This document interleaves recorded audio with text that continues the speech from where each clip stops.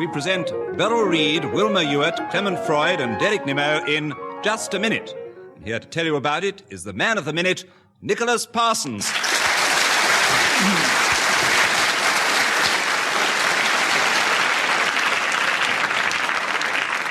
Well, I'm surrounded here by bells, buzzers, microphones, pieces of paper, and goodness knows what, and also a list of rules which I will endeavour to explain to you as we come to them. I also have on either side of me 4 brilliant and devastating-looking individuals who will compete against each other.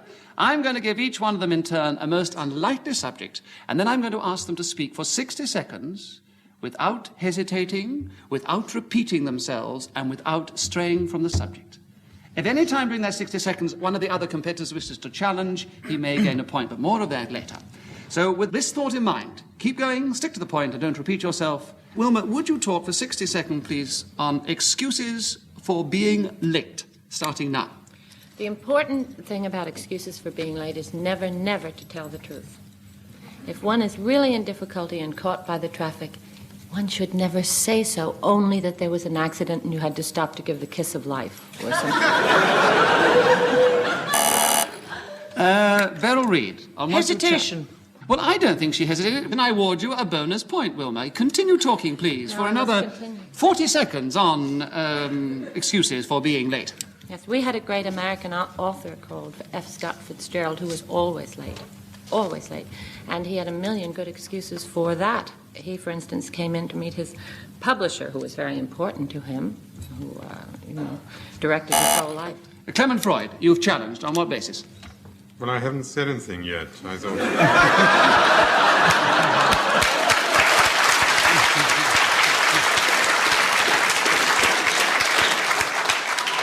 You have received your round of applause. You've made your presence felt. Now, seriously, as regards the game, on what do you challenge Wilma Hewitt? Hesitation with just a touch of deviation. I can't give you any extra points for the touches, but I will give you a point for the deviation, yes. And there are 25 seconds to go, and would you continue talking on excuses for being late, starting now? There are really a number of immaculate excuses for being late. One of them is for not coming on time.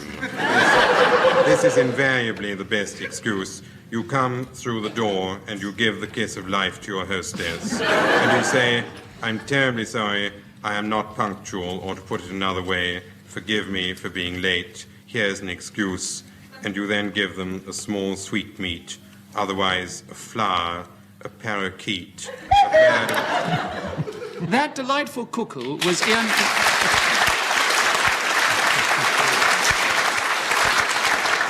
That cuckoo was Ian Messiter, who thought up the game. And, Clement Freud, you have 1 extra point for finishing. Now you will start the ball rolling this time. And I'd like you to speak, please, for 60 seconds on knitting a cable stitch jumper. Starting now. It's going to be very difficult telling you how to knit a cable stitch jumper. But you will have to bear with me.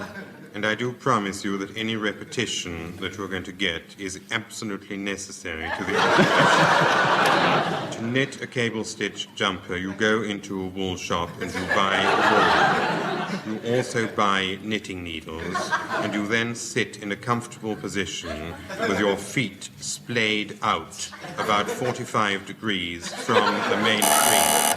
Wilma Hewitt, you have pressed your buzzer. Now, may I ask you, on what do you challenge Clement Freud? Well, I think it's nonsense. You can't sit splayed out in a knitting shop. I mean...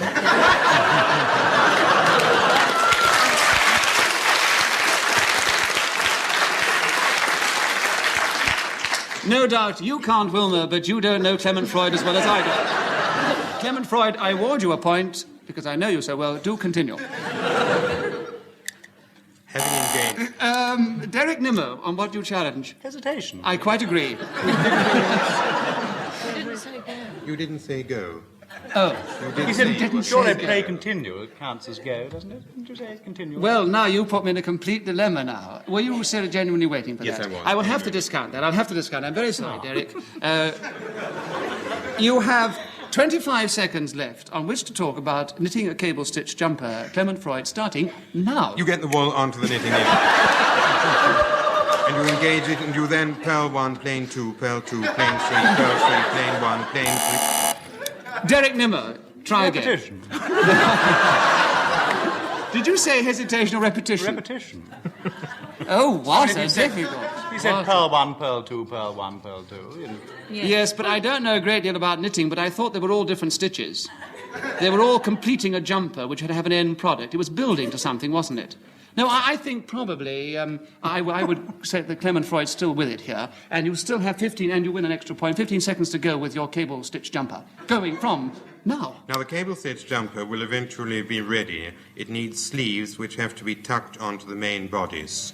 And after this, you have to sew on buttons, which may not be part of knitting, but are an essential of the cable stitch jumper, which is then ready to be put on.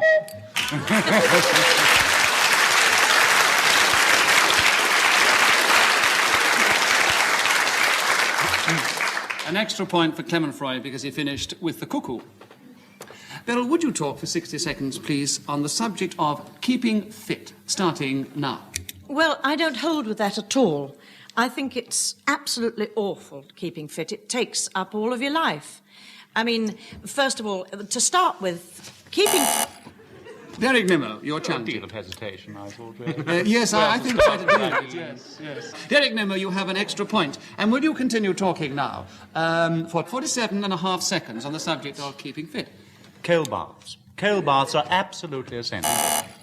Clement Freud, and what are you challenging? Repetition.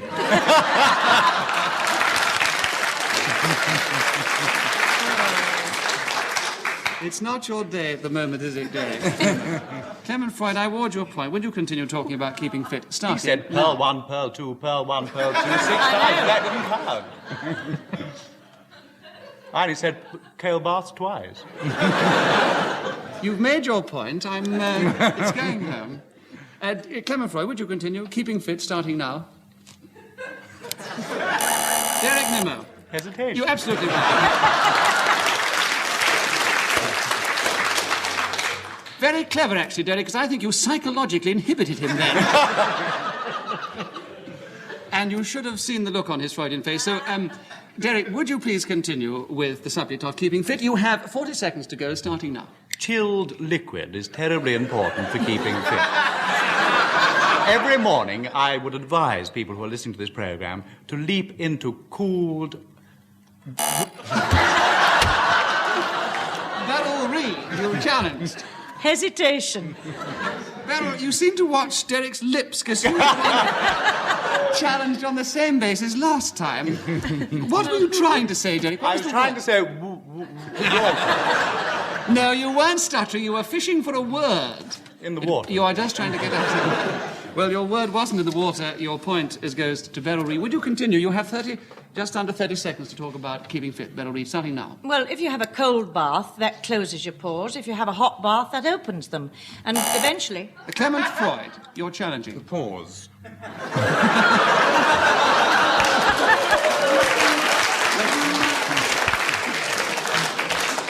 Well, I think that's so clever. I will give you a bonus point, Clement Freud, for that. But I cannot take it with the rules of the game away from Beryl Reed, so she will continue talking for 23 seconds on keeping fit.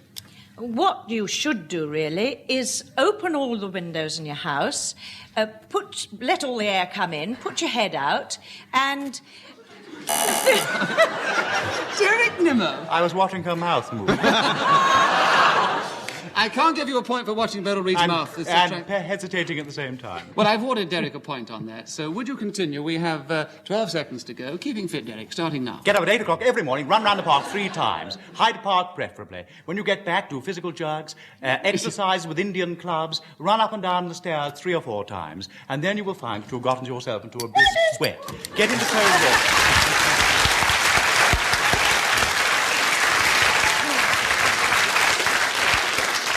Right, now who are we with now? We're with Wilma Hewitt, aren't we? Wilma, would you talk to us for 60 seconds, please, on the subject of phrenology, starting now? Phrenology is a science, as you all know. It began in Polynesia, where it was the custom of the natives to bang their heads together. This was a greeting rather than rubbing noses or shaking hands.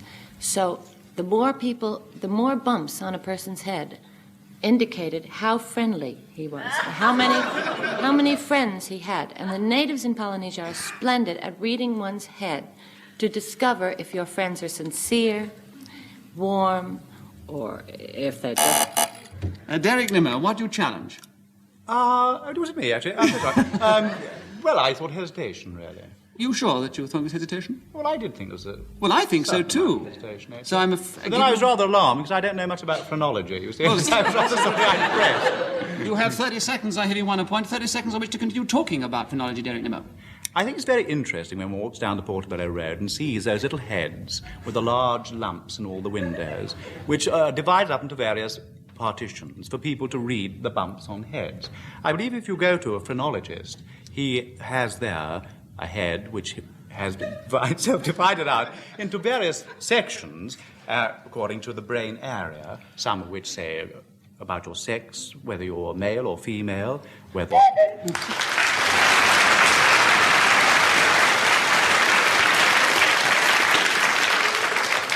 The score, you may be interested to know, is Clement Freud 7, Derek Nimmo's called him up, he has 7, and Wilma Ewart has 4, and Beryl Reid has 3. Oh, how wrong. Clement Freud, it is your turn to talk this time for 60 seconds on the English nanny, starting now. The English nanny is a great institution beloved by all English children. Almost the nicest thing about the English nanny is that she's a tremendous boon to caterers. Every English nanny tells every English child to eat up, not to make a scene, and never ever to query a bill. And for many years, English caterers, helped by English nannies, have been working on this assumption. They give people appalling food, knowing that thanks to the English nanny, people will eat it up. They give them outrageous bills, and thanks to the English nanny, they know that this will never, ever be queried. And as English nannies have always said, Derek Nimmo, you've challenged. Well, I counted them, 7 English nannies. So did I. Repetition. So you have an extra point, Derek, and you have to continue talking for just over 15 seconds on the English nanny. It always gives me great pleasure to go into Hyde Park. Clement Freud, you've challenged Derek Nimmo on what? I don't like Derek Nimmo.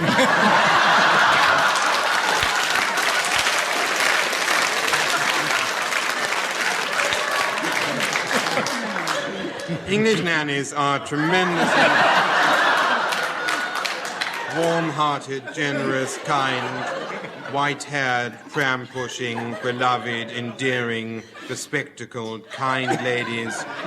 And they don't like Hyde Park, they like Kensington Gardens. Right, well, Derek Nimmo gets a point because dislikes him, and also Clement Freud gets a minus point because he went on without permission from the chair.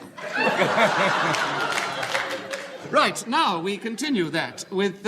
still 15 seconds to go on the English nanny. Derek Nimmo, 15 seconds on the English nanny, please.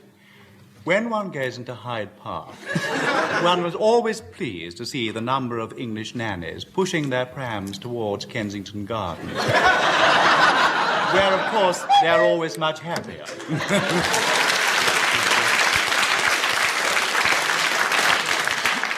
You know, it sometimes pays to be at the end of the race at the beginning, because Derek Nimmo was so far back in the first round. You've been all on his side. I think he's way ahead of the field at the moment.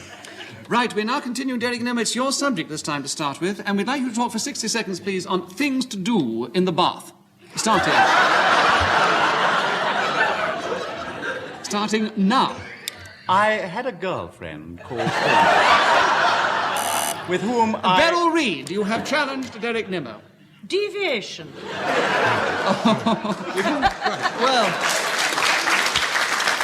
all I can say is that your challenge is very devious. I don't think you'll find that I'm deviating if you let me continue. Before we get into very deep and hot water in this bath, I think that I should award that to you, Beryl Reid, to take it out of the hot water that Derek Nimmo's taken. What does the audience think?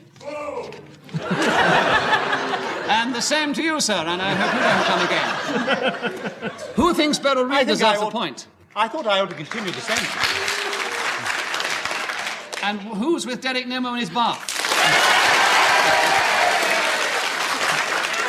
Derek Nimmo, you're back in your bath.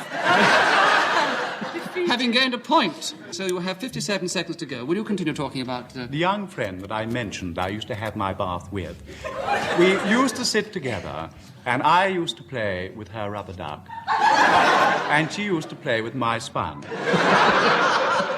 Last, she grew up and went to nursery school, and I never saw her again. Since then, I've often had all sorts of interesting experiences in baths. I have at home a family bath, and I think it's terribly important to have a family bath. I have a wife and 2 children. We have this large bath which we all gather together in on cold winter evenings. And it's one way of getting to know your family awfully well. I also rather like to shave in the bath, and this is one of my vices, perhaps, whilst bathing. Another vice is to read the newspaper, and I was terribly interested to read in the paper the other day that in Japan...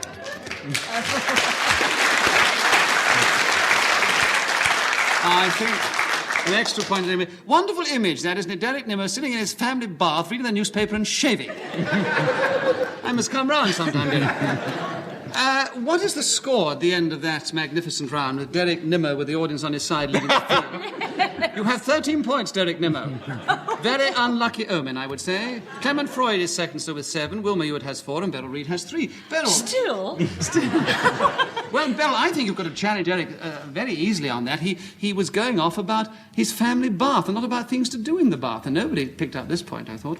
Anyway, Beryl, would you like to continue and talk to us for 60 seconds on what to buy at a jumble sale, starting now? Well, I would start off with a bird cage. I haven't got a bird, but it would be very nice to have one, and so that would be the first thing I would look for. I'd like a pair of step ladders because I'm not very tall, and I could see more that's going on if I had a pair of step ladders. I'd also like some ladies' shears with long handles so that I could cut the edge of the grass without bending down. And most of all, I'd like some very thick saucepans. Wilma Ewart, you have challenged. Well, I think it's deviation. It's what Beryl Reid would like, really, not what she should buy at a jumble sale. But this is what I should buy at a jumble sale. Yes, well, I think I'll give you that, Beryl. Yes, I don't grant the challenge. You have an extra point. Because you don't know what's at the jumble sale, do you? You won your point, my love. You don't need to convince me. You have 30 seconds to continue talking about what to buy at a jumble sale. Yes, I'd like some old china. I'd like one of those jugs and basins like I used to have in digs. And I'd also like a ukulele because I think that would be very useful if I could get the strings for it. But possibly I couldn't pick those up at the jumble sale. I'd have to travel to get those. Clement Freud, you're challenged. Deviation, this is what not to buy at a jumble sale. No, this is...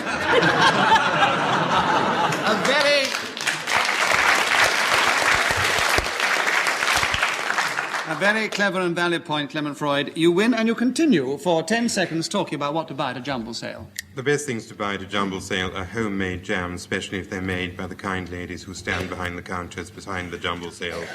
And other good things to get are...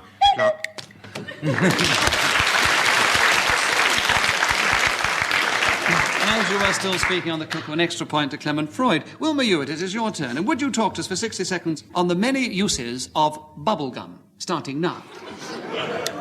I had an uncle in Chicago who knew all the secrets. Beryl Reid. Deviation. What do you say to that, Wilma? Well, he was a bubblegum expert, you see, and I'm sorry I brought him up first, but I thought he was necessary.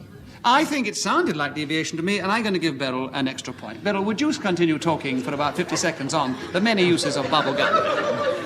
Well, if the door won't stay closed in the bedroom, it's very useful to put the bubble gum between the 2 things of the door, and it does keep it shut. But you must be very careful not to breathe through it, because a big bubble comes out at the other...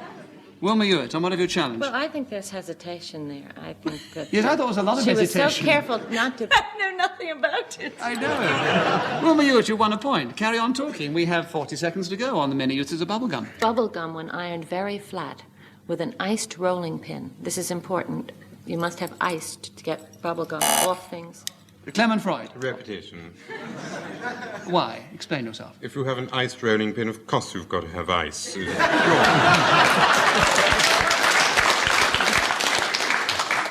All right, I'll give you a point for that. Will you continue talking about the many uses of bubblegum, Clement Freud?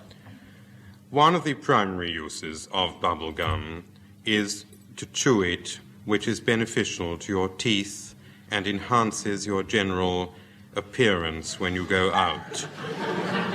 Another good use of bubble gum is that you can chew it and blow into it and produce a bubble which breaks, making a certain amount of noise which frightens women and children and tells other people of your impending arrival. Wilma Hewitt. Wilma, you challenged just as the whistle went. Was that a mistake? You say deviation. I felt that he must be some sort of deviant to want to frighten women and children. He might be a deviant, but it doesn't make any difference to the deviation. No, I think he was with the subject. He wins that point for finishing on 60 seconds. And Clement Freud, you continue now. Would you talk for 60 seconds on the subject of Chinese restaurants, starting now? The great thing about Chinese restaurants is they serve Chinese food, which is absolutely unpredictable and unimitable. If you go to an English restaurant, you tend to have the good, twitty lady sitting next to you saying, "Why are we eating roast beef and 2 veg?" Derek Nimmo. Deviation. He's talking about English restaurants with roast beef and cold veg.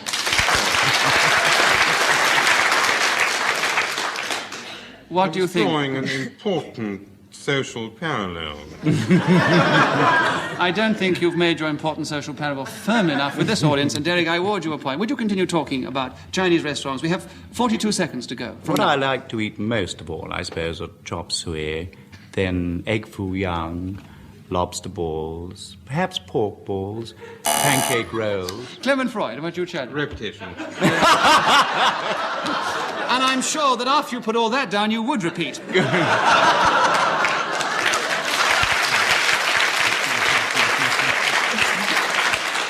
Clement Freud, you have won a point. Would you continue talking about Chinese restaurants, Clement Freud, from now? In view of the fact that Chinese dishes are almost unpronounceable, restaurants have menus on which they are numbered. A great Derek Nimmo. Hesitation. dramatic pause. That wonderful dramatic pause gains a point for Derek Nimmo because it's interpreted here as hesitation. And there are 23 seconds to go, Derek Nimmo. Chinese restaurants. I also like to eat ha beng, soft noodles, sometimes hard noodles, crispy rolls, and egg foo young. Clement Freud. Again. And again, you win a point. Will you continue talking about Chinese restaurants? What one has to be most careful about in Chinese restaurants is that as dishes are numbered on the menu, waiters have this terrible Derek Nimmo. We've had all this bit about them being numbered on You're the menu. absolutely right. We did have the numbers on the menu. We had a dramatic pause afterwards, which we failed to get this time. So, Derek Nimmo, you have 3 seconds to go. Would you like to continue talking about Chinese restaurants now? I do feel that watermelons and chestnuts... Clement Freud, you challenge. Clement Freud got his buzzer in first. And what are you challenging? Watermelons are no part of Chinese restaurants. I quite agree. It's deviation. You've got an extra point. I've never seen watermelons at a Chinese restaurant. What do you mean? There's another second to go? Just 1 second. Oh, I'm so sorry. We haven't finished yet because Derek Clement... Derek Nimmo, you've challenged on what grounds and who? Well, he always hesitates because he always speaks so slowly. He's bound to hesitate before he starts.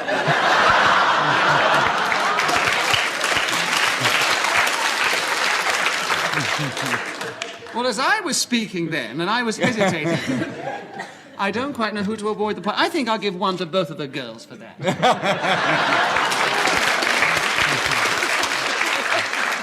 All right. Anyway, I think that's about all we've got time for. I'll give you the final score. Derek Nimmo went way ahead at the end and has 20 points. Closely pursued by Clement Freud with 15 points. And rather nicely, coming an equal third, we have Wilma Hewitt and Beryl Reid.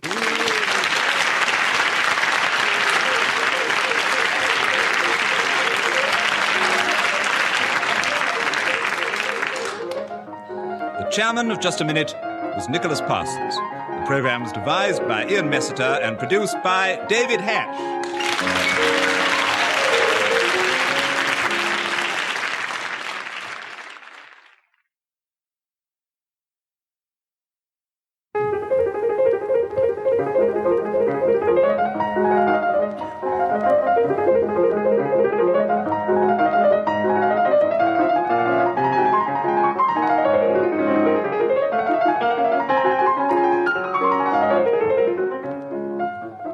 present Clement Freud, Derek Nimmo, Sheila Hancock, and Carol Benstead in Just a Minute.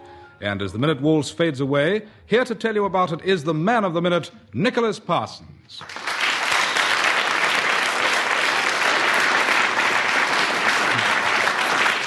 Thank you very much, and welcome to our studio audience, and hello, listeners. Well, here I am, surrounded by lots of pieces of paper, a stopwatch, and Ian Messiter, who thought of the game, and I have a list of very unlikely subjects, which I'm going to fire at our 4 contestants here, who are going to compete against each other, and endeavour to talk for just a minute on one of these subjects without hesitating, without repeating themselves, and without going off the subject. In other words, sticking to the point, keeping going, and not hesitating. Just to remind you of those very simple rules: no deviation, no hesitation, and no repetition. And let us start straight off. The rest of the game will become apparent as we play it, and I have to adjudicate when someone challenges one of the other 4, and sometimes it's very difficult, as you will see. But let us start with Derek Nimmo. And Derek, I would like you to speak for 60 seconds on the subject of bedrooms, starting now. I always think there should be a careful definition of bedrooms. Rooms which beds are kept in, and rooms which you sleep in. Beds seem to me to be the most suitable place for entertaining. I love entertaining when I'm in bed. I think there's nothing nicer than lying in bed and receiving one's friends. Carol I think Benstead. that's pornographic and unsuitable for the programme. And on what basis? I think talking about entertaining in bed is not the sort of thing that should go out on the BBC. Therefore, I in the best interests of our audience, I know I'm interrupting. Yes, but on what basis of deviation, repetition, or hesitation are you challenging, Carol? Oh, nothing. It was just moral standards. Moral standards. Well, as you have such high moral standards, I will warn you 1 bonus point and ask Derek Nimmo to continue talking on entertaining in bed. I'm so sorry, no. The subject was just... He's changed it, hadn't it, to entertaining in bed. Probably the chairman should get a bonus point for that. Anyway, Derek, would you continue talking on bedrooms starting now? When I entertain in bed, I generally entertain my smaller friends, young children of 4 and 5 years old. Clement Freud, why do you challenge? Deviation. Indeed. I thought that was nasty. I mean, Without going any further into it, Clement, I will award you 1 point and ask you to go on talking now for just 35 seconds on bedrooms. Starting now. bedrooms tend to... Derek Nimmo, why do you challenge? Deviation.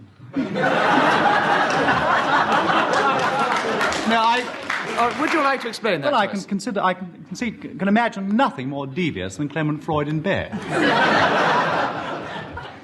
Well, as I gave Clement a bonus point before for his devious ideas of you, I will give you a bonus point, but I still think we stay with Clement Freud. Will you continue talking about bedrooms?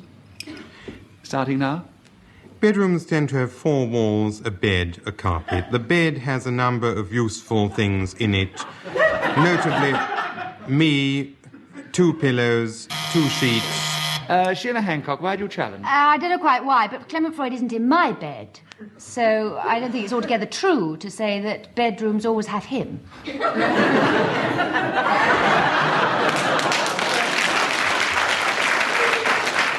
I would call that a very devious challenge. Because this is where one, as I said before once, needs the sort of more than the wisdom of Solomon, and I think I'm going to call upon our delightful-looking studio audience to be the judge. Now, do you think I should award a point to Sheila Hancock for that? Clap if you think so. Or do you think the point should go to Clement Freud? You're on the distaff side in this audience. Sheila, you won a point and you continue talking for just over 15 seconds on bedrooms starting now. Bedrooms can have a 4-poster bed, or a bunk bed, or a divan bed. Clement Freud, why do you challenge? Hesitation. Hesitation. I would have thought repetition, all those beds, too. How'd you get them into one room? Anyway, all I got right. a big bedroom. Clement Freud has gained another point, and he continues talking for the last 9 seconds on bedrooms starting now. There are... Derek Nimmo. Hesitation. You always take such a long time to start. Derek Nimmo, you've gained a point. We have 8 seconds left. Would you talk on bedrooms starting now? When my... On why do you challenge? Hesitation. You've gained a point. Now, who can beat this? And from this point on, no one else challenges.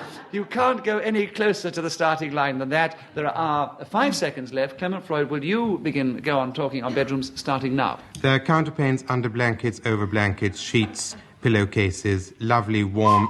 Now, that cuckoo, which was played by Ian Messertum on his cuckoo machine here, indicates that 60 seconds is up, and the person talking when the cuckoo goes gains a point. And it was, in this case, Clement Freud, who now has 4 points, Derek Nimmo has 2, Carol Binstead 1, and Sheila Hancock 1.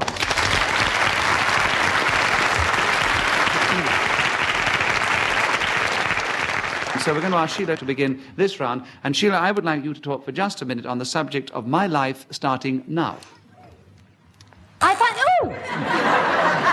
Derek Nimmo. Hesitation. Yes. Ages before she started. Yes. All right, Derek, would you continue talking about my life starting now? Now, may I just ask Is it my life or whose his life life? is it? Is it our life or mine? I think on this occasion, when you talk about my life, you're talking about your own personal Fine, life. yes. So, Derek, would you talk about your personal life starting now? My life is extraordinarily enjoyable. I wake up every morning in my bed and entertain my friends. They come to see me, bringing me large cups of coffee and cornflakes, and there I sit in my bed. Carol Binstead, why That's did you... advertising. What has it got to do with I'm not deviation, advertising my repetition, bed. and hesitation? Nothing at all. Before we get Nothing, really. too deep into advertising, will you continue, Derek Nimmo, with an extra point? Sorry, I was just lying in my bed, entertaining my friends, and eating my cornflakes. Then I read my newspapers, and then after some little while, my bath water is run for me. I get up and go into the bathroom, and there take a most splendid bath amongst lots of bubbles, and play with my rubber duck. And then after a little while, I get out of the bath, towel myself thoroughly, put on my clothes, generally a lovely white silk shirt, a green tie perhaps, and maybe a navy blue suit, and then I set off into the morning, perhaps a foggy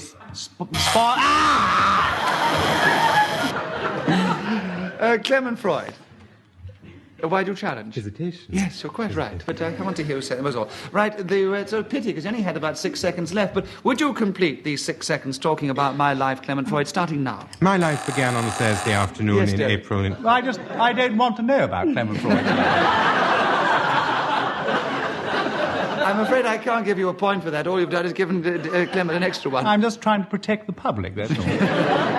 Nevertheless, my life began on a Thursday afternoon in April in the year 1948, when... Sheila A Hancock. lie. All right, there was 1 second to go. I think the fairest thing to do is to give a point to Sheila Hancock for her challenge, the deviation, and also to Clement because he finished. They've almost finished together.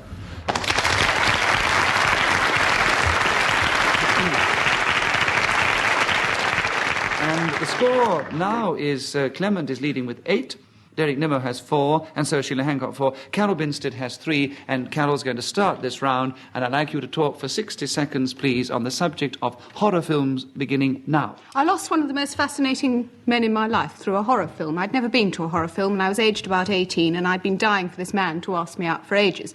He finally asked me out, and I hadn't got the courage to say that I didn't want to go and see the particular film that was on, which was a horror film. So we went. And it started with great rolling of drums, and I was terrified, and everyone in the audience was roaring with laughter except me, who sat shaking in my seat, not daring to show that I was absolutely terrified. Anyway, this film wended its horrific way until halfway through the film, suddenly someone appeared from a trapdoor, and I was so frightened I shrieked and fainted, just completely... Clement Freud. Repetition. There would have been many shrieks in the film already. Oh, no, everybody was laughing except me, and I hadn't shrieked so far. All right, I'll give you an extra point, Carol. Would you continue talking? You have 24 seconds You ought to left. take one of his horror away, films too. starting Anyway, now. this completely horrifying moment caused me to pass out. Derek Nimmo. Too much horror altogether. She said horror 5 times. But it was I a didn't horror count. film. But you used Audience, different do you think words. Derek Nimmo should have an extra point for that? Clap if you think so. Carol Binstead? The audience are definitely on the side of the ladies.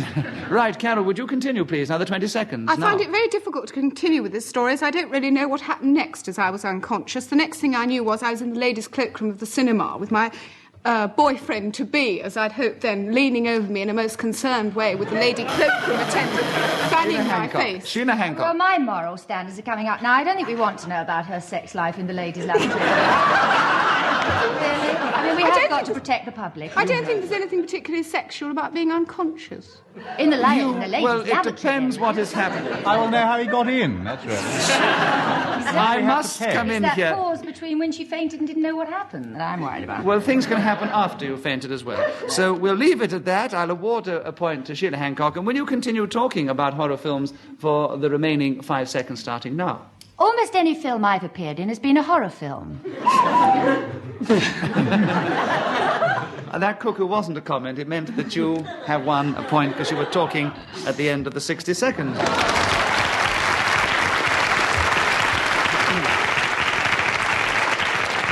You will have 6 points, Sheila. Carol has 5. Derek Nimmo has only 4. I've gone down. You've actually gone up according to the score, which Ian Messiter beside me is keeping. Carol and Clement Freud still has 8.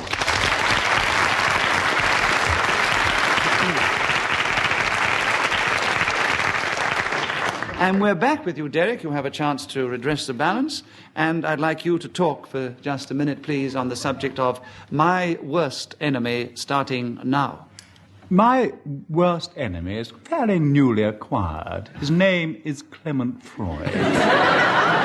A lot of things I find most unattractive about him, apart actually from his sort of physical appearance, which is peculiarly repellent. But what really antagonizes me more than anything is his gloomy voice.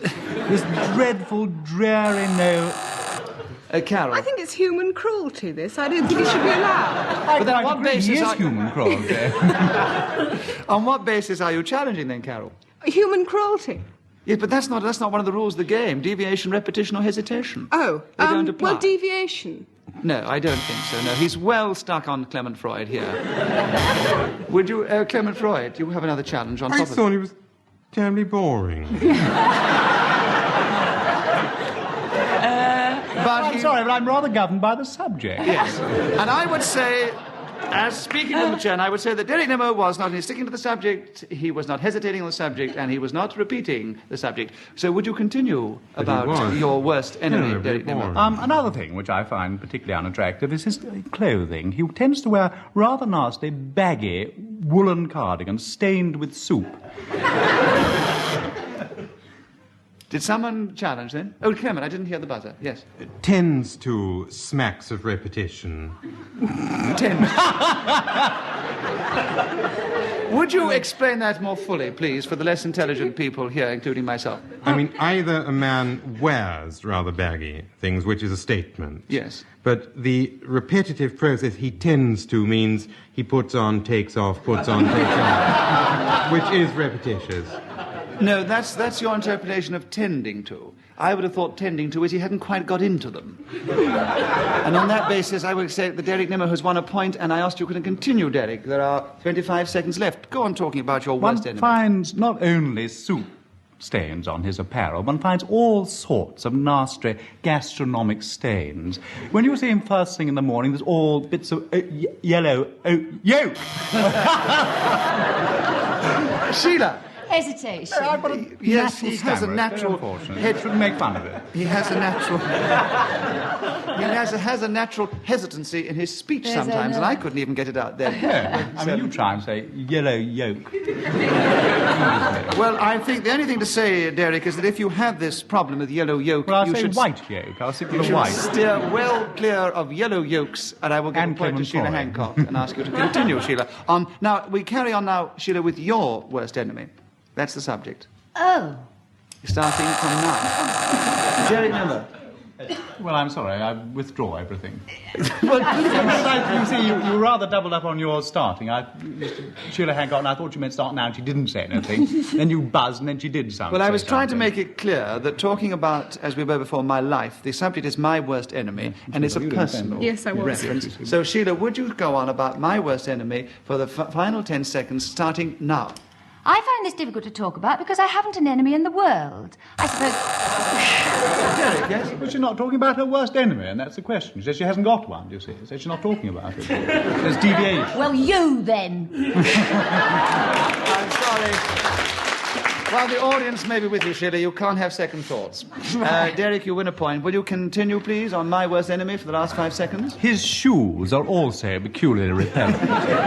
They're always stained with fruit Carol juice. Binsley, why do you challenge? I don't think Clement Freud's that stained. He's talked about Clement Freud being stained at least 4 times, and I don't think he's that stained. It's repetition. Repetition. He's talked about stains on his cardigan and stains on his trousers and Audience, stains would on you his consider shoes. that those stains were repetitious? Yes. All right. Do you disagree? But this is a No, I'm sorry, reason the for me not audience liking him, Sean. Yes, well, we haven't had time for long discussion. Carol, actually, it is exactly 60 seconds. You actually were talking as the cuckoo went, so I will give you a point for finishing on the 60 seconds, and Carol a point for her challenge.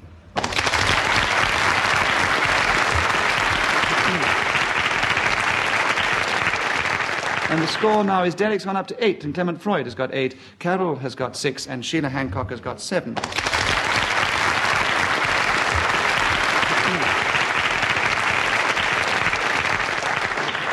And it is Clement Freud to talk now for 60 seconds, please, on the subject of the art of winning at bingo, starting now.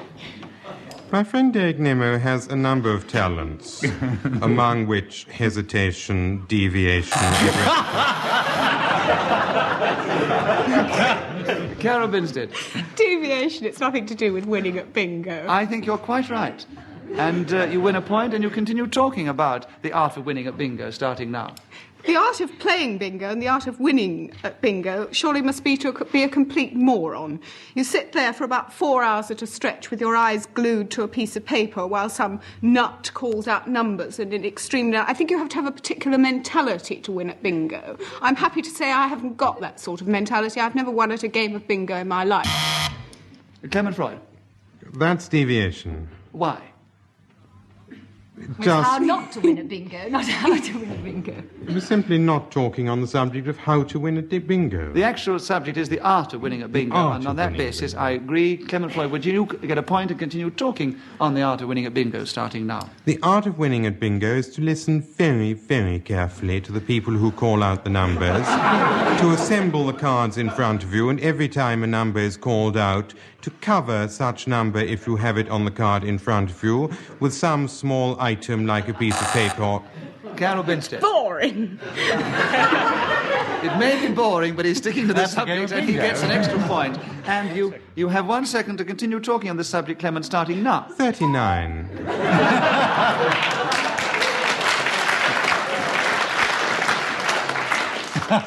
I hope the listeners got that witticism from Clement. He just said in 1 second 39. Right, you have got 12 points now, Clement Freud. Derek Nemo 8, Carol Binstead 7, and Sheila has got 7.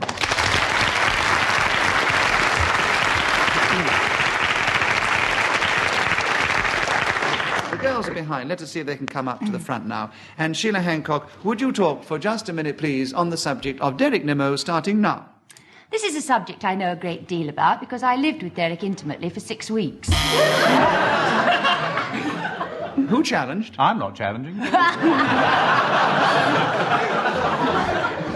Who challenged then? Oh, they're all getting very shy. There was nothing repetitious about it, nothing devious about it. A degree of hesitation, but nothing else. Well, Sheila, I don't know who challenged, but You you must will let me finish. You must. You have 55 seconds to continue talking about this delightful subject. We're all fascinated.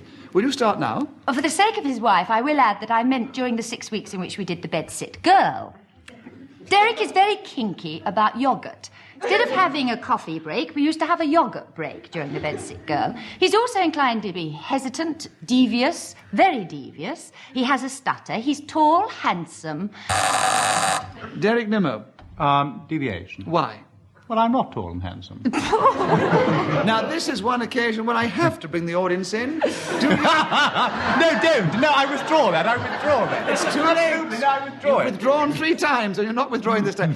Do you consider that Derek Nemo is tall and handsome? If so, clap. Now let's Do hear you the men. consider that he's short and unattractive? I win. All right, Derek, I'll let you be the judge. Have you got a point or not? I've got a point, yes. You've got a point, so you are tall and handsome. Well done. No. That was what you were challenging on. You were challenging on the negative. All right, well, I'll give you a point for that. And Sheila continues talking about Derek Nimmo, starting now. He's just had a baby. Carol Winstead. Impossibility. With Derek, anything. That's deviation. Deviation, I give you a point. Clement Freud, you have something... Repetition, he's already had 2 babies.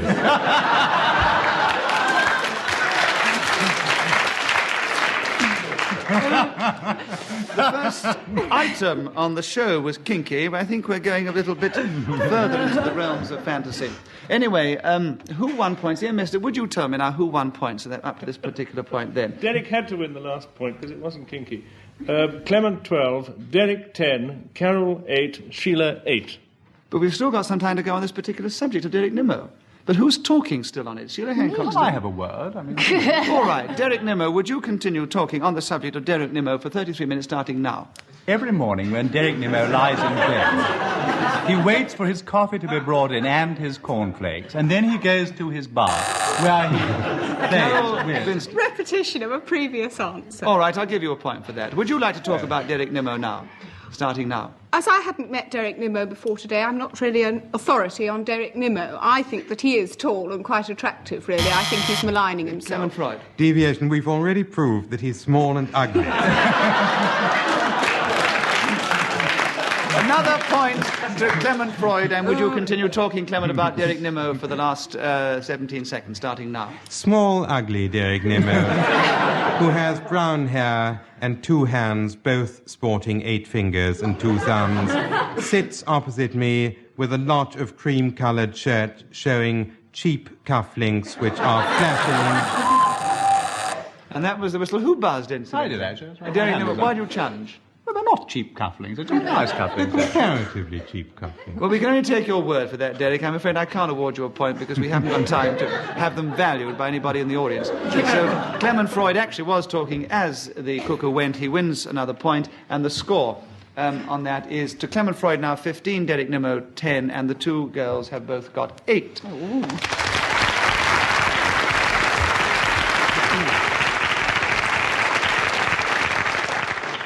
Carol, I'd like you to talk for 60 seconds, please, on the subject of gas starting now. The gas board in Britain is probably the most inefficient organisation going. I had a gas cooker installed last week. I walked into the house 2 hours after it had been installed, and the house was full of gas. So I rang the gas board. As I was ringing them... Clement Freud. Deviation, that wasn't inefficiency, that was deliberate.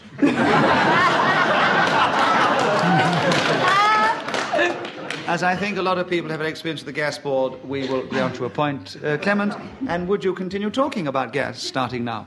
I think gas is by far the best means of cooking because it's faster than electricity and altogether an excellent and clean medium. This is not a commercial for the Gas Council, of whom I'm particularly fond because they've been very nice to me on a number of occasions. In the very near future, I'm cooking with gas in Belfast, and I hope many of you who live in Belfast will come and see me cook with gas in Belfast. Carol. Self-advertisement. But what's you must say, is it challenging on deviation, hesitation, or repetition? Oh, well, I think deviation. It's not really about gas. It's about Clement Freud cooking. I quite agree, and you win a point, but we must be precise. All right. And you continue talking about gas for 25 seconds, starting now. I shall continue with my story about how the gas men turned up at the door. Sheila Hancock. Repetition. Yes, I quite agree. Will you continue talking about gas, Sheila Hancock, starting now? Gas isn't a very uncomfortable thing to suffer from. You get it round your heart. There are certain things that you can take to cure it. I can't mention them because they're advertising, but they're very efficient. I can't tell you exactly the process that happens, but... Derek Nimmo. Hesitation. Yes, yes, Will you continue talking about gas, Derek Nimmo, starting now? Deep-sea gas I find to be particularly interesting. Oh. Sorry, I thought that was a comment, actually. Yeah. Well, the cooker went as you were talking, sir. 60 seconds up, you win a point, Derek Nimmo.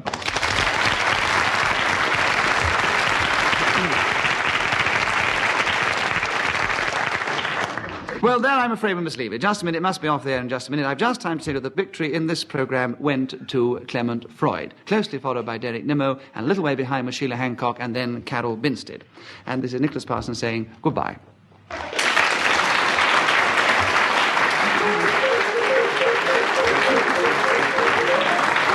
Just a Minute was Nicholas Parsons. The program was devised by Ian Messiter and produced by David Hatch.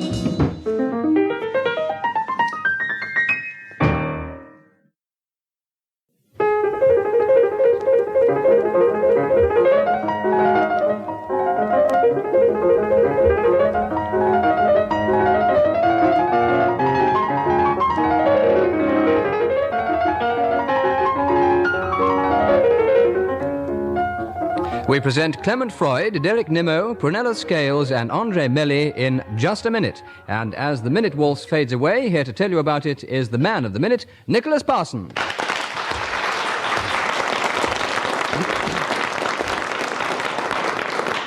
Thank you very much indeed, and welcome once again to Just a Minute. And once more, I have on either side of me very talented, attractive, intelligent, erudite people who are going to compete against each other by talking for just a minute on a rather unlikely subject that I will suddenly present to them without deviation, without hesitation, and without repetition. In other words, they must keep going, they must stick to the point, and they must never stray from the subject. Beside me is Ian Messiter, who thought of the game. He has a stopwatch and a hooter, and he will blow his hooter now. That denotes that someone has spoken for 60 seconds and the time is up. People can gain points by challenging. This will become obvious as we play the game. So let us start straight off this week with Andre Melly. And would you like to try and talk for just a minute, Andre, on the subject of Brownies, starting now?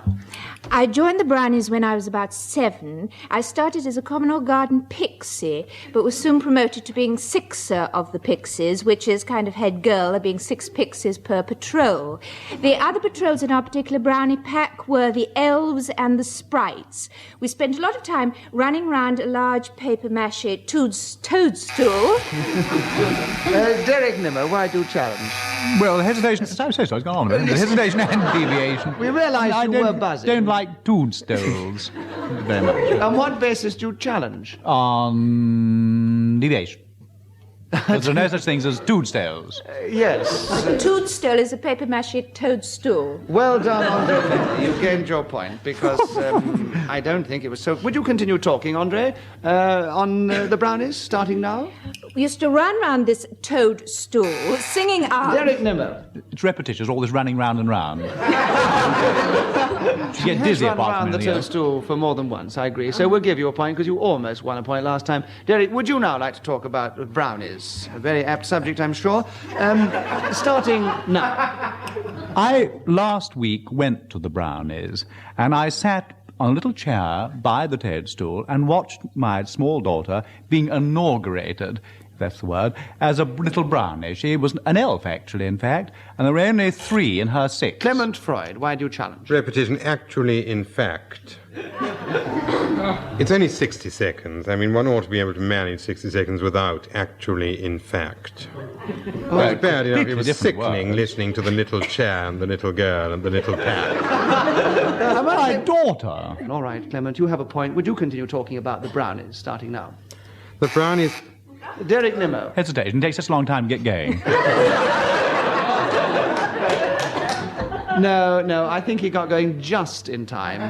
It is still with you, Clement Freud, the Brownies starting now. The Brownies... Derek Nimmo, you challenge. Well, I was going to say hesitation again, because he's so slow, he's so ponderous and so boring, really. I mean, you know, every time he's like, the Brownies are going...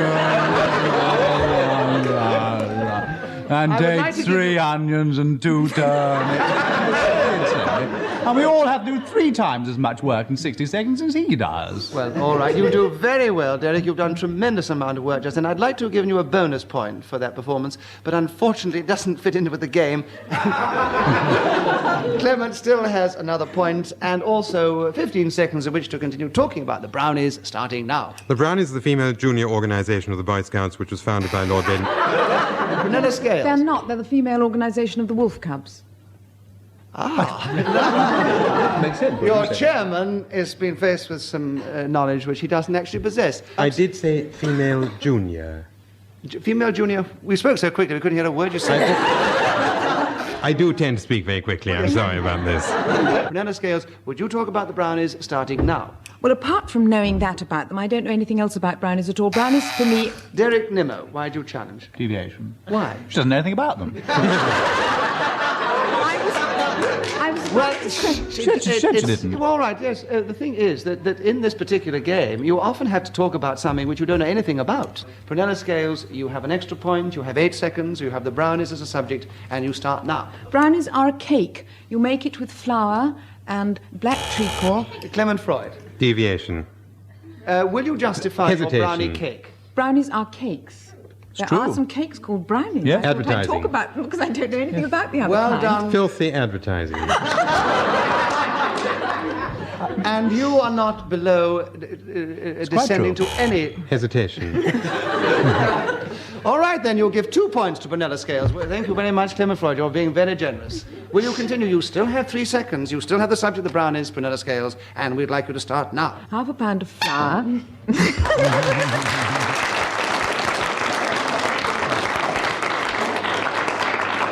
Well, that's the first time that a guest has joined us and taken such a sharp lead. I must say, with the help of all the other members of the I was competition. winking at Nicholas Parsons. Right, you're winning the lead, Prunella Scales, with 6 points. Clement Freud has 3. Andre Mellet and Derek Nimmo have 1 apiece. And Clement Freud, 60 seconds, please, on chemists' shops, starting now. A man went into a chemist shop and said, "Do you sell talcum powder?" And the chemist looked at him and said, "Certainly, sir, will you walk this way?" And the man said, "If I could walk that way, I wouldn't sell talcum powder."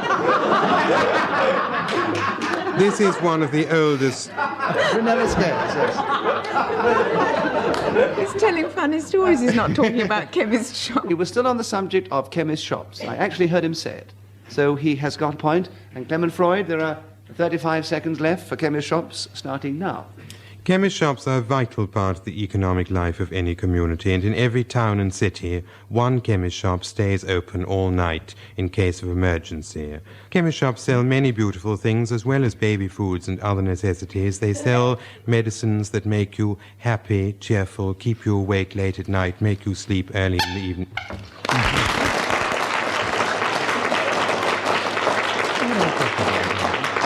Well done, Clement Freud. An extra point as the hooter went as you were speaking. Prunella Scales, it's your turn. Would you like to talk for just a minute, please, on the telephone, starting now? I love the telephone. I would do... Clement Freud. Deviation. You were asked to speak on the telephone. You spoke into a microphone. I think that's a quibble. It's a rather clever challenge. You might even call it a quibble. I'm with you, Prunella, and you have 57 seconds to continue talking about the telephone, starting now. If I could, I would do everything on the telephone. Obviously, there are Most embarrassing. Clement Freud. Deviation. That is plain kinky. I mean, really. It may be plain kinky, but as I understand the rules of this game, we're not going in for that type of deviation.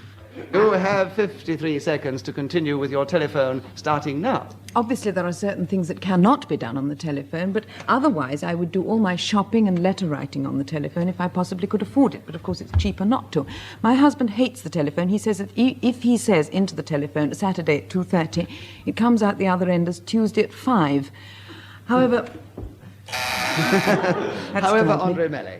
Hesitation. Yes, I think entirely justified. Would you continue talking about the telephone starting now?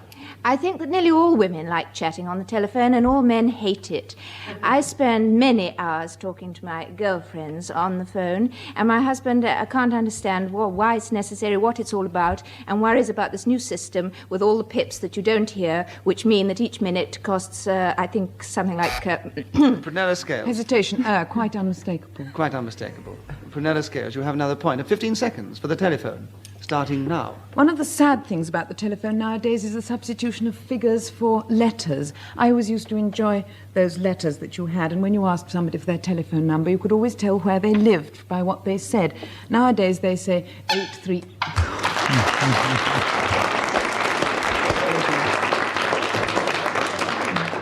Derek, it's your turn to begin. And here is a very apt subject for me, but I'm giving it to you to stop for 60 seconds on embarrassment, starting now. I have always found myself to be an embarrassment. And this is a sentiment that seems to be shared by many of my friends, particularly Clement Freud. I always remember one particularly embarrassing occasion when I was standing playing a police constable on Wimbledon Common.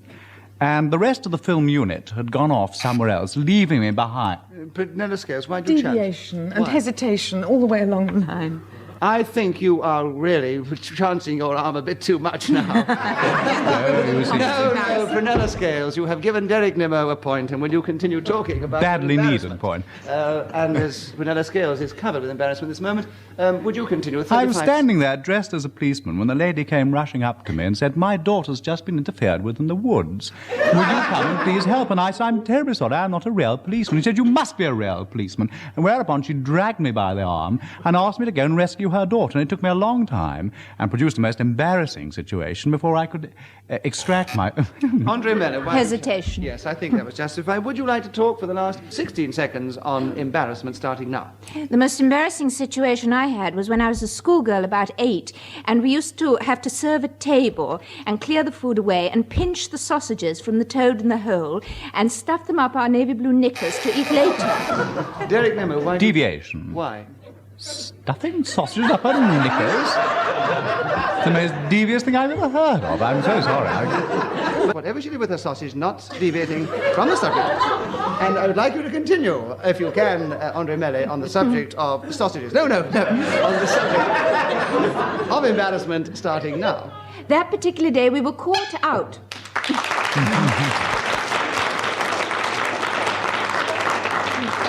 And Andre Melly has caught up to 6. Still a little behind Clement Freud and Prunella Scales. Derek Nimmo, for once, is left far behind. Well, I'm rather worried about those sausages up Andre Melly's knickers. We just left them there. Nobody's worried about them at all, poor girl. Having paused for laughter, we will continue with Andre Melly. And I'd like you to talk, if you can, Andre, for 60 seconds on useless information, starting now. Why is it that one always seems to be able to remember useless pieces of information and not retain useful ones? For instance, I can never remember exactly how you perform the kiss of life, but one particular fact which I will never forget, though I learned it about 15 years ago, was that lack of vitamin E causes sterility in rats. Now, what possible use this could be to the rats or to me, I really don't know, but it's something that sticks firmly in my mind. I can't remember what lack of vitamin A, B, C, and D causes, except I know... Prunella Scales. Deviation? Why? Well, she's going on about vitamins now. I know she's been on about vitamins for quite a time. I think Prunella's challenge is justified. She has a point. She has 27 seconds, and she has the subject of useless information. Well, one of the reasons I didn't interrupt... Derek Nimmo. Hesitation. Yes. Derek, would you start now? What's the subject? Useless information starting now. The most useless piece of information. Prunella Scales. What do you challenge on? Hesitation. Yes, you've got a point. Take the subject back again. Useless information starting now. One of the reasons I didn't interrupt before was because I couldn't think of anything to say about useless information. Derek Nimmo. I don't know what she's Deviation, you're quite right. Deviation. You have another point, Derek Nimmo. Useless information starting now. If you take Clement 17 Freud, pennies... Hesitation, you have a point. Use of information on the subject, starting now. In Derek Nemo's book, Mary Had a Little Lamb and Other Interesting Cases in Gynecology, one of the most useless items of information was talking about... Derek Nemo. Can't hear him. Well, I'm afraid we could. Is that what you're challenging on? Deviation.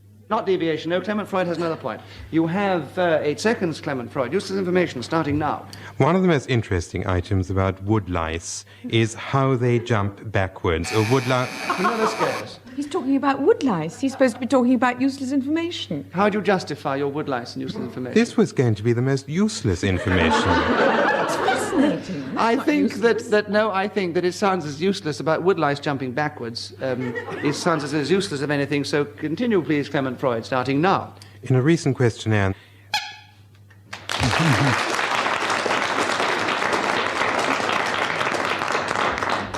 Well, Clement Freud, you gain an extra point as you were speaking as the hooter went. Prunella Scales, it's your turn. Travelling by air, starting now.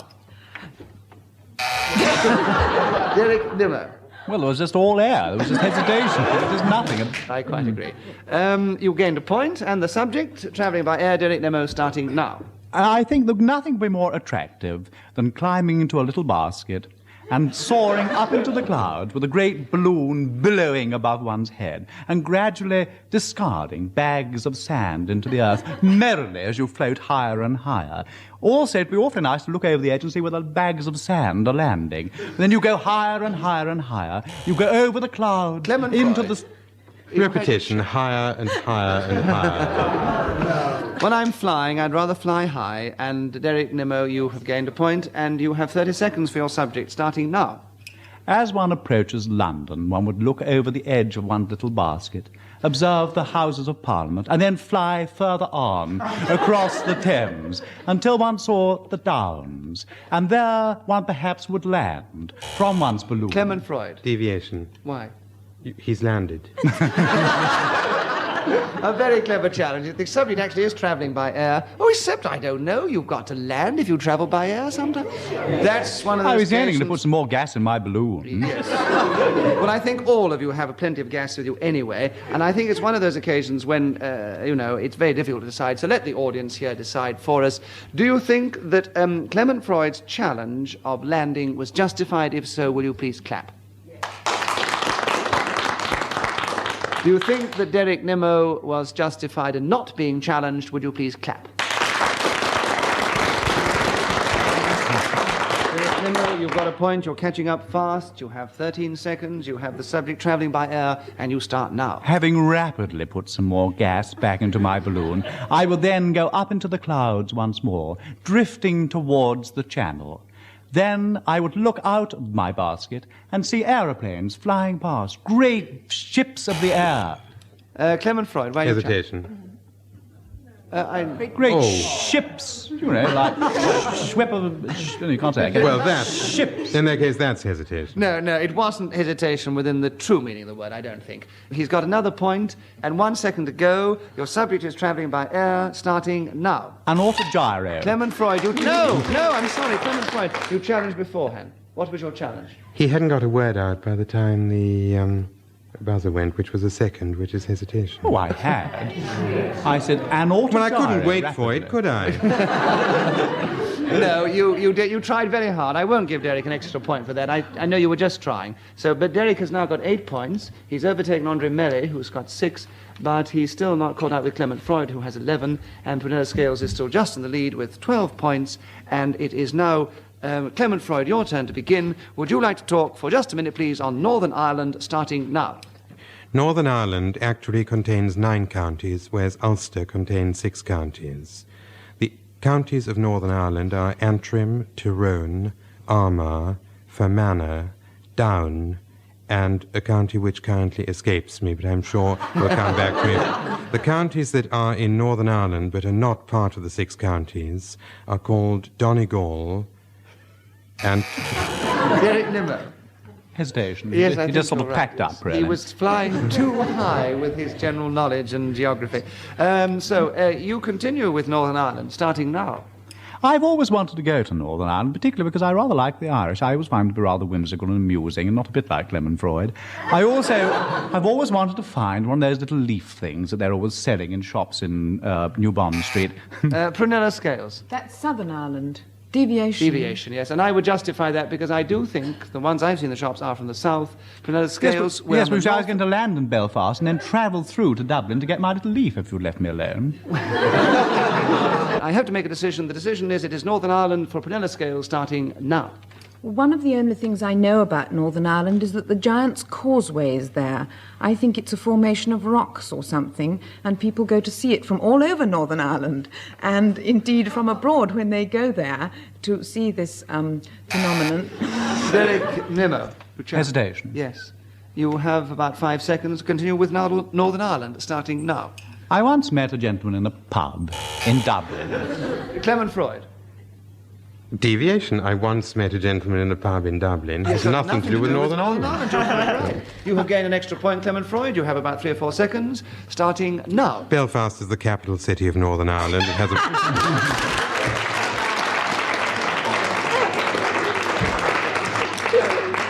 Incidentally, that last round, Clement, has brought you up level with Prunella Scales, who are in the lead, but Derek Nimmo shot into 3rd place now, ahead of Andre Melly, who is 4th. Derek Nimmo, it's your turn to begin. And we'd like you to try and talk for a minute on being absolutely sincere, starting now. This is difficult for me because I'm the most insincere person that I know. I'm, in fact, a Prunella strong... Scales, why do you challenge? Well, if he starts off talking about being absolutely sincere, saying that he's the most insincere person... I think it's deviation. It's a very subtle point. I won't give you the benefit of the doubt next time. That's what I'm saying. I'll give it to you this time. Would you continue with your subject being absolutely sincere? Starting now. Sincerity is an attribute which I would like to possess. I've always admired the people who possess sincerity. Those members of Parliament, Mr. Harold Wilson, Mr. George... Those wonderful people who can go on the television screen and say, I am being absolutely sincere when I tell you. I've always wondered those people, and it has always caused me great regret that I haven't possessed that degree of sincerity. Sometimes, when wandering through Northern Ireland... Deviation. Why? Well, how are you going to continue, Derek? I was going to talk about the most sincere person I ever met in Northern Ireland, you see. I met him wandering through this lane. You didn't allow me to meet him, you see. He was just round the next corner, actually, and I nearly got there. Derek, would you continue with the subject, being absolutely sincere, starting now? Being absolutely sincere is of vital importance if you want to be a politician or a cookery expert.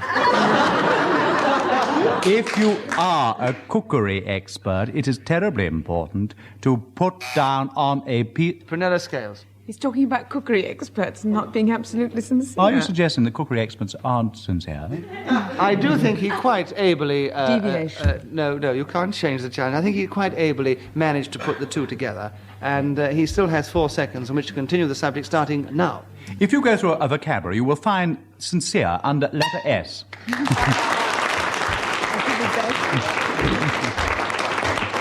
Derek Nimmo has now shot into the lead from being number 4, with Clement Freud and Prunella Scales all equal, and Andre Melly a little way behind. But she has a chance now, because it's her turn to begin, and Andre Melly, I'd like you to talk for 60 seconds, please, on My Best Enemy, starting now. My best enemy was a girl called Eve Lovett. She had red hair and a lot of freckles, and I was 7 at the time, and she must have been about 10, though she seemed to me to be about 35. She was the absolute terror of the particular form I was in, and everyone was very frightened of her, me in particular. One of the favourite things she used to do was to say to the rest of the girls, hands up, everybody who likes me. And if I put my hand up, I was accused of lying, which was perfectly true because I hated her guts. And if I didn't put my hand up, I was victimized for not liking her. One of her favourite punishments was to take me outside the classroom after school, make me climb up a monkey puzzle tree and hang by my knees until my Wellington boots fell off, which she would then hide, while a very irate uncle who came to collect me because I was a day girl in the school, which was mostly boarders, would stand by while I tried to find the Wellington boots.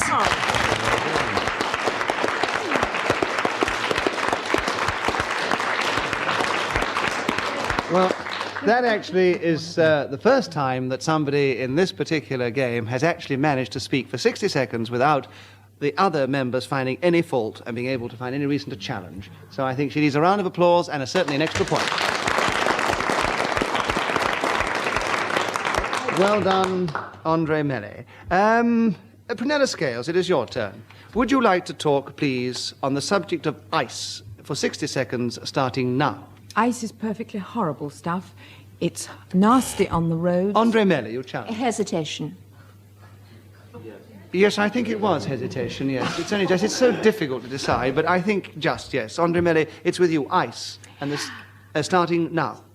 My fridge always gets over-iced and has to be defrosted, which is a very complicated operation, as you press a red button and turn a number right down to 0, and then the ice, as it's melting, falls off in large lumps and clatters to the floor in nasty puddles. I was very impressed in America with these ice-making machines. I didn't understand how they worked, but the ice used to come out in small cubes into the whiskey or whatever it was you were drinking, and this was a terrific status symbol, especially in hotels, which advertised that they had special ice-making machines in the rooms to go with the television sets, etc. It was too good to be true, wasn't it, Clement Freud? You challenge. Yes, hesitation. Hesitation. Well, you continue talking about ice. There are 13 seconds left, starting now. Ice is a very important thing to have in drinks because drinks must be very cold, and the best way to cool drinks is to put lumps of ice into it, preferably into a cocktail shaker, and take a cocktail stick and shake the ice around. Prunella, you challenged just before the hooter. Why? Well, deviation, really, because he was on to cocktails. I was only trying to save... But you did say you had ice in the cocktails, didn't you? So I'm sorry. No, you've actually given him a point by doing that, and he gets a point for finishing as it went, which puts him into the lead with... oh, yes, just into the lead. What a pity. Anyway, because I... You see, he wanted Prunella Scales to win. No, do you not? No. I asked the audience, and particularly Clement Freud, to believe me that I made that last remark because I looked at the score, and this is the last one coming up, and I was hoping that for once we were all going to finish equal and level, and I had this great sense of fair play. Everybody to be equal at the end. Let us continue, and we'll give you, for the last one in this particular game, Clement Freud, a rather clever and unusual subject, at least I think you can all make it this way. It's the subject of silence, and I'd like you to start now.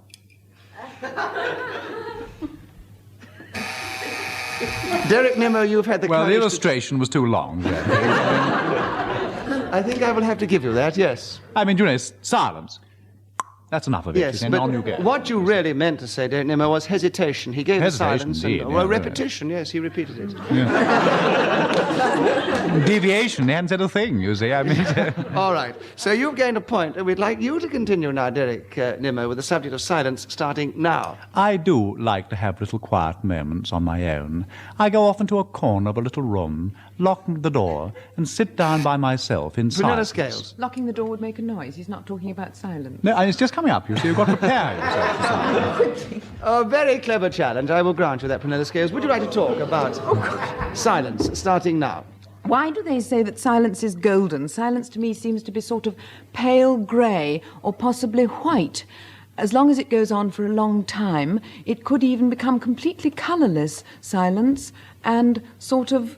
Andre Melly. Hesitation. Hesitation. You've gained a point. Would you like to talk about silence? There are 33 seconds left, starting now.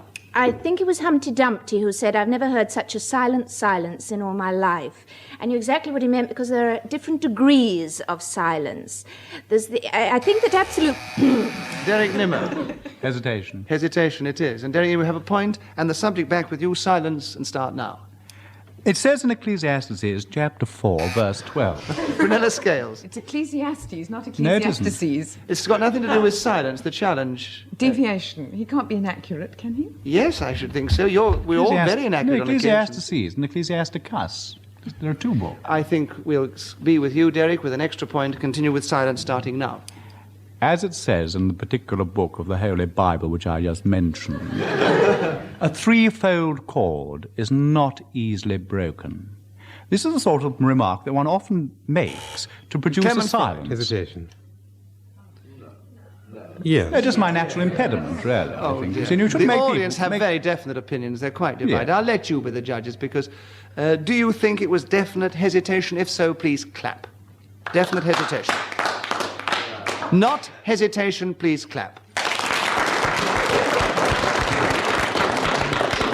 5 seconds left. The subject is still silence. It's still with Derek Nimmo. Will you start now?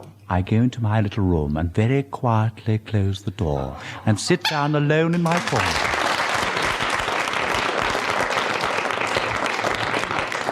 Well, that's very interesting. The silence took Derek into the lead. He's only 1 point ahead of Clement Freud, and who is only 1 point ahead of Prunella Scales, who is 2 points ahead of Andre Melli. And that is the way that this particular game finished up. So congratulations to all four. It was very, very close. I'm sorry I couldn't make it square all round. Thank you very much to our four contestants.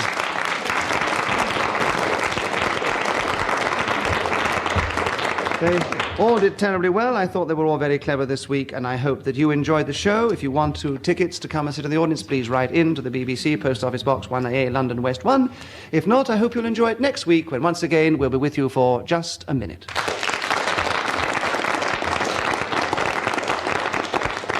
The chairman of Just a Minute was Nicholas Parsons. The programme was devised by Ian Messiter and produced by David Hatch.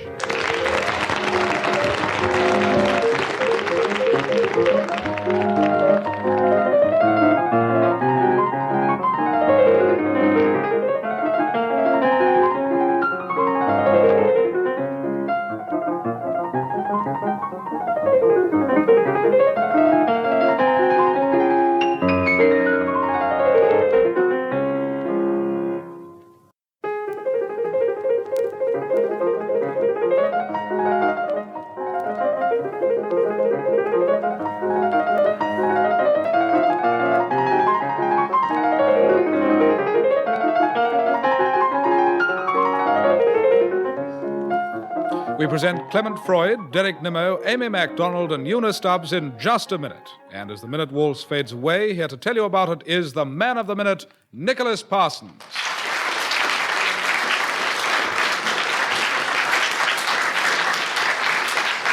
Thank you very much indeed, and hello. Welcome once again to Just a Minute, and also this delightful and erudite-looking panel. We have two most attractive people, Clement Freud and Derek Nimmo, who have been on the programme since it started, and on the distaff side, far outshining them in personal looks. Amy MacDonald, who is lovely, and Una Stubbs, who is also lovely. And they are going to compete with Derek and Clement Freud against each other, of course, in Just a Minute, in which I will throw, as probably many of you know now, a subject out to one of them at different times and ask them to speak for just a minute without deviating, without pausing, or without going off the subject. Let us start straight off this week with Derek Nimmo, and I would like Derek to talk, if he can, about My Honeymoon, starting now. My honeymoon took place in the south of France. We started off, actually, I was married in Liverpool, and then we came down and we stayed at the Dorchester Hotel overnight. Then we caught a train, a very slow train, and as soon as we arrived in the south of France, my wife developed a violent attack of asthma, and I had to summon the local doctor. This went on for 2 or 3 days and 3 or 4 nights, and everything was voluntary, actually. She recovered after that because she met an old lady on the beach with a hooter. Amy MacDonald, why do you challenge? I think I was a bit late, actually, but he was talking about his honeymoon being dreary. I don't see how a honeymoon can be dreary. You don't know Derek Nimmo, obviously. It was a very good try. I'm sure no honeymoon of yours could ever be dreary, Amy, but Derek seems to be conveying this point. I hope it gets more cheerful as it goes on, Derek. You've still got the subject. Starting now. Well, towards the end of the honeymoon, I received a telegram from one Arthur Lane, summoning me to come back to London to appear in a play, When I got back to London, I found that the play had been cancelled. And therefore, the whole thing was very disastrous because I couldn't go back to the south of France. I'm really at the end of the honeymoon. If anybody wants to challenge me, they should if I was over. Amy MacDonald, you've challenged again. Deviation. Yes. Yes. Yes, He was yes, going back you and went forth, right off wasn't your honeymoon, didn't you, darling? Oh, you got right off it right early on. Amy, would you like to take up this subject? There are 10 seconds. No, there are 9 seconds left, starting now. My honeymoon wasn't very exciting at all, really, because we didn't really have time to have a proper honeymoon. So we went to see my mother-in-law, who lives in Ohio. Derek, you just got your challenge in before the hooter. Well, she said she didn't have a proper honeymoon, so she wasn't talking about a honeymoon, she was talking about her mother-in-law, which she obviously didn't like anyway. I totally disagree. It was still my honeymoon. I don't know anything about Amy's. My absence of honeymoon, she was talking about. Derek, I don't know anything about Amy's actual honeymoon, but I must only take her word that what she said was accurate about it. There's 1 second left, Amy, to talk about my honeymoon, starting now. When we And got Derek Nimmo challenged. Hesitation, she hadn't said anything. Oh, objection. Why do you object? I'll give you another go.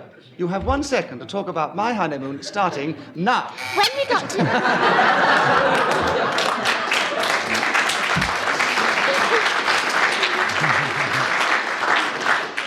I think we'll give it to the ladies as she's the first time she's a guest, Derek. You did manage to press your buzzer very quickly, but Amy is now in the lead.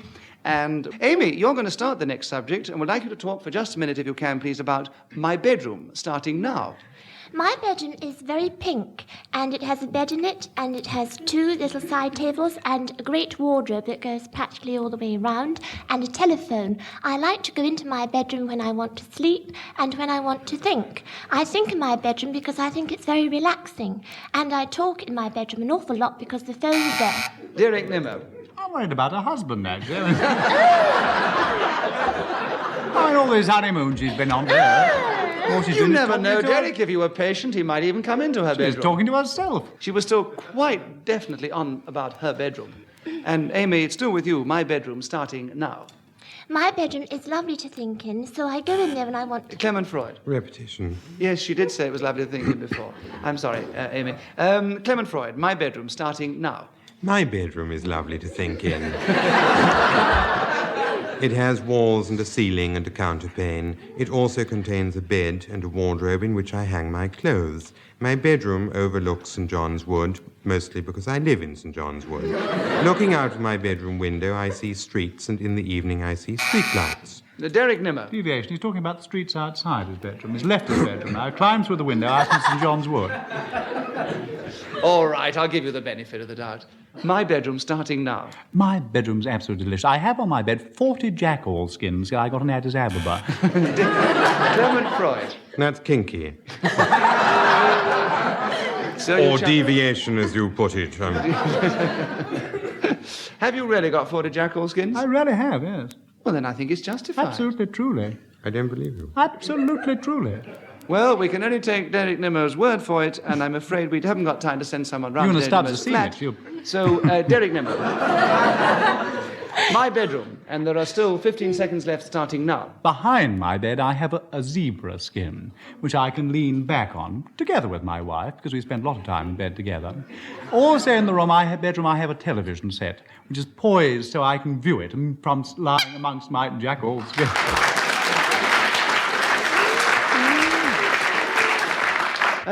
Clement Freud, would you like to take up the game now and talk about racing for just a minute, starting now?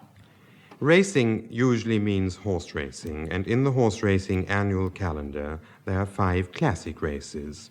These are for 3-year-old horses, both fillies and colts. The first one is 1,000 guineas, the second the 2,000 guineas, followed by the Derby and the Oaks, which are run at Epsom, and towards the end of the year, the St. Leger, which is run at Doncaster. Racing is a pastime to which many rich people subscribe, but an awful lot of poor people own racehorses and go bankrupt trying to make ends meet. Racecourses in England start in Newton Abbot in Devon. You then have the Devon and Exeter course and go up through Wincanton Racecourse, Taunton. Derek Nimmo. He's talking about the courses, not the actual racing. Deviation. Oh dear, it's so difficult. Racing takes place on race courses. I'm going to appeal to our audience, which I've done before, and ask them to judge this tricky point. Now, do you think that Derek Nimmo's challenge of deviation was justified? If you do, will you clap? And if not, will you boo?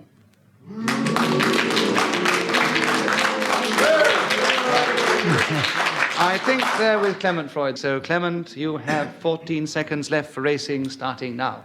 There's also go-kart racing and racing by people against...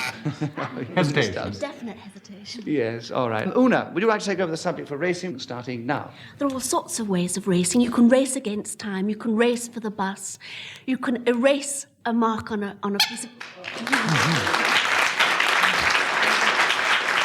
And as the hooter went while Una was speaking, she gains a point. And the score, by the way, at this particular point is Derek Nimmo and Amy MacDonald equal in the lead, closely followed by Clement Freud, closely followed 1 point behind by Una Stubbs.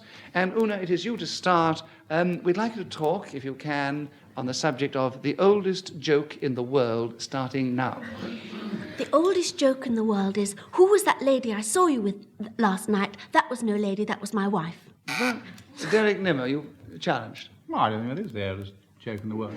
Many older ones there. Well, I think you only justify that by telling us an older one. Why did Father Time cross the road to get to the other side? Oh! Well, it's they groaned. They must be very Nobody old. groaned and nobody challenged. I will tell you the oldest joke in the world. Oh, Amy MacDonald, you've come. I don't think it's the oldest joke in the world, and I'm not very good at jokes, really. But there is a joke I think it's pretty old. Do you want me to tell it? Carry on as rapidly as you can, talking about the oldest joke in the world, starting now. Well, there was this little cat, you see, and... No, there were 3 little cats, sorry. And they all had collections. One collected beans, one collected beer, and one collected cha-cha-cha records. And one day, they all went out for a walk. And when they came back, all their collections were gone, you see. So they all turned round to each other and they said, "Oh, where are our collections gone?" So suddenly they looked round and there's a little mouse in the corner going, cha-cha-cha.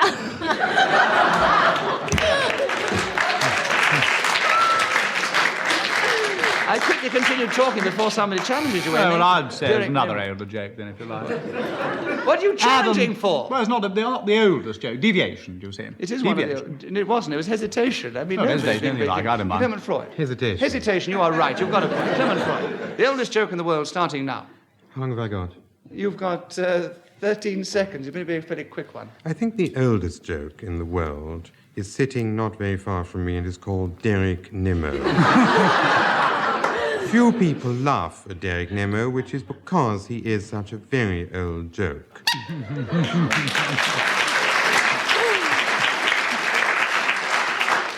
Amy MacDonald, we are back with you, and we want you to tell us, if you can, in just a minute, about your school days, starting now. Well, I don't think my school days were the happiest days of my life because I was always in trouble. And there was a nasty little boy that used to sit behind me and do terrible things to me. I used to have very long hair and he did the usual things like sticking it in inkwells. And I wasn't very clever. And when I first went to school, we used to get the belt. And I always got the belt because I wasn't very clever and I used to talk a lot. And this belt was long and it had 3 thongs at the end, and we used to have to stick our hands out and we got it right on the end of our fingers, which wasn't very lovely. And often in school we had to eat, and the school dinners weren't very lovely at all because the potatoes were a bit green and the mince was always a bit runny, and I don't like mince anyway. And also to get to school, you see, I had to go on a bicycle. It wasn't very far from where I live, and I couldn't ride this bicycle very well, and everybody used to sort of laugh at me, so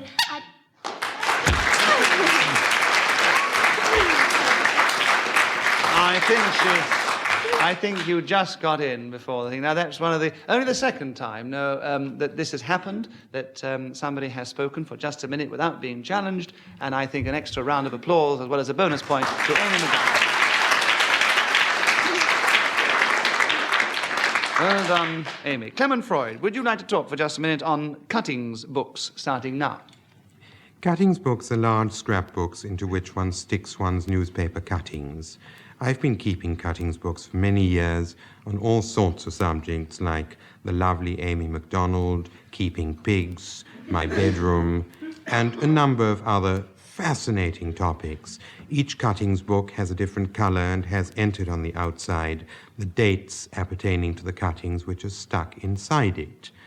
There are a number of ways of sticking things into cuttings books, among which flour and hot water is probably the cheapest, and specially treated paper of a kind that one is not supposed to talk about, possibly the most expensive.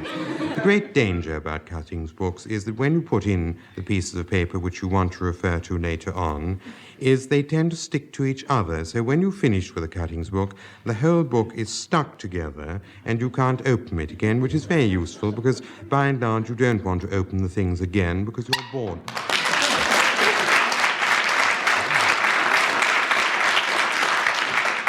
Well, we are being brilliant today. Closely followed by Amy Donald is Clement Freud, speaking for the first time for just a minute without being challenged, without deviating, without pausing, without hesitating. Another extra round of applause and a bonus point to Clement Freud. I think you ought to explain that Derek Nemo's fallen asleep. Una, would you like to talk for just a minute on the delightful subject of making a cheesecake, starting now? For this cheesecake, you'd need 1.5 pounds of curd cheese, a cup of caster sugar, a spoonful of corn flour, 3 eggs, and 3 ounces of butter. Amy MacDonald. Cheating, she knows how to make cheesecake. Is that why you're challenging? Yes. It doesn't fit into the game. I'm very sorry, Amy. So you've given Una an extra point. Una, carry on with your cheesecake starting now. 7 or 8 digestive biscuits and a push-up bottomed cake tin. You cream. Derek Nimmo. Hesitation. You said you cream. Or repetition. She certainly hesitated. Derek Nimmo, how about your cheesecake? Can you talk for the 42 seconds left on making a cheesecake, starting now? Well, I should hire a little studio in Soho and advertise for a young lady to come along to be photographed. This would be my cheesecake photograph. And I should hope to make my cheesecake immediately after I'd photographed her. I would ask her to come into my little room and say, oh dear, hurry up and stab her. Are you challenging? I'm buzzing because I think it's getting very cheeky. Are you going to challenge for cheek or something else? Hesitation. Oh, no, he didn't hesitate at all. Derek, you still are making a cheesecake in your studio. And you have 22 seconds left for this cheesecake. Continuing now. I should photograph my cheesecake on 40 jackal skins, which I should spread across a bed, which I would specially bring from my home address. There she would lie, and then when having photographed my cheesecake, then I would sell the rights of the photographs to such magazines as... Illegal. Whether it's illegal or not, is there any other justifiable reason within the rules of the game for which you challenge? This is a deviation from the law. Illegal. Ian Mester thought of the game. What do you consider on this occasion, Ian? I think Clement is right. It's a deviation from the law. You have 4 seconds on which to make a cheesecake, Clement Freud. How would you do it, starting now? You start with butter or margarine, of which you take 4 or 6 ounces and cream them in a bowl with sugar.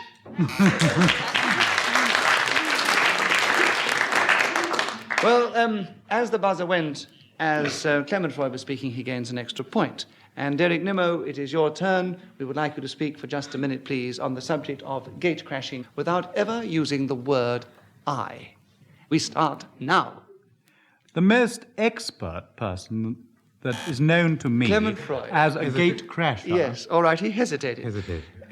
Clement Freud, without using the word I, would you talk on gate crashing starting now? When we want to gate crash a party, we usually go to parties to which we haven't been invited. We knock on the door and wait for someone to let us in. We only ever gate crash parties to which we have not been asked, because otherwise it wouldn't be fair. We come dressed in our best party clothes and say, "Thank you very much for inviting us. It was most kind of you," which makes the host think that he has in fact invited us, which he hasn't. A good way to go gate crashing into a party is to bring along a glass with you, and then people think, aha, he has been in before and he is coming back. Let us let him in. Another very excellent way of gate crashing, which we found to be most beneficial and reaping rewards second almost to none, is to go with a whiskey bottle into which you stick a candle. You light the candle, and nobody thinks that there's whiskey in the whiskey bottle. So people say, what a clever man to do all this without...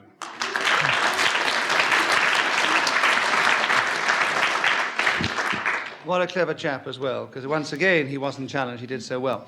And very cleverly bent the rules to his own advantage. Una, would you like to talk now?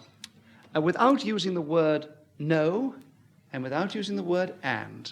And the subject is what to sell at a jumble sale. I'll give you a second to think about it. What to sell at a jumble sale. You mustn't say no, and you mustn't say and. And you start now. To sell it... Hesitation, Hesitation, Ray, I'm yes, afraid. right. I'm No sorry, no's Sam, and no ands. What to sell at a jumble sale, starting now. Sausages, tomatoes, old socks, old boots, cabbages and kings, newspapers. And? Una, He and. said and. Yes, right. So well spotted. Una, you still have quite a lot of time. What to sell at a jumble sale, starting now. To sell at a jumble sale, you would advertise in a local paper for any leftover clothes from very tall girls. You would go and collect these clothes in a horse and cart. Clement Freud. And card. Well done. Clement Freud, there are still 37 seconds. No no's, no ands. What to sell at a jumble sale, starting now. Jumble sales are very good institutions, invariably set up by the parson or other cleric of whatever parish the jumble sale happens to find itself in. The sort of things that you are likely to find on the shelves of stalls to which you might go are items of clothing, articles of footwear, hats, or all sorts of outer garments which could be taken off, put onto shelves, sold to the general public, who are invariably happy. Amy MacDonald. Hesitation. Oh, yes, well, but I would almost feel him thinking, couldn't you, audience? Drones on. I think on this particular occasion we will allow a little leeway for thought because of having to think about the no's and the ands, and I will give the benefit of the doubt to Clay. Clement Freud, would you continue with the subject? I'll give you the time. There are only 2 seconds to go, actually, and no no's, no ands in 2 seconds. What to sell at a jumble sale, starting now. Vicar's old pantaloons.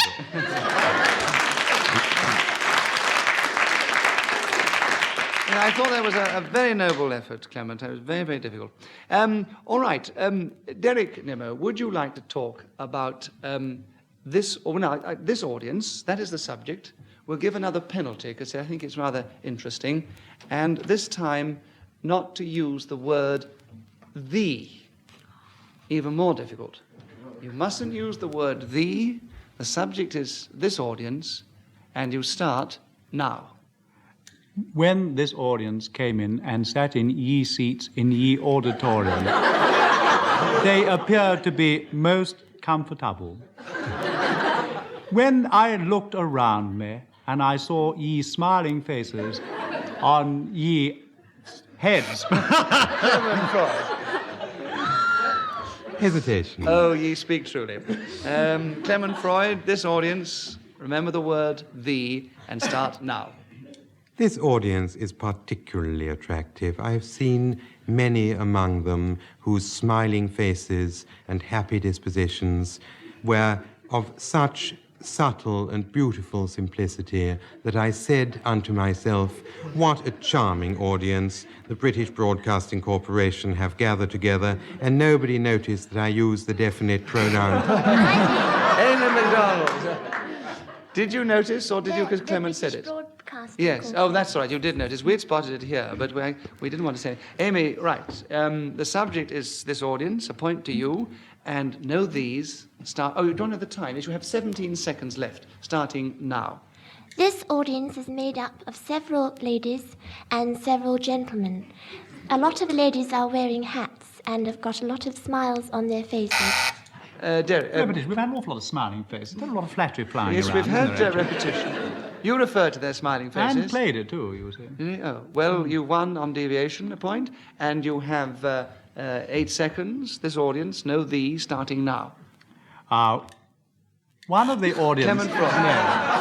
No. Hesitation. Right, you still have 5 seconds. This audience starting now. Among this audience, particularly, I would like to commend a gentleman who is wearing... The score at this particular point is Clement Freud, 18, who's now taking commanding lead. He is followed by Derek, Nimmo, and Amy MacDonald, equal with 10, and a little way behind is Una Stubbs. Oh. Now, Amy MacDonald, let us go faster this time without any penalties, and ask you to talk about the subject of holidays starting now. I like holidays because it gives you plenty of time to relax and have a good time. The best bit about holidays, I think, is sunshine, and I always like to go where there's lots of sunshine and sit on a beach and lie in the sunshine and get very brown. I also like to eat on holiday, so I prefer to go abroad where the food is different and interesting, and I also like to swim and do things that appear to me... Una Stubbs. Quite a lot of hesitation. Quite a lot of hesitation. Una, will you take over holidays starting now? A marvellous... Derek Nimmo. Hesitation. Holidays, Derek Nimmo, starting now. Down to the Sussex coast, I go. On my tricycle, riding down with my rucksack on my back and my Union Jack in my right hand. And I think to myself, what Una fun Stubbs. it will be when I... What? Una Stubbs. Why do you challenge? Well, it's sort of repetitious of what's gone on before. Yes, we've had his rucksack and his Union Jack many times before. If not in this show, we've had it in another show anyway. Yes, So, I all heard it right, on the last program. you've got it back, Una. You've got it back, and you have 15 seconds for holidays starting now. Holidays for me are just leaping into bed and sleeping for several weeks or... Derek Nimmo. Repetitions, back in my bedroom again. I didn't have a go in the bedroom last You didn't have a go in the bedroom? I mean,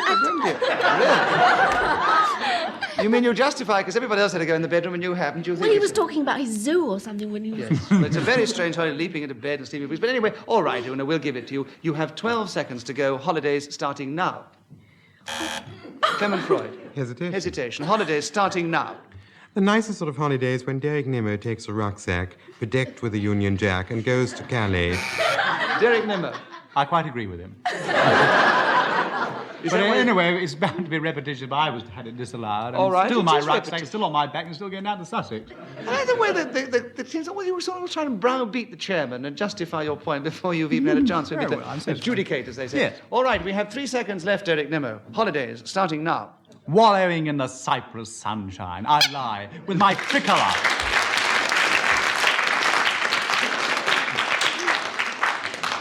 And I've just time to say that the victory in this programme went to Clement Freud, closely followed by Derek Nimmo, and equal third, Una Stubbs and Amy MacDonald. And this is Nicholas Parsons saying goodbye. The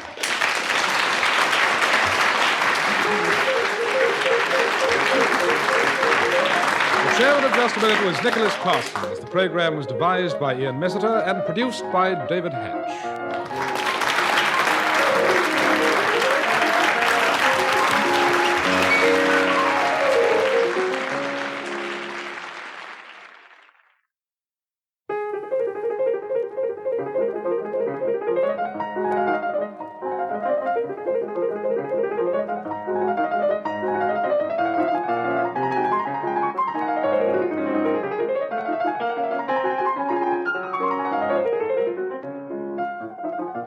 We present Clement Freud, Derek Nimmo, Anona Wynne, and Lucy Bartlett in Just a Minute.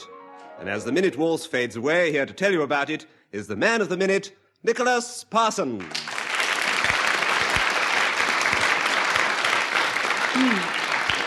Thank you very much indeed, and welcome once again to Just a Minute. Well, I give each member of these 4 contestants in turn an unlikely subject and ask them to speak for just a minute without deviating, without pausing, and without hesitating. And with those thoughts in mind, let us ask Anona Wynne to start and try and speak for a minute on the subject of bloomer, starting now. Bloomer is a word which can be applied, of course, to a flower. People put on the packet when you buy the seed, this is a free bloomer. A bloomer is also a thing that you can make when you drop a clanger. You can also make a pair of bloomers. These are worn by ladies. I dare say gentlemen have worn them at times when short of other things. Bloomers are supposed... Derek Nimmo. But she hesitated after her last bloomer. I swallowed. I purely well, Scottish. I think some people do hesitate after their last bloomer. I don't think the hesitation was justified, Yeah. Derek. We're still with you, Winona Wynne. You have 30 seconds left. Would you go on talking about a bloomer starting now? Bloomers, as I have said. Derek Nimmo. Repetition. We've had 5 pairs of bloomers. Yes, in actual fact, it wasn't repetition. If you challenge her for deviation, because the subject is bloomer and not bloomers. Well, when I'm talking about more than one bloomer, I have to say bloomers, don't I, you see? No, it's still with Winona Wynne. Still 28 seconds, Winona. Bloomer starting now. This thing... Clement Freud, why do you challenge? Hesitation. And she's just joined us, and I don't think it's justified. Winona, 26 seconds, bloomer starting now. This thing that I have been asked... Clement Freud. Excessive noise. A very good try, but all you've done is to give Winona another point, and she's already got 4 points, and she's only come with us for the first time today. And you have 18 seconds left for your bloomer starting now. On this subject, I would say... Derek Nimmo. Favouritism. Winona Wynne now has 5 points. And the subject is still bloomer, starting now. As I was saying about a bloomer which made in Derek pairs... Nimmo. As I was saying, it must be repetition if you already said it, you see. Oh, dear, I tell you what I'll do. We have a delightful and happy-looking audience here. I will ask them to be the judge of this. Do you think that Derek Nimmo's challenge was justified? Now, if you agree, will you cheer? And if you disagree, will you boo? Ready, now.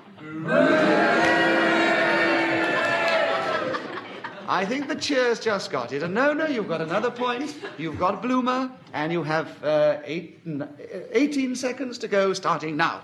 People think that bloomers in the plural were invented by a Mrs. Bloomer. They could not be more wrong. Derek Nimmo. Must be repetition now. There are about 25 pairs of bloomers. No. I don't think we had enough bloomers for repetition yet. So, Winona Wynne, you've still got it. You've 13 seconds. Bloomer starting now. They were invented by a Mrs. Bloomer, and that is not repetition. Derek Nimmo, your challenge, why? Well, she invented them just before. She did. I agree it was repetition this time. I quite agree. Derek Nimmo, you have it. You have 9 seconds left for bloomer starting now. I once wore a pair of bloomers. I was about to go on stage in Johannesburg, and I discovered my own pants were Clement Freud. Boasting. Boasting. There might have been a slight touch of deviation. It was very suggestive, but certainly no boasting. 2 seconds left for you, Derek. Can you make a bloomer in 2 seconds, starting now? Oh, golly gosh.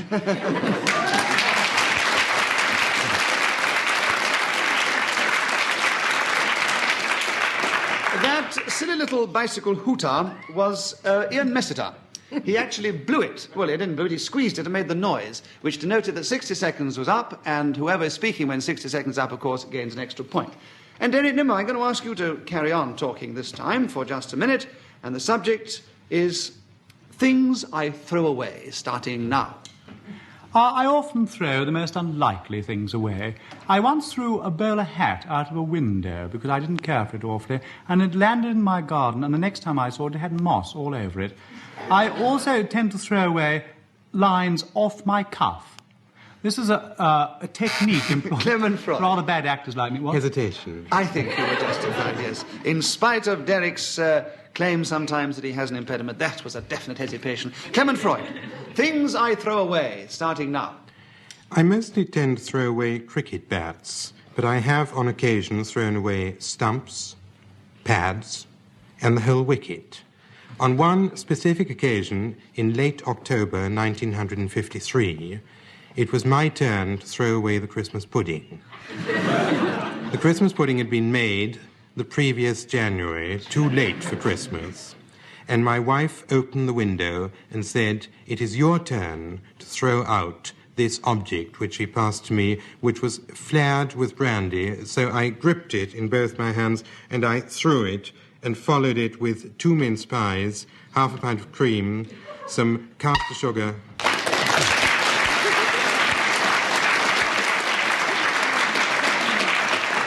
What a bad advertisement for someone who talks on cooking normally. Anyway, Clement Freud, you managed to gain an extra point with that, and we're going to start the next round with Lucy Bartlett. Now, here's a delightful subject for you, Lucy. Would you try and talk for just a minute on getting ready to go to bed, starting now? Well, getting ready to go to bed is a thing that I hate more than anything else in the world because it takes me about 2 hours. There's so many things to do before you go to bed. It makes the mind boggle. First of all, you have to do the washing up and the drying up and put everything away. You then lock up. You then make sure that the cat's in, or if it's out, you have to lock the door. Then you leave the kitchen, locking the door behind you. Clement Freud. Repetition. What? 2 doors locked. Well, there might be 2 doors locked. If you'd said because she was locking the same door twice, I would have said yes. That is repetition. Yeah, that is repetition. That is what but is you meant said... by repetition. Yes, I know what is meant by repetition. But you said 2 doors. Yes is the word you're searching for. No, it isn't. I assume from what you said that there is more than one door to her cottage, or wherever she lives, and I think that she's quite justified. So I'm assuming that you were knocking more than one door. Oh, millions of doors. Of course. There's a lot more to Lucy, you still have the subject. You have 33 seconds left for getting ready to go to bed, starting now. I climb the stairs very, very quietly. Clement Freud. Deviation, that's going to bed. That's before I go to bed, I have to climb the stairs. Yes, but she's getting ready to go to bed, so you've got to get upstairs to get even further ready. You must have a very strange way of getting to bed, Clement. That's all I can say. My goodness me, we must hear about that one of these days. Anyway, 27 seconds still, getting ready to go to bed. Lucy, carry on now. When I've reached the top of the stairs, I turn sharp right and go up another 3 stairs. Nona Wynne, why do you challenge? I don't believe in all these stairs. She may have a lot of doors, but I don't think she's got Derek, all those stairs. you can't challenge when someone's already challenged. Well, I do believe in them because I've been there. Scandal. Well, all that's happened is that Lucy Bartlett's got 2 points because 2 people challenged at the same time. Lucy, 20 seconds left. We're getting very interested in you, how you get to bed. Honestly, it's going to be written up everywhere. Carry on, would you, for 20 seconds, getting ready to go to bed now. I reach my door, which is on the left. I grovel in my undergarments to find the key. I shut the door quietly behind me and turn on the radio. I then sit down at my dressing Nona table. Wynne. So much repetition of doors. It was beds we were after. She hasn't got anywhere near the bed yet. The subject is getting ready to go to bed. And yes. Lucy Bartlett, you have another point. You have 8 seconds left. Anyway, carry on now. I sit down at my dressing table and take my hair off. I then...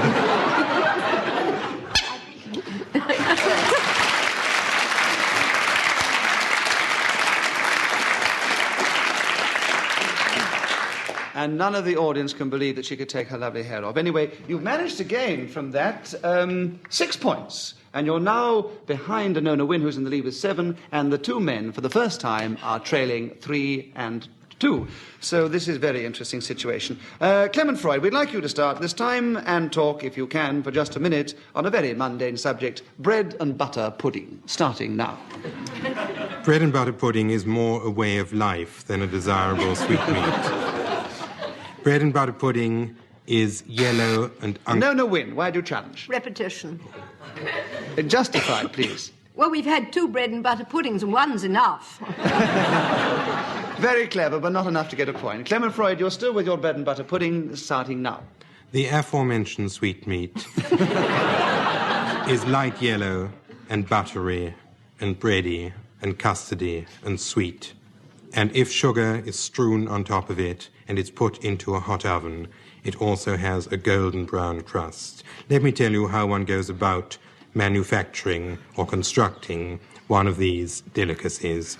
You get slices of bread from which you remove the rind and spread good unsalted butter thereupon. Building up slice after slice of bread, interrupted only... Derek Nimmo.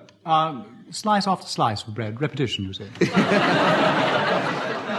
Very clever, but not enough to gain a point. You've given one to Clement Freud, and we'd like to hear more about your bread and butter pudding for 15 seconds, starting now. We now have our pyramid of buttered bread rind... Derek Nimmo. Oh, awful lot of bread. He's gone back and got some more now. I'm sure bread and butter pudding needs an awful lot of bread, so we're still with you, Clement Freud. Carry on now. Actually, the best bread and butter pudding has no bread or butter in it at all. It's made... Nona Wynne. He's going mad. You've given him license. Repetition, I'm sorry. I mean, couldn't... Just explain yourself quite clearly. Well, it's bread and it's butter and it's bread and it's butter and it's bread. There are other things. Why do you challenge then? I challenged on repetition. Look, once again, I'm going to appeal to this audience. So, do you think that a no win is justified on challenging on a repetition here? If you do, will you cheer? And if you disagree, will you boo? Now. You disagree with a no win. Clement Freud has another point, and you have 4 seconds left for your bread and butter pudding starting now. Milk, sugar, sultanas, currants, raisins.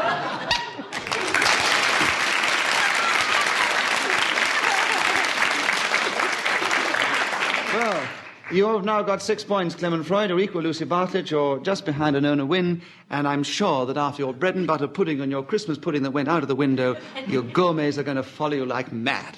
But anyway, we come back to a no win. And here's a subject close to anybody's heart. And Nona, we'd like you to talk for just a minute, if you can, on paying a visit to the dentist starting now. Dentists are really... Lucy Bartlett, you challenge. I thought that was a hesitation. I quite agree. Lucy Bartlett, on paying a visit to the dentist starting now.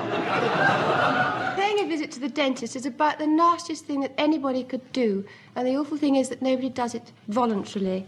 First of all, you have to sit for hours. A no win. Hesitation. Hesitation. You've got it back again. Paying a visit to the dentist. Starting now. When you go to the dentist, you really should remember that all dentists at heart are very kindly people. They lie awake at night worrying about the terror they arouse in the bosoms of men, women, and children. They also... Lucy Bartlett. Actually, it was me. But still. Oh, well, Lucy Bartlett's little light came up then. Oh, very nice. Have you...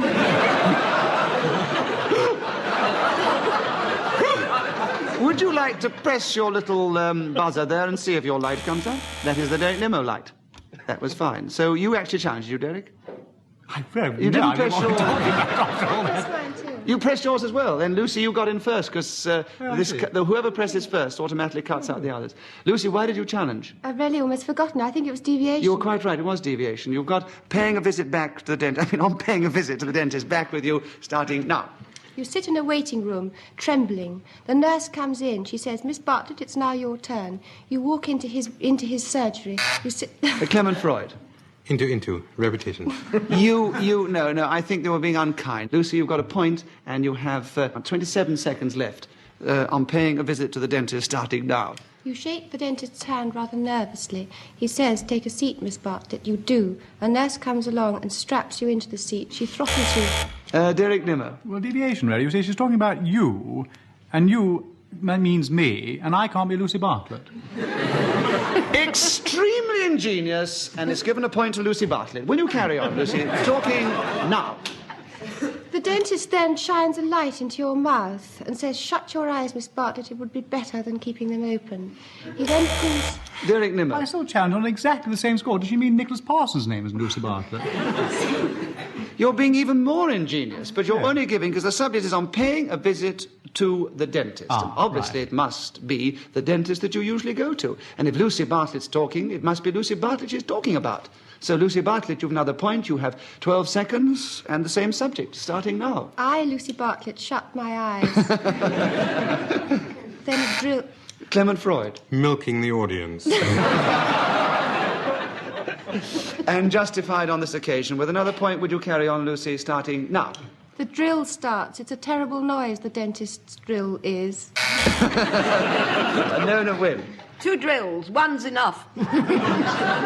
Very good, but doesn't fit into the game. And so you still have another point, and you have 3 seconds left on paying a visit to the dentist starting now. My tooth is penetrated. Blood.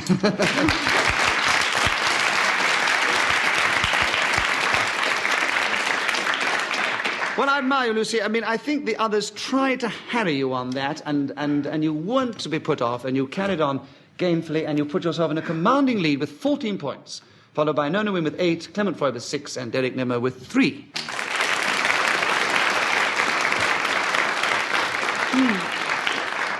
Here's a lovely subject for you to try and win some points back with Derek. What Gladstone said in 1894, starting now. The first thing that Mr. Gladstone said in 1894 was a very happy new year to you all. He then said, "Thank you very much for your good wishes." The following morning he said, "Please could I have some toast and butter and a little marmalade?" And later on that day, he said, a tissue. He had a cold. Then he went to bed that night with farewell, my friends. He also said about Mr. Disraeli, his doctrine is false, but the man is even falser than his doctrine. He had said that a little early, but he repeated it in 1894. He was at the height of his powers. I remember hearing him in the House of Commons that year, speaking of Mr. Disraeli, and he said, it is nice to be standing here wishing you a Happy New Year. It was only January the 3rd still. He also said how lovely it is to see Queen Victoria riding down the Mall on a big white horse with 2 peacocks.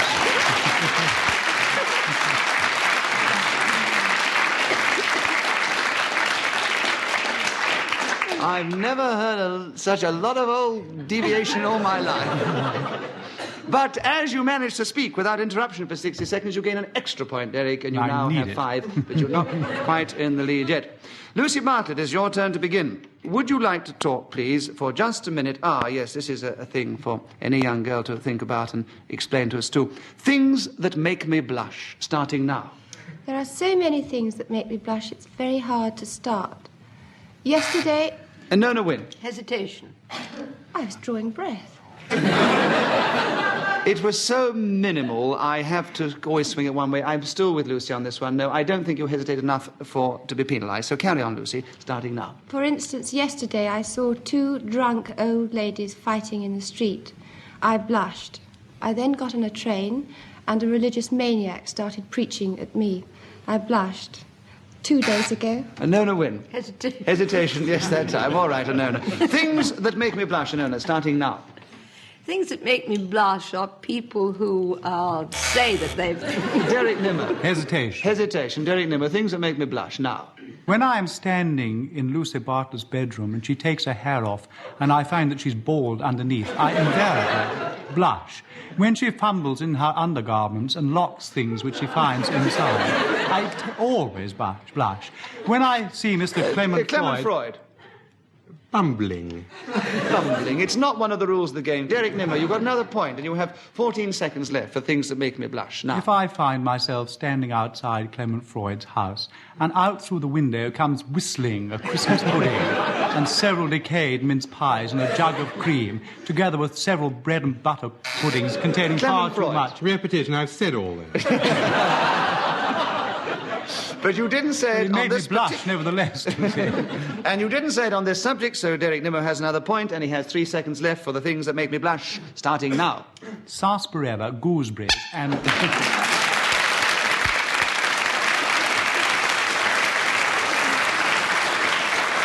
Clement Freud, it's your turn to start, and perhaps you can redress the situation for yourself.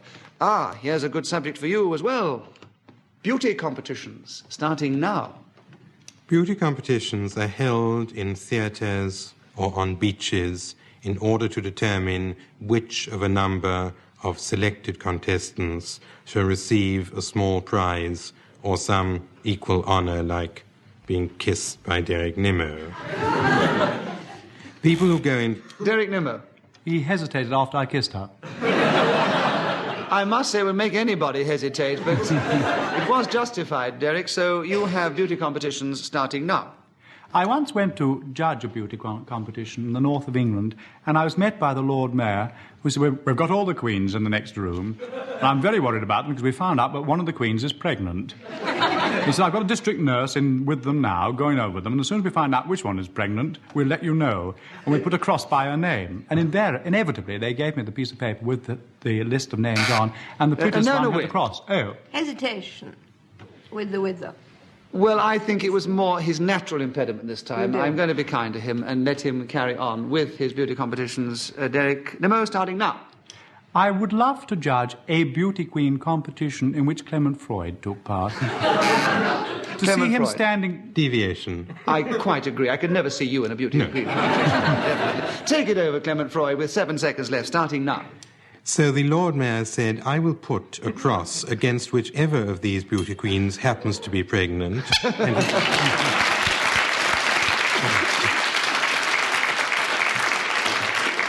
My goodness me, how devious can we get? Fine, let's have the score again. Lucy Bartlett still in the lead with 15, Derek Nimmo 12, and Nona Wynne 9, and Clement Freud 8. Nona Wynne, it's your turn to start. And this time we're going to have a penalty. You have to think very carefully. Throughout this game, if you use the word the others can challenge and gain a point. Now, this is interesting because last time we did this, sometimes people got away with it and nobody spotted it.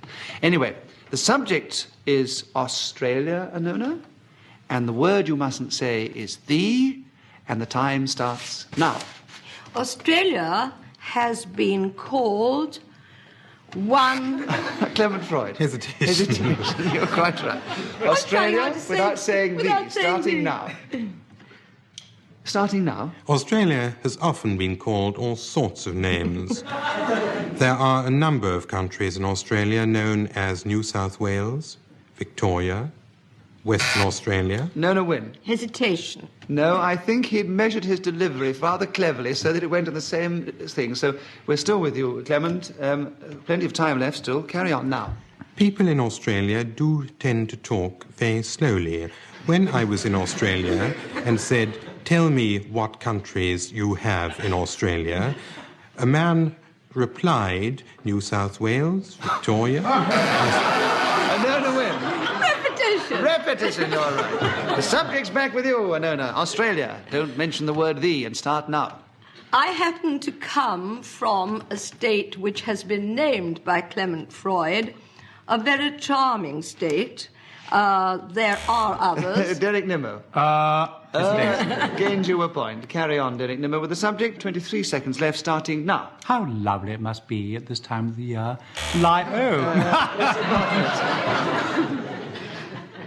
The year. Yes, exactly. Fine. Lucy, will you carry on? 18 seconds left. Australia, don't say the word the, starting now. I know nothing at all about Australia. Derek Nimmo. How can she talk about deviation?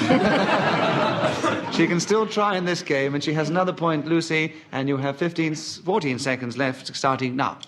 I have never been there, and I never want to go there. Clement Freud. Hesitation. Hesitation is right. You've got a point this time, with 5 seconds left, starting now. Australia played yesterday. Lucy Bartlett. Hesitation yourself. Hesitation yourself. Hesitation yourself. You said it to me as I opened my mouth, so I thought I'd say it back. Well done. Now, that's what we want in this show. Someone who's got some spirit to stand up to these two experienced men here. But I'm afraid all you do is give Clement Freud another point. But well tried, anyway. The subject is Australia. You mustn't mention the word the, and you start now. Australia played has been.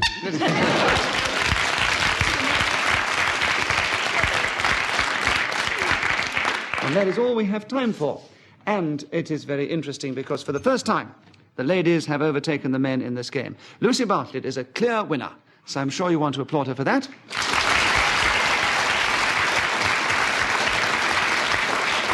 Clement Freud is second. Third comes a Nona Wynne equal with Derek Nimmo. Goodbye from us all.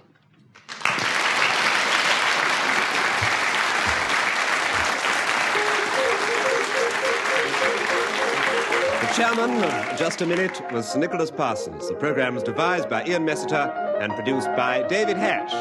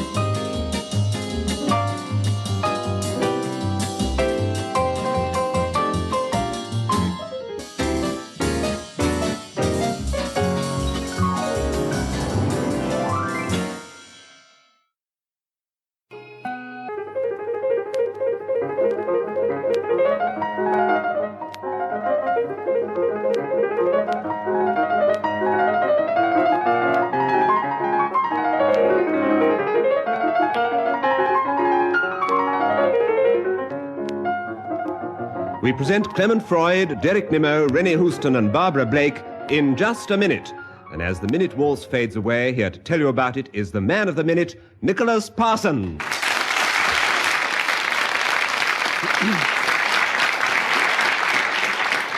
Thank you very much indeed, and welcome once again to Just a Minute. And once again, we have four delightful and exciting personalities here to do battle with each other in this rather exciting game. Just to remind you of the rules, they have to speak on some unlikely subject, which I will give them for just a minute without hesitating, without pausing, and without deviating. Remember those points, no hesitation, no going from the subject and sticking to the point. So with those thoughts in mind, let us start this particular programme with Rennie Houston. Rennie, would you like to talk for just a minute, please, on my first grown-up dress, starting now? Oh, I'd love to talk about it. It's something I've always remembered, Nicholas. It wasn't quite a dress. It was what they called a coat dress. And I was 9 years old. It was made like a three-cape thing, made like a highwayman's coat with a little velvet collar. And I wore that coat dress until it was absolutely halfway up my arm and my mother couldn't get it off my back. But I've repeated that coat dress so often throughout my life. Clement Freud. Repetition. Yes, I think Did you you're say right. reputation? No, he said repetition, and I think he was justified. Rennie, there are 34 seconds left, Clement Freud, for my first grown-up dress. Starting now. A very unpleasant thing happened to me when I wore my first and only grown-up dress. I was walking down Piccadilly on the south side of the street when a policeman approached me and said, "Excuse me, is this your first grown-up dress?" And I said to the policeman, "Yes, as a matter of fact, it is." And Rennie Houston lent it to me. It's very tight at the arms. And Rennie Houston's mother tried very hard to take it off when I was 9 years old. Rennie Houston, you've challenged. Why? Yes. Repetition. He said 2 Rennie Houstons. We can never One should have... be enough for anybody. No, we can never have too many Rennie Houstons. I don't bless think it's you. justified in this game. So, Clement Freud has another point, and he has 7 seconds left for my first grown-up dress, starting now. I later wore this dress in Sauchiehall Street in Glasgow, and Rennie Houston. The correct name is Sauchiehall Street. He hasn't got it right at all. And why? And what do you challenge, though? Blubberage. What's that? Blubberage. Blubberage. It's not one of the rules. Inarticulation. That's not one of the rules of the game. All you've done, I'm afraid, is give Clement Freud another point, and 3 seconds to go, Clement Freud, with my first grown-up dress, starting now. Maryhill Barracks in Glasgow.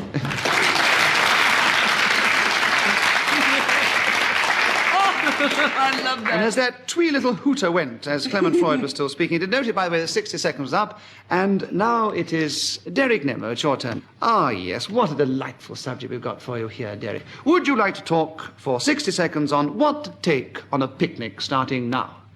I think the most important thing to take on a picnic is female companionship.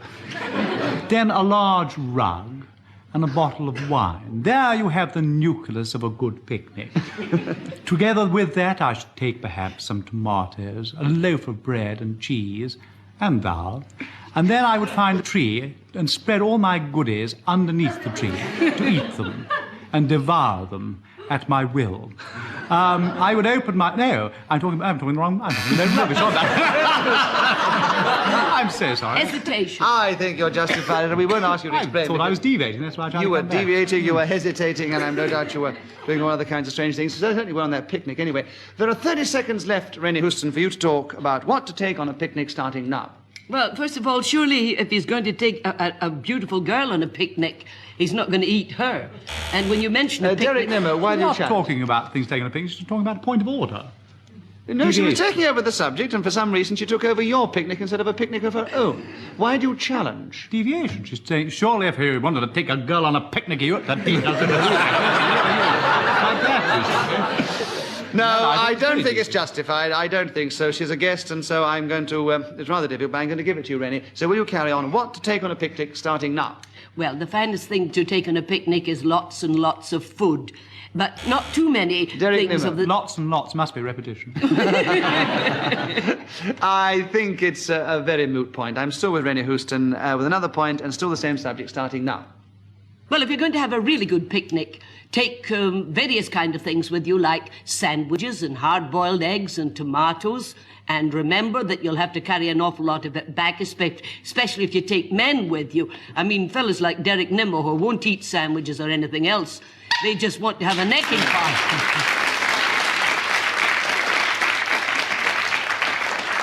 The wonderful picture you conjured up there, and you're carrying the men back as well. Anyway, as the hooter went as you were speaking, you gained a point, and, let's have the score. It's, Clement Freud is in the lead with 5 points, Rennie Houston follows him with 4, and Barbara Blake and Derek Nimmo have yet to score. Well, Barbara has a chance now with, other subject here, which I'm sure will cause a lot of amusement. Barbara, how to shrink a human head, starting now. First find your victim and have a quarrel with him, which you win. Then lop his head off just above the clavicle, I think that's what it's called, and comb the hair very carefully. Rennie Houston. Hesitation. I'm afraid you're right. She was making a very clumsy job of taking that head off. Yes. Right, can you make a better one of it? How to shrink a human head, starting now? Well, I would think the best way to shrink it would be to do what I did with a pair of shoes once, and boil them. You know, that's a very old saying, go and boil your head, and I'm sure that's what they meant when they said it, was that you should shrink your head because you were too big-headed. I'm sure and you're if you right. want to do that... Barbara Blake, you've challenged. Why? Hesitation. I think so. She looked at me as much as to get agreement, and I agreed, but... I only just got the head on to boil when she stopped me. I know, and I nodded. I was all for it. It's up in Glasgow. They say, we haven't boiled your heat, don't they? I've heard them say it there, often that time. Right, Barbara Blake, you have the subject back. You have 34 seconds to talk about how to shrink a human head, starting now. Then break the skull several times with a heavy blunt instrument, and scoop out the skull and the entrails from the neck. Tie the neck up fill the cavity with sand. Derek Nimmo. Well, the hesitation, I think that's revolting. She's sitting next to me, the brains are pouring all over. Well, you should look at Ian Messenger. He thought of the subject. You know. Having made your point, Derek Nimmo, why do you challenge? Hesitation, actually. You kept mumbling away. No, we're going to see what else Barbara's got to say about this human head she's shrinking. Barbara, we're still with you with an extra point starting now. Then you sew up the bottom of the head and suspend it over a smoky fire of green wood with the head hanging down. Not too near the fire or the head will burn. After... Derek Nimmo. Hesitation. Yes, definite hesitation. Fine, Derek Nimmo, what have you got to say on this subject? You have 3 seconds, so you needn't worry too much. But we'd like you to say something about how to shrink a human head starting now. Pink roses covered with lovely forget-me-nots.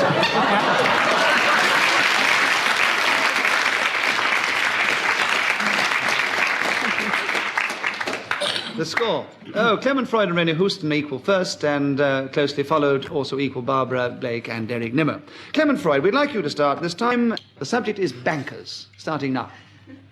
Bankers are people who look after your money fairly carefully, keep it for a long time, and charge you for the privilege. This is a revolting exercise, and many bankers are rightfully very unpopular as a result. Perhaps the most unpopular... Derek Nimmo. Well, it's hesitation. I mean, he's always desperately slow, I know. He's sort of hesitating rather a lot. It's all so dreary, isn't it? It's so dreary. I mean, he just moans on and on and on, that terrible long-winded voice. I do get so tired. And you made a very good attempt to moan on and on and on then, too, Derek Nimmo. No, I don't think he hesitated enough, so Clement Freud is still bankers with you starting now. Perhaps the most dreariest bankers who moan on anywhere are those who live in Switzerland and are known to some people as the gnomes, spelt gnomes, of Switzerland. These are bankers with pointed heads who keep flat money in account numbers rather than named accounts. You go into a Swiss bank and you say 189-643-7298-468315. Rennie Houston, why do you challenge? Deviation. He's gone into numerology. No, that was the number. I think it's just... I don't know how many numbers they have with these banks. I'm sure it's inaccurate, but it's not devious. So, Clement Freud, we're still with you, starting now. Derek Nimmo had a friend who was a banker who didn't like Derek Nimmo very much, but this simply shows what good taste many bankers have.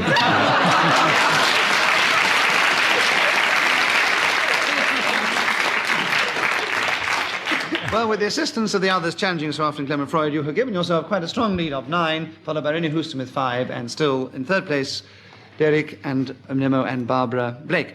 Rennie Houston, your chance to try and take the lead with a delightful subject, greenhouse plants, starting now. Oh, yes. Well, now you are asking me about something that I do know something about.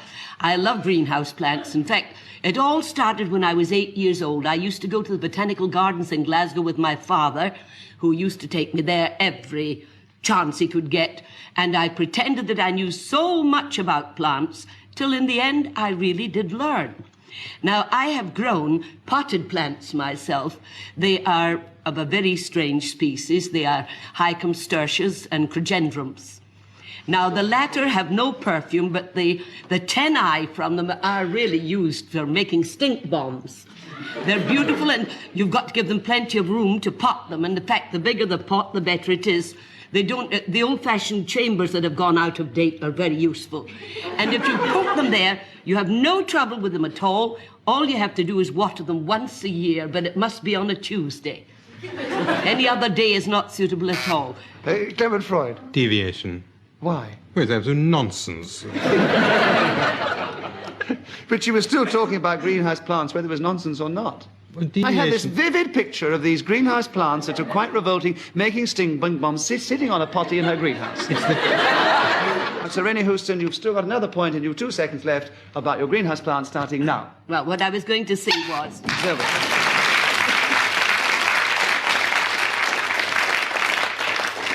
So you are still in second place, but you'll gain another 2 points. Rennie Houston. Derek Nimmo, your turn to begin. Things I must warn my children about starting now. The thing that I first warned my children about was Clement Freud. I managed to do this, really, by teaching them simple nursery rhymes, like Little Miss Muffet sat on her tuffet, eating her curds and whey. There came a big Freud and sat down beside and frightened Miss Muffet away. A little later on, I managed to continue my education of the children, warning them about Clement Freud by telling them about the teddy bear's picnic. I mean, don't go down in the woods today, because today is the day that Clement Freud has one of his dreadful picnics. Rennie Houston. Repetition. Why? He brought 2 Clement Freuds into it. Oh, very clever. I know there's only one. I was just waiting for him to bring in Freud eggs, but he didn't. I don't think within the rules of the game it's quite justified. We're still with Derek Nimmo. Things I must warn my children about starting now. It's awfully difficult, really, to instill too carefully into a child the danger of Clement Freud. He is a particularly nasty, repulsive man with a long, scraggly beard who does very nasty things in kitchens. He has unpleasant habits which are not known to everybody, but which I know a great deal about. Rennie Houston. Deviation. No, I would have had for repetition. I don't think it's justified, Rennie. I'd like to give it to you, but we're still with Derek Nimmo, and there's only 6 seconds left, starting now. When I get them to the side of a road, I tell them to look very carefully to the left, to the right, and then glance to the left. And if they see Clement Freud coming...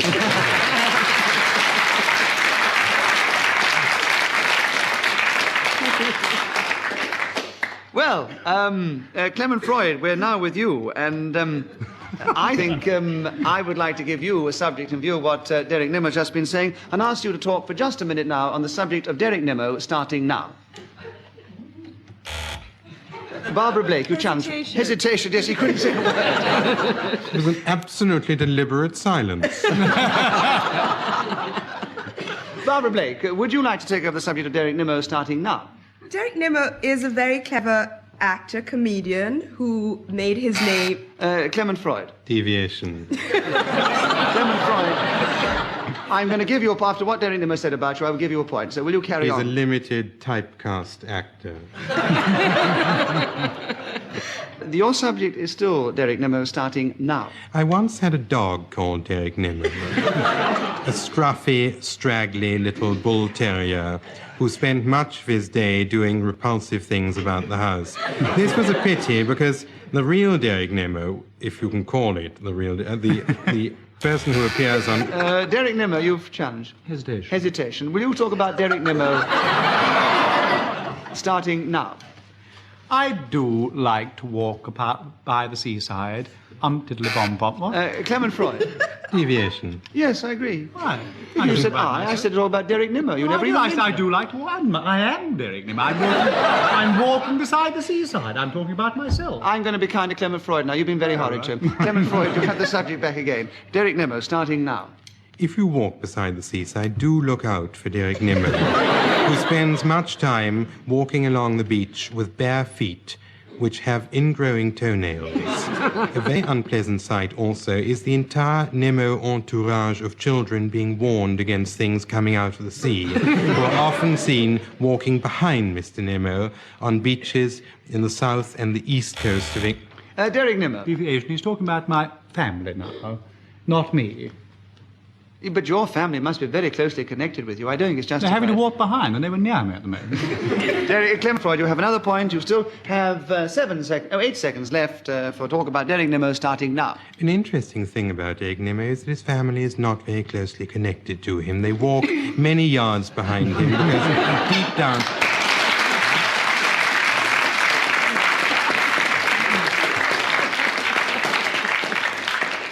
Well, Clement Freud, with the subject of Derek Nimmo, you've given yourself a commanding lead of 12, followed by Derek Nimmo with 8, which he got most of his points talking about Clement Freud.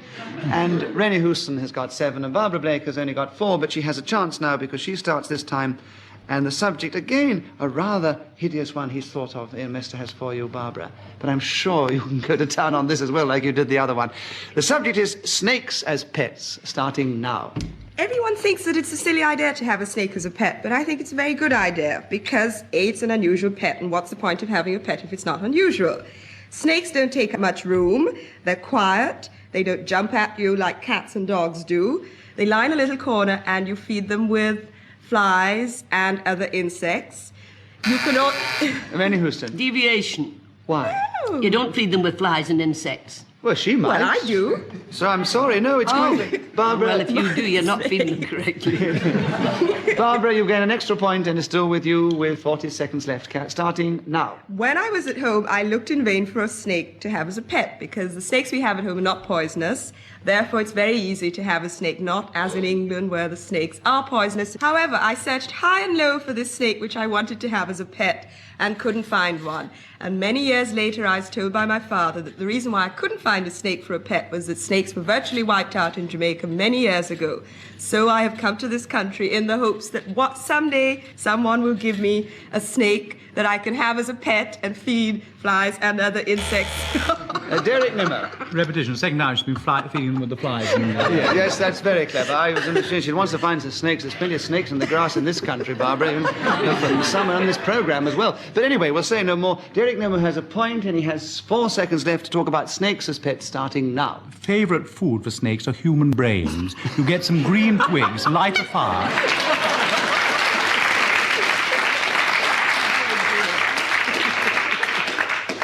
Rennie Houston, it's your turn to start, and this time we're going to have one of those penalties that have been rather popular before.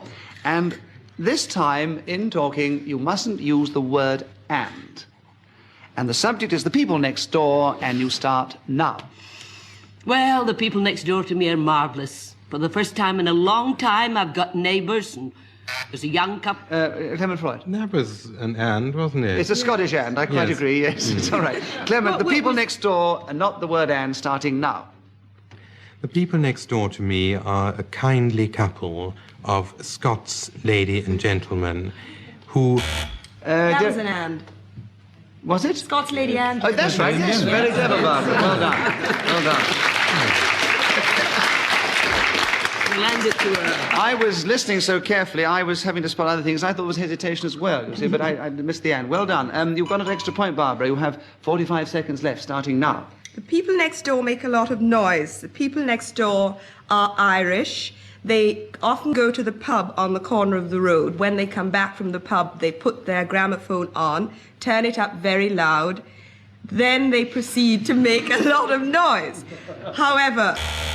Derek Nimmo. Repetition. They've been making a lot of noise before. Second time. I was explaining how they make Barbara the noise. Blake, don't argue with me. You've got another point. Carry on. The people next door, no and, starting now. However, the people next door are very kind. They take in stray animals.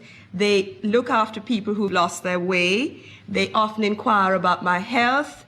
They... Clement Freud. Hesitation. Hesitation is right. The people next door, no and, starting now.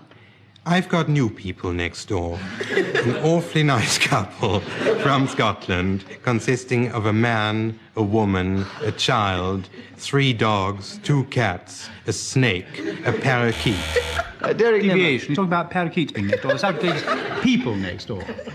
Not parakeets and snakes and all the other... Oh, I see. Oh, what a debate. No, I think that's too devious a challenge. I'm We've got a sorry. whole zoo living next door. Yes. Well, you obviously haven't been up to Clement Freud's house, so Clement Freud, will you continue talking about the zoo next door? I'm sorry, the people next door, starting now. They are called McGillicuddy, a name which is...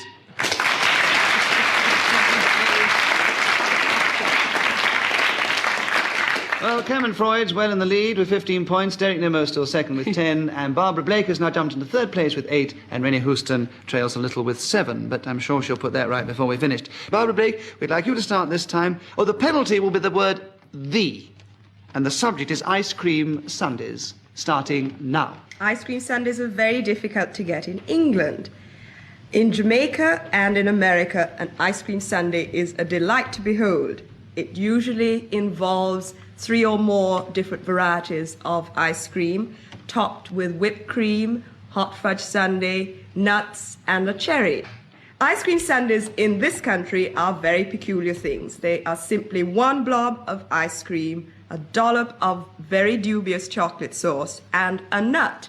That, to me, does not constitute an ice cream sundae and can easily be eaten in 2 seconds as opposed to the true... Clement Freud. The. The, yes, and hesitation, I'd have thought. Clement Freud, ice cream sundaes, know the, starting now. Ice cream is a very good thing to have on Sundays. Many people think ice cream ought to be eaten on Tuesdays and Wednesdays. I'm against this, particularly because it seems such an excellent occasion when Sunday comes round, peaches.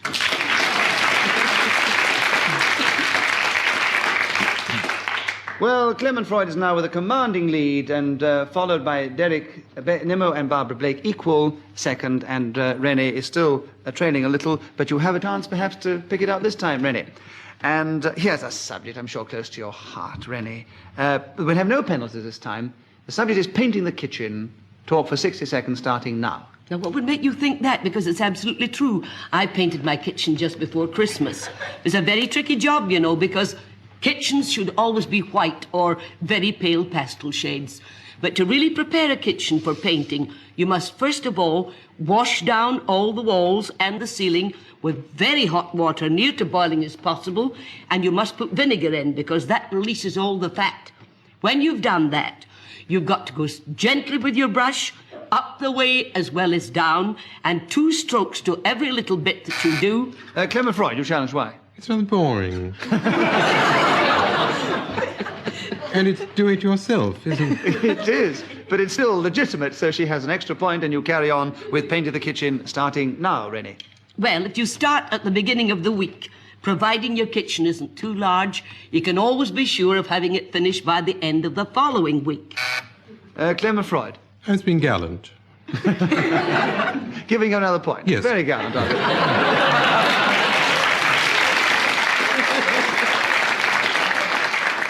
All right, Rennie Houston, you have 16 seconds left, and they're all being very gallant, I'm sure, now. Painting the kitchen starting now. When you have finished painting it over for the first time, that's with a stroke up and a stroke down all over the place. Barbara Leave Blake. petition. Why? She's already talked about the stroke up and stroke down. I know, but that's how you paint, up and down and up and down. Oh, That's my goodness. repetition in itself. I know it is, but it doesn't apply in these rules of this game. So Rennie Houston's still painting her kitchen, and she's getting a lot of lovely points for the last run, because this, I must warn you, is the last one. Rennie, with your last 7 seconds, try and get a few more points, starting now. Well, when you finish doing the first coating, then you have to do another coating 3 days later, and you'll find that it absolutely comes up beautifully. If you don't...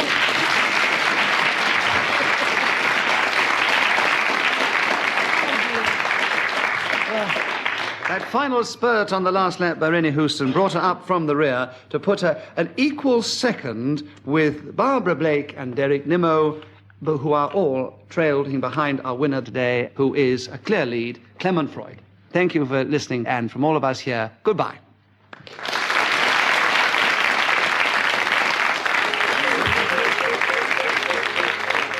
The chairman of Just a Minute was Nicholas Parsons. The program was devised by Ian Messiter and produced by David Hatch.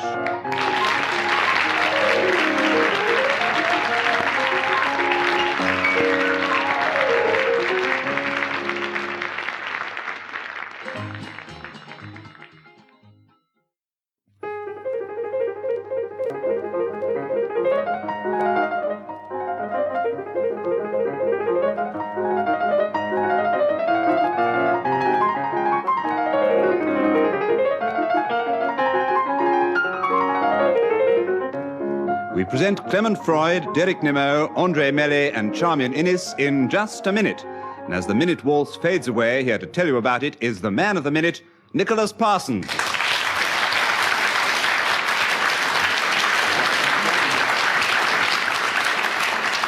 Thank you very much, and once again, hello and welcome to this particular game. May I remind you of the rules? Each person must speak for just a minute without hesitation, without deviation, and without repetition. I almost forgot them myself, you see. Anyway, on some unlikely subject, which I will suddenly give to them, and the other three can try and gain points themselves by challenging. If I uphold their challenge, they will gain a point, and the subject, and if I don't, the person who is speaking will gain the point. Let us start with Derek Nimmo, and here's a subject for you, Derek. When I wear a top hat, talk, if you can, for 60 seconds, starting now. I wear a top hat infrequently and would like to wear it perhaps more frequently. It seems to be limited, really, to weddings, perhaps, and memorial services.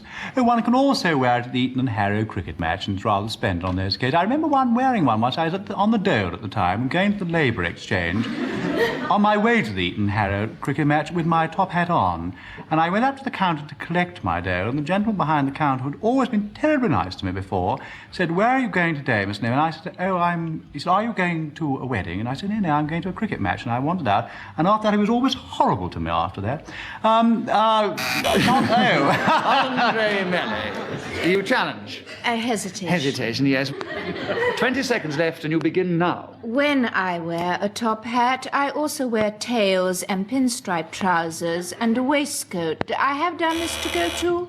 Derek Nimmo, why do you challenge? I was going to ask the colour of her top hat. No, that doesn't matter. It has absolutely nothing to do with the game. Mind. All that happens is that Andre Melly gains a point, and she carries on for 15 seconds with When I Wear a Top Hat, starting now. I go to fancy dress balls, like the Chelsea Art Ball on New Year's Eve. Derek Nimmo, you challenged again. Deviations, that's most devious to me, really. Striding out to a fancy dress ball. At fancy dress balls, you can be as devious as you wish. Therefore, this is not a valid challenge. Andre Melly has another point, 10 seconds for When I Wear a Top Hat, and you begin now. And I put on shiny black shoes and black socks, a bow tie and a white... Clement Freud, why you challenge? Deviation. She's got away from the top hat. Yes, I think she's getting a little bit devious now. All right. Clement Freud has a point, and he begins now. When I wear such a garment, it is always to go to Royal Ascot, to which I've never yet been invited. I go through the turnstile... So Clement Freud got a point as he was speaking when the hooter went. Andre Melly, shall we begin with you this time? And the subject is introducing people, and you begin now. I'm very bad at this. I can never remember people's names. And being an actress, sometimes when I'm in my dressing room, people come round to see me and I don't know who they are. I have a special technique, which is to say to the first person, "Oh, I believe you two know each other, don't you?" Then I get very busy picking up some false eyelashes and I hear them say, "No, I don't think we've ever met. My name's Joe Bloggs, what's yours?" And they say Fanny Adams, and then I know who they both are. There is another technique.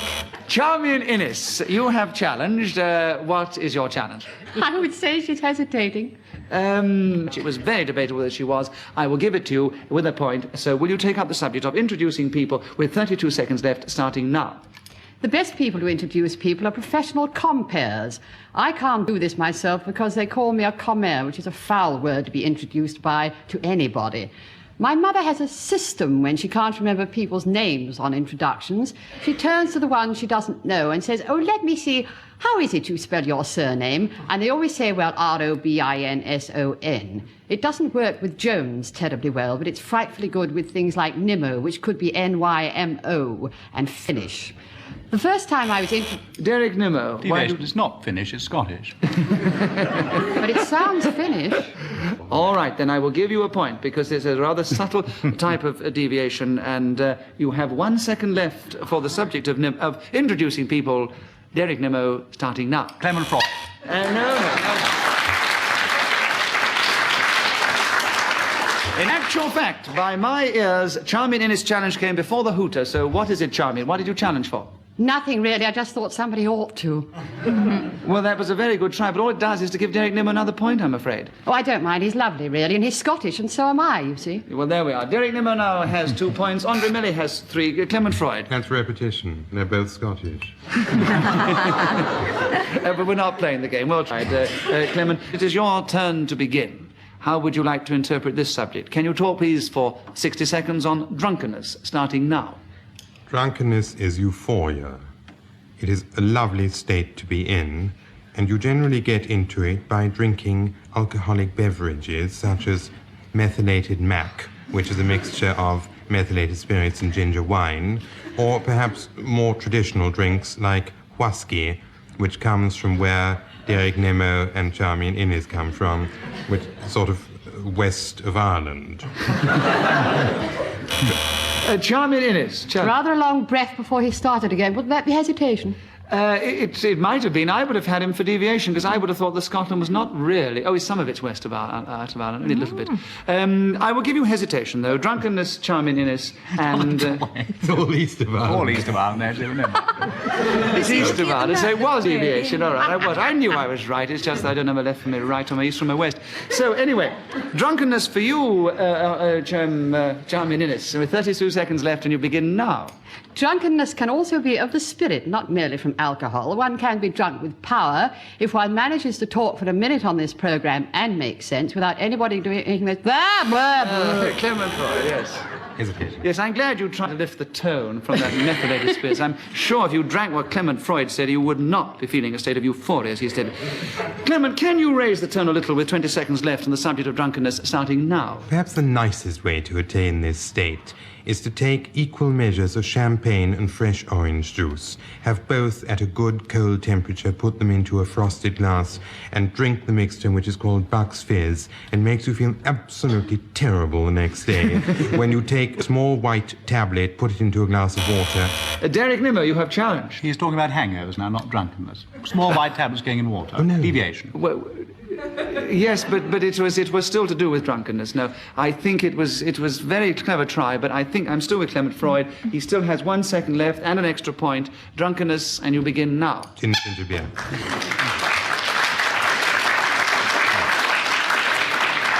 I'm sorry, Derek, it was a very good try. Charmian Innes, holiday brochures, starting now. Holiday brochures are most people's winter reading, along with the seed catalogues. As soon as you've finished your holiday in July or August, or even May for that matter, the brochures arrive 2 weeks later, and you spend the rest of the time wishing your life away until you can take the next package job aeroplane to Palma, Mallorca, or to Italy, or to France, or to Cricklewood, if you so prefer. Holiday brochures have always got girls in beautiful bikinis on the front with lovely tans and make your husbands drool. They always hope when you get there you'll look like it. Deviation. I have a holiday brochure with an old horse on the cover. It was a categorical holiday brochures always have. Yes, well, all right. I think that's clever, because it is true. They don't always have, so therefore it is justified. You have an extra point. You have 27 seconds left for holiday brochures, Clement Freud, and you begin now. Holiday brochures continually advertise tours called all-in tours, which reflect the state in which you find yourself when you get there. They are absolutely wretched things, because it keeps saying this is not inclusive, meaning that for 8 days you have to go without food and water if you want to take part in this inclusive tour, which I think one ought not to buy this sort of brochure for, as it costs no money in any case, and it must be time for someone to go.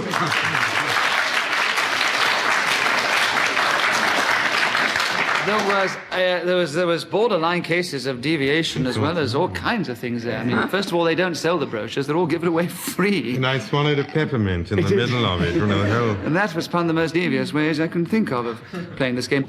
Andre Melly, it is your turn to begin. An exotic dish, beginning now. The most exotic dish I know is something called Ye Oldie Drunky Chicken, which I found in a recipe book called Ye Ancient Chinese Recipe Book. You take a perfectly sober chicken and you put it in a saucepan with cold water. You bring it to the boil. Then you remove it from the heat and let it cool in the water. You then remove it and put it in a casserole and pour a whole bottle of sherry over it, which is the exotic and extremely expensive bit, and then put it in the fridge for a whole week. Clement Freud. Hesitation. Yes, definitely. An exotic dish from you, Clement Freud, with 25 seconds left starting now. The most exotic dish I know is a quenelle de sole non-toi. And the way you make... Andre Melly, why do you He's just showing off because he's an expert. Yes, but it's still not an exotic dish. So we're still with you, Clement Freud, and you begin now. You take two... Derek Nimmo, why do you challenge? Hesitation. An exotic dish from you, Derek, beginning now. The most exotic dish I know was made in Staffordshire in the 18th century by Mr. Ralph Wood. Andre Melly, you challenge. Hesitation. The 7 seconds left, Andre, starting now. After a week, you remove this chicken, which is now paralytic, from the fridge. Take it... Charming, why do you Awful challenge? long breath before and, I thought. Hesitation. No, you could have had it for repetition of this Repetition chicken. too, of It's course. too late now. I'm afraid. We are still with you, Andre. 2 seconds left for your exotic dish, your horrible chicken, and you start now. Carve it. Clement Freud. Hesitation. 2 seconds left, Clement, starting now. Derek Nimmo. Hesitation. Hesitation. 1 second left, starting now. Oh, to be improved on!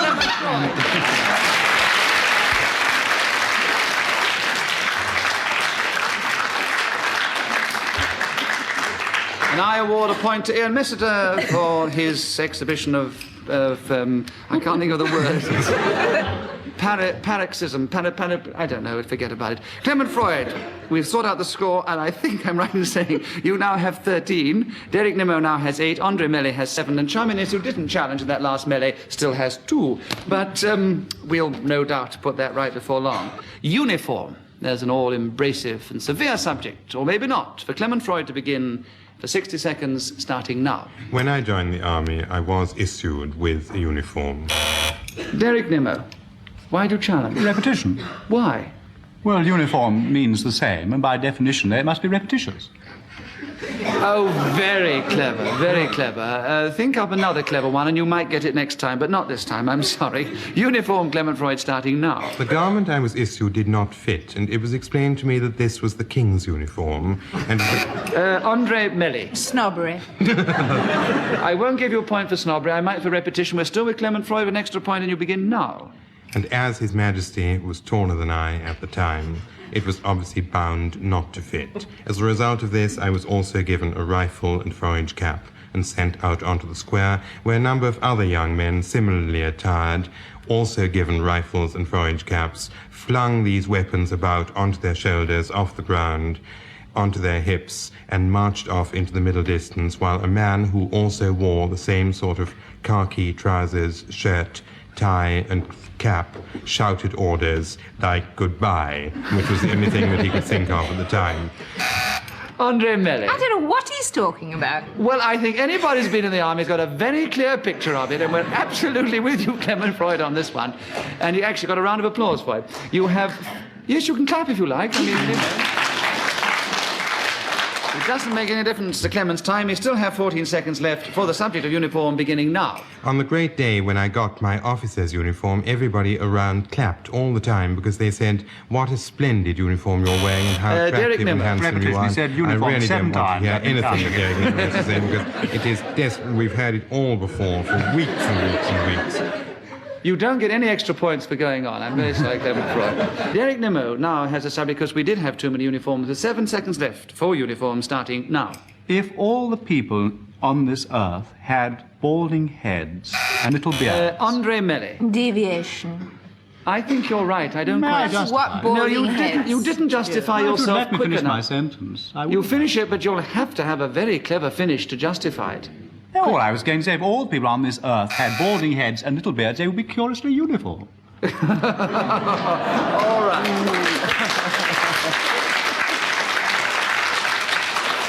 All right, I will grant you an extra point. You have 2 seconds left for uniform, Derek Nimmo, and you begin now. A black top hat and striped trousers. Terminus, it is your turn to begin. A really feminine subject, I'm sure. Going to the hairdresser, starting now. Going to the hairdresser, the first thing that you need is hair. The second thing you need is a complete inability to do your own. The first thing that you do in a hairdresser is remove your coat and hand it to a lady you will have to tip a shilling to. You are then shampooed by a lady you will have to tip 1 6 to, and styled, not coiffured, by a stylist to whom you will hand anything between 5 and 10 shillings to. If you can negotiate... Derek Nimmo. Hesitation. Hesitation it was, and will you take over the subject of going to the hairdresser, Derek, starting now? I walk out of my flat and along the pavement very slowly when I go to the hairdresser. Then I board a number 74 bus. I get off at Gloucester Road, walk along Gloucester Road and down into the underground station. I then go up to a little window and say to the gentleman there, can I have Charming, a it's why do you challenge? Well, I think it's deviation because he might be going anywhere, not just the hairdresser, and anyway it ought to be a barber. No, I'm going to the hairdresser very He's slowly. going to the I'm hairdresser. No, it's a good try, Charmin. It is still Derek going to the hairdresser starting now. Then I buy my ticket and go down into the underground. I then wait for a train to arrive, get onto the train and sit next to whoever happens to be sitting next to me. I travel through to Piccadilly Circus. Out I come, up the escalator I... Clement Freud. You can't travel through from Gloucester Road to Piccadilly Circus. You It's can. deviation. The audience tells us we can. Not on the inner circle, you can't. No, you can't. I'm on the Piccadilly. Everybody's having a lovely little discussion amongst themselves. I had to make the final decision, and the audience obviously have travelled this way, and Derek Nimmo seems to travel this way. So we're still travelling with you, Derek, with 5 seconds left, starting now. Into Piccadilly Circus I come. Clement Freud. Repetition. Yes, you had a lot of Piccadilly Circus. Yes, going to the hairdresser, Clement Freud, starting now. This is an entirely pleasurable operation. Andre Mellet actually buzzed just perfection before the hooter, so what was your challenge, Andre? Mine was hesitation. He said it was a pleasurable occupation. I will not grant it. I'm very sorry. Can I have well an extra tried. point? No. Now, Derek Nimmo, it is your turn to begin, and I think it's about time we had a penalty because you're all playing the game so well. So I'll mention the subject first to give you a moment's thought about it. Writing thank you letters. We want you to talk about it for just a minute and never mention the word and, if you can, starting now. Writing thank you letters is a curiously English invention. It causes great torture to small children just before Christmas because they know that immediately after they've received those lovely inviting presents underneath the tree... Sorry, mistake. I'm sorry. We were talking about slips last week. Well, let's have... All right, writing thank you letters. I won't penalise anybody at this point with, a lot of time left. No ands. Derek Nimmo starting now. Andrew is a great... Clement Freud did press his May I button. just justify that? All right, you'll have to be clever again, though. Andrew is a friend staying with me.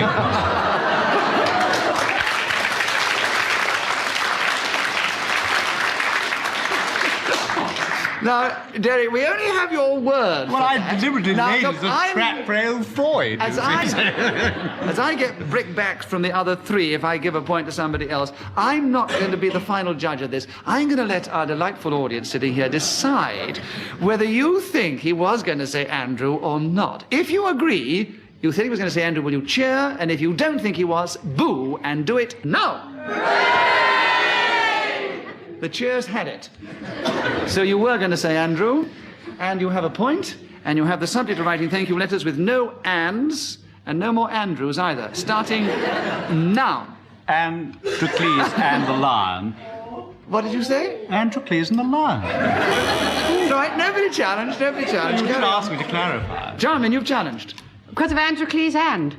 I didn't think it was Androcles Andrew. Very was it? clever. Androcles and the Lion. You're quite right, there is an and. Oh. Jarman Innes, there are 40 seconds left for writing thank you letters. No and, no Andrew, no Androcles. Starting now. The trouble with writing these letters is that when you do, you've usually forgotten what present people gave you.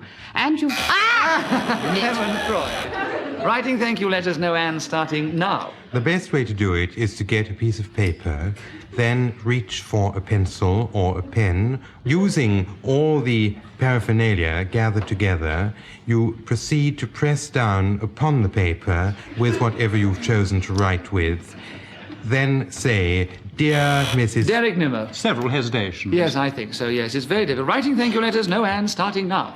The best way is to write them before Christmas. One hesitation. One hesitation. Writing thank you letters. No hands. Clement Freud. 10 seconds left, by the way, starting now. Dear Mrs. Jones.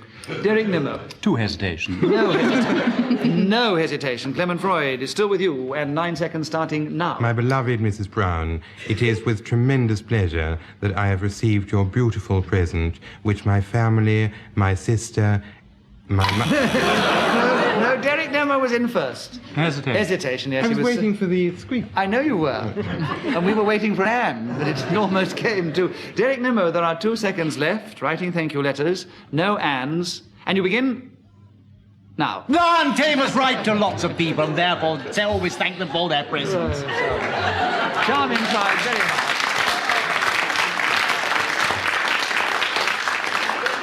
Derek Nimmo is catching up Clement Freud. Andre Mellet, a subject for you. Yes, pantomimes. And we don't mention the word a, and you begin now. Nursery rhymes, nursery stories. Charming Innes. Oh, poor girl, such hesitation. Such hesitation. Pantomimes with no A's and no An's with you, Charming Innes, beginning now.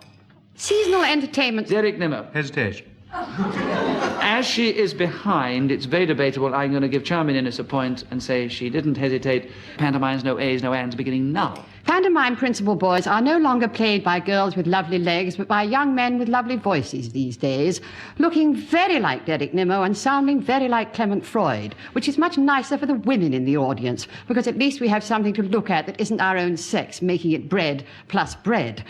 The one thing about pantomimes that I like particularly is the fairy, who is always very beautiful and sings rather flat. Nevertheless, she is a magical creature. Did it? Clement Freud. A. Yes, A. Pantomimes, no A's, no An's, starting now, Clement Freud. The lights go up in the theatres all over the world, and small children... Derek Nimmo. Deviation, because pantomimes only take place in this country. I know it's traditionally British, but I do think there are pantomimes in other countries, so I don't think so, no. Clement Freud, you have 8 seconds left for pantomimes, no A's, no An, and starting now. And audiences all over the world wish that they would see pantomimes rather than the awful things they see in the country. Derek Nimmo. Pantomimes, he has said pantomimes. Yes, he has said quite a lot of pantomimes. You have 3 seconds left for pantomimes, no A's, no An's. Derek Nimmo, beginning now. Cinderella, Jack Clement and the Freud. Beanstalk. Hesitation. Pantomime, starting now. Derek Nimmo. Hesitation. Derek Nimmo, start now. Cinderella, Jack and the Beanstalk. Hesitation. 2 seconds left, starting now. Opening choruses are what I like.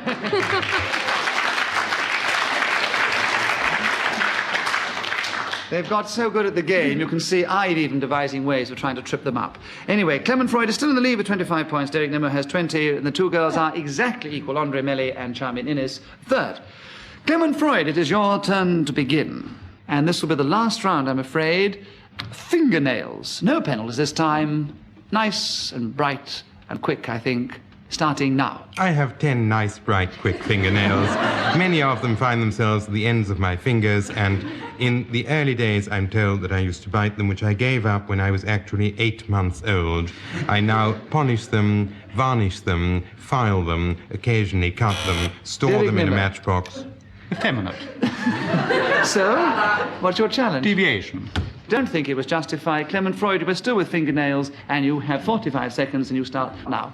Many nutritional experts feel that fingernails don't provide a complete diet, and therefore, if you bite your fingernails and put them into a matchbox, it's a very good idea to put some yeast extract or other nourishing food onto it so that you have something that will really give you stamina and energy loss. Andre Mellet. Disgusting. Deviation. It might be disgusting, but it is not deviation within the terms of the game. So fingernails with you, and how many seconds in, Messiter? 25, starting now. It was only 22 last time. No, it wasn't. It was 43 it's not last longer. time. Derek Nimmo, why do you challenge? Well, deviation is. You said starting now, and he says only 22 last time. I know, it's quite wrong. I definitely said. About 22 fingernails. I said 42. Derek Nimmo, you have the subject of fingernails with 20. 24 seconds left, starting now. I don't like my fingernails very much. I noticed them when I was quite young, really. I suppose about 2 or 3 months. And I looked at them with puzzlement, because I do find they're a most curious thing. If you've ever looked at your fingernails, you'll really decide the most ridiculous things that you've ever seen in your life. That little bit of white stuff at the end, very odd, isn't it, really? And it goes sticking up, all that little bit of decayed cartilage or whatever it is. They're very unattractive things. That's why I wear Even gloves. more disgusting. But accurate. So, Derek Nimmo, go on describing these revolting fingernails of yours with 2 seconds left, starting now. One has to be very careful of matchboxes, but if you open them...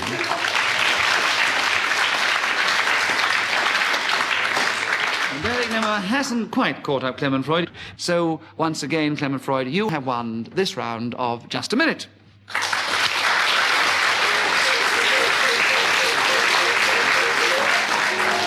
The chairman of Just a Minute was Nicholas Parsons. The program's devised by Ian Messiter and produced by David Hatch.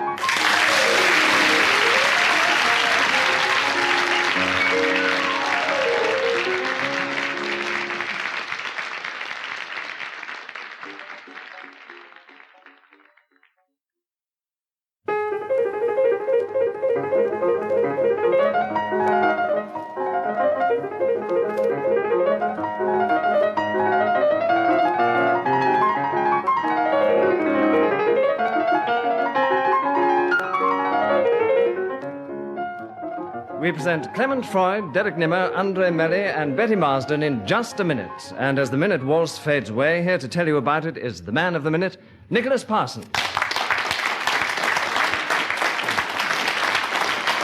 Thank you very much indeed, and hello. Welcome once again to Just a Minute. And once more, we welcome back 4 contestants who have competed so ably against each other in this game. We hope you enjoy the fun as I ask each one in turn to speak for just a minute on some unlikely subject, without hesitation, without repetition, and without deviation. Well, with those thoughts in mind, let us begin straight away with Clement Freud. Clement, would you like to speak on keeping Wicket, starting now? Keeping wicket is something which you have to do if you don't want to lose your wicket. I first came into this when I played cricket in my school and the captain said, "Where would you like to field?" And I said, "Anywhere as long as it's near you." And he was first slip, so I kept wicket. I got down on my knees, held my hands in front of my knees, and the first 2 balls went to the boundary with nobody hitting them. I was then told that I'd kept wicket very badly and went to a night school for wicket keepers. Betty Marsden, you have challenged. Why? Repetition. Why? Too many wickets. I think there were too many wickets. Yes, Betty, there are 29 seconds left. Will you take over keeping wicket, starting now? I stood there originally, you see, holding the bails in my hand. They had just fallen to the ground, been knocked off by a maiden over. So I picked them up and I put them back. Freud. Deviation. Why? Maiden overs don't knock off bails. You're quite right, but there might have been some other cricketers listening, and I wanted to challenge it. You have an extra point, Clement Freud. The subject is back with you. Keeping wicket, 17 seconds starting now. Some of the most famous people who've done the subject, for which we have 17 seconds left, are Leslie Ames, Billy Griffiths, Jim Parks, Alan Knott, to name but a few. But the great keepers of this particular 3 stumps. I wish somebody challenged me. Thank you. Derek Nimmo has obliged. Why do you challenge Derek? To oblige, really, I think. And because he was deviating. Well, in what way? Because he said, "I wish somebody'd tell me." Yes, something. definite deviation. Derek Nimmo, there's only 1 second left in which to talk about keeping wicket. You've gained an extra point. Perhaps you'll get another one now, and you start now. George Duckworth. No, Clement Freud challenged first. Just a minute, listener. Clement Freud, why did you challenge? Deviation? I mean, hesitation. Hesitation? Tremendous hesitation. No. I said George Duckworth with tremendous aplomb, I thought. Yes, ladies and gentlemen, a round of applause for Derek Nimmo. A very good cry, Clement, but I'm afraid all that happened was Derek gets another point. Now, Andre Melly, will you carry on from this point and talk for just a minute, if you can, on favourite smells, starting now? I think my absolute favourite smell is my knees. On a very hot summer's day, when I've been swimming in a salty sea and lying on a sandy beach, and then have a hot bath, which is usually rather painful because you're a bit sunburnt, and have just dipped my knees in the hot water, the smell is exquisite. A sort of salty, sunny, knees-like, delicious odour. Next to this is perhaps coffee, which always smells much better than it tastes, and those grocers' shops, which sell soap flakes as well, and tea and spices, and the men wear boaters and a kind of overalls, which also helps the general pot. Clement Freud, why do you challenge? Hesitation. Yes, I think there was a definite hesitation there. So we have 13 seconds left for favourite smells with you, Clement Freud, starting now. My favourite smell comes from Mediterranean and is a mixture of French cigarettes, garlic. Derek Nimmo. Hesitation. No. Between the cigarettes and the garlic. There was no hesitation. It was well again. All you've done is you've given him a point back and makes up for the one he gave you. Clement Freud, we're still with you with favourite smells, with 8 seconds left to carry on now. Sweat. Derek Nimmo. Hesitation. Favourite smell from you, Derek Nimmo, starting now. George Duckworth, when standing behind the wickets, used to have the most wonderful gloves.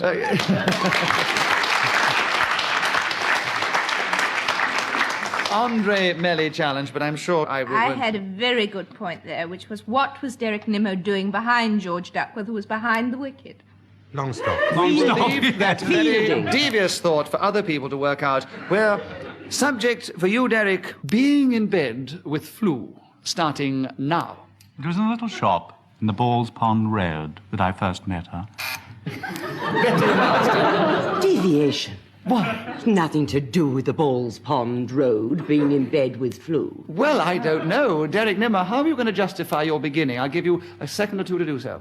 Well, there was a lady behind the counter whose name was Fluchimana Young. That's got nothing to do with flu. Betty, Well, her Martin, name- will you take over the subject? You didn't justify it rapidly enough. There are still 55 seconds. Betty, on being in bed with flu, starting now.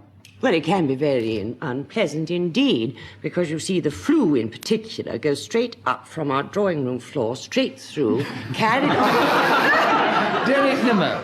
Well, I don't see how she can be in bed with something under her drawing room floor. I'm sorry. You don't know where my bed is kept? No, you don't know where her flu is kept either. Betty Marston, we're still with you, being in bed with flu. 45 seconds left. Start now. Well, being in bed with this particular thing that was from my drawing room going right up to the ceiling, it so happened that being this particular vent that put a draft down it, I eventually got a very nasty cold, you see. And so the doctor said, my husband is a doctor, so he said to me, I always call him the Clement doctor. Freud, why do you challenge? Deviation. Why? He's not a doctor, he's a specialist. He's an anaesthetist. He's a doctor. I've met him. Only...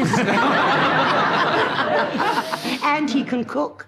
And he can cook. Well, I can only take your word for what your husband does. I feel, Betty, you should know better than Clement Freud, so we're still with you with 37 seconds left for being in bed with flu, starting now. Well, he said, owing to this vent up toward the sea... Andre Melly, why do you challenge? Repetition. We've had the vent once. We've had the vent and the flu up the chimney, yes. I think, Andre, we are with you, being in bed with flu, starting now. When you are lying down with this particular complaint, you usually have with you 3 hot water bottles, 2 cardies over your pyjamas, a lot of blankets, perhaps an electric... Derek Nimmo, you challenge, why? Repetition, a lot of blankets.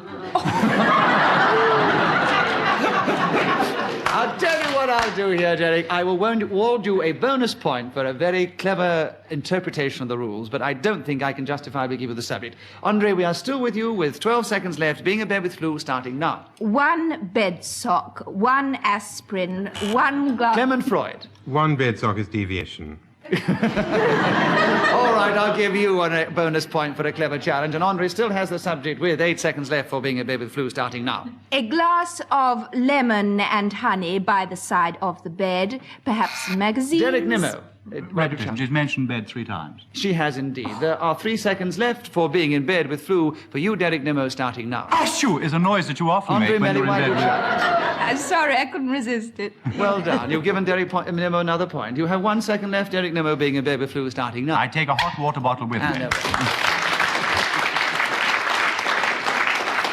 This seems a good point to give you the score. With all those challenges against Derek Nimmo has put him strongly in the lead with 8 points. Betty Marsden and Clement Freud both have 4, and Andre Melly, for once, is trailing with only 1 point.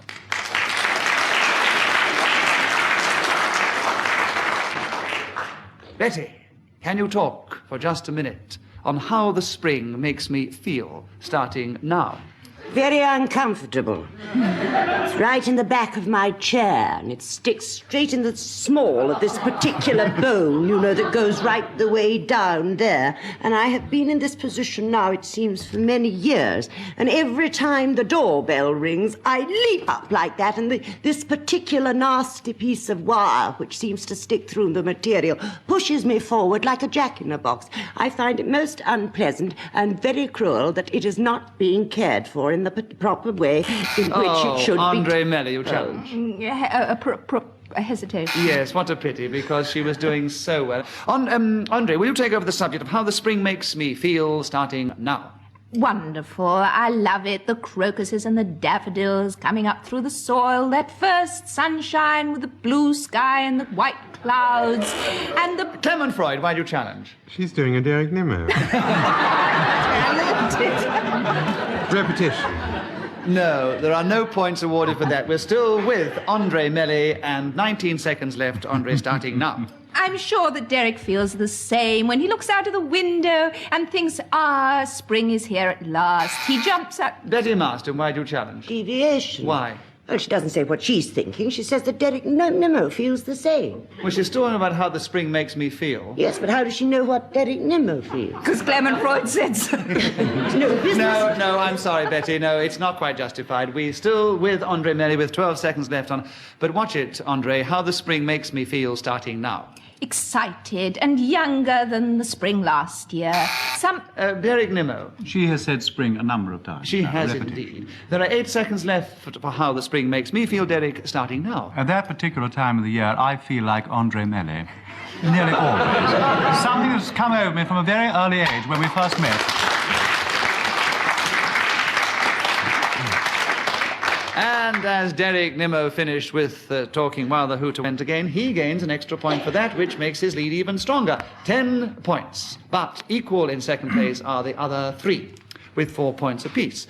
Clement Freud, we're back with you again. The Entente Cordiale, Clement, starting now. The Entente Cordiale is a sort of feeling in spring that people between Gallic and Anglo-Saxon nations profess to have for one another. This is quite a long sentence, which the French would appreciate because it sounds much better in their language.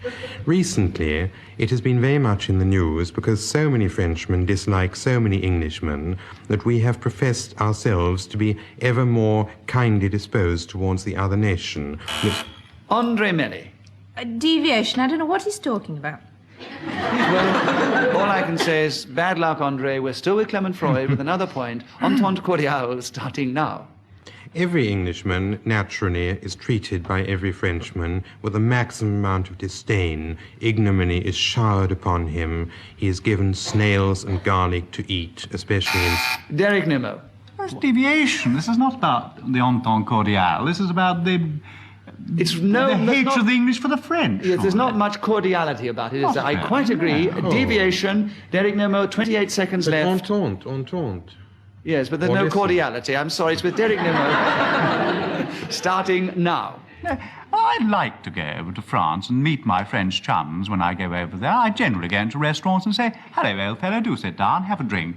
And I buy him a glass of beer. And I think this is a very pleasant and cordial way of going about things, especially if I buy him lemon squash, which is even perhaps more cordial. I do really think that in these grave times in which we're living, that the frogs should be given a chance to show that they're nearly as good as the English. Clement Freud. A tremendous lack of cordiality. It's how you interpret... I'll tell you what, it's how you interpret cordiality. Yes, I will put this to the judgment of our very delightful and distinguished-looking audience here. Do you consider that their challenge of Clement Freud's was valid? If so, will you cheer? And if you disagree with the challenge, will you boo? And all together do it now. You disagree with Clement Freud. Derek Nimmo has another point. He has 2 seconds left for the subject, and you begin now. Red, white, and blue is a colour we both haven't got.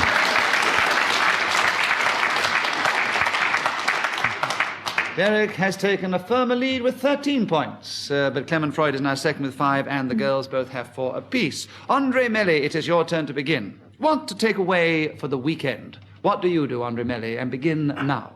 We have a cottage in the country which is very primitive without electricity, so I take away lots of woolies to keep warm and things to keep dry because it's nearly always wet, and food. But whatever it is I take is never right. My husband turns to me and says, have you bought the... Oh, my. Betty Marsden, you buzz first. I'm sure it's for what we all think. Hesitation. You are quite right, Betty. What do you take away for the weekend, starting now, Betty? I usually pack a suitcase with various pairs of underwear and top bits and wigs because my hair always looks ghastly after half an hour in the country.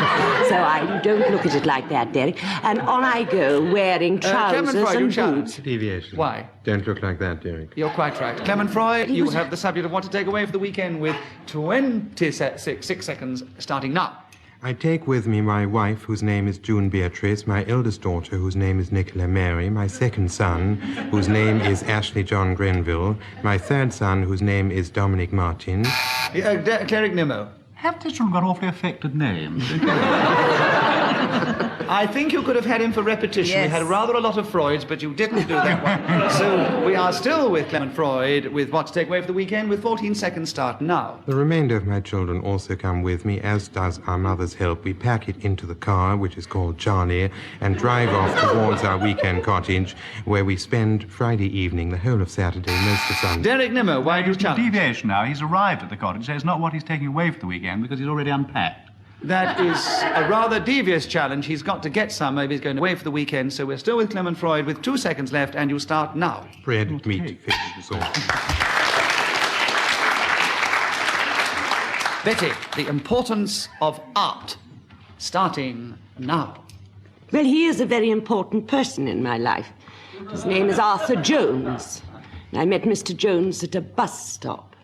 And when I saw him and he saw me, we actually bumped into each other. He was getting off the bus and I was getting on, and he knocked me down and was able to pick me up. And I was happy about that, of course. And we walked along a little way to the next bus stop, because by this time, naturally, we'd missed that particular vehicle. And, Clement Freud, why do you challenge? Deviation, this is the unimportance of art. I mean... we don't know. I can feel there's a great importance in art coming up. I can sense it. Betty, I'm still with you anyway, and you have 30 seconds left. 31. I beg your pardon, Clement. Oh, you didn't say anything. It sounded filthy, whatever it was. Betty, 31 seconds left for the importance of art starting now. So anyway, we got on a bus and went to Kew Gardens, and Art said to me, or Mr. Jones, as I called him at the time... Derek Nimmo, why do you challenge? Repetition, we've had an awful lot of art now. No, we had Arthur and we've had Mr. Jones. We've only had 2. I don't think it's repetition yet. We are still with you, Betty, and we have 22 seconds left for the importance of art, and you begin now. Well, I said to this man, I said, but this time, you see, I... Derek Nimmo. Well, deviation, if he doesn't know his name, it can't be very important. I can only do one thing, Derek, give you a bonus point for a clever challenge, but I'm still with Betty Marsden with 17 seconds left, Betty, starting now.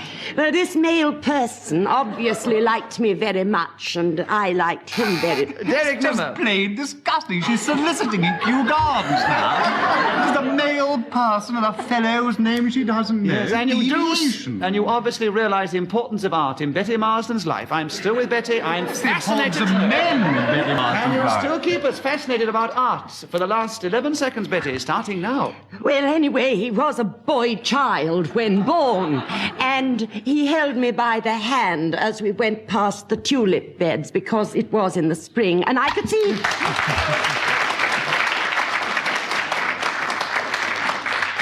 As you notice, I'm always utterly impartial in this game. And Betty Marsden, with my complete impartiality, managed to speak, in spite of the challenges, this is the great thing, in spite of the challenges, for 60 seconds on the importance of this man, Art. We'll never know what Art did, but she spoke for 60 seconds about it. Right, Andre Melli. We've got rather a lot of French. Andre Melli. We'll have a penalty this time. It's about time. They're getting rather good at the game. Let's have a penalty. You mustn't mention the word A at all.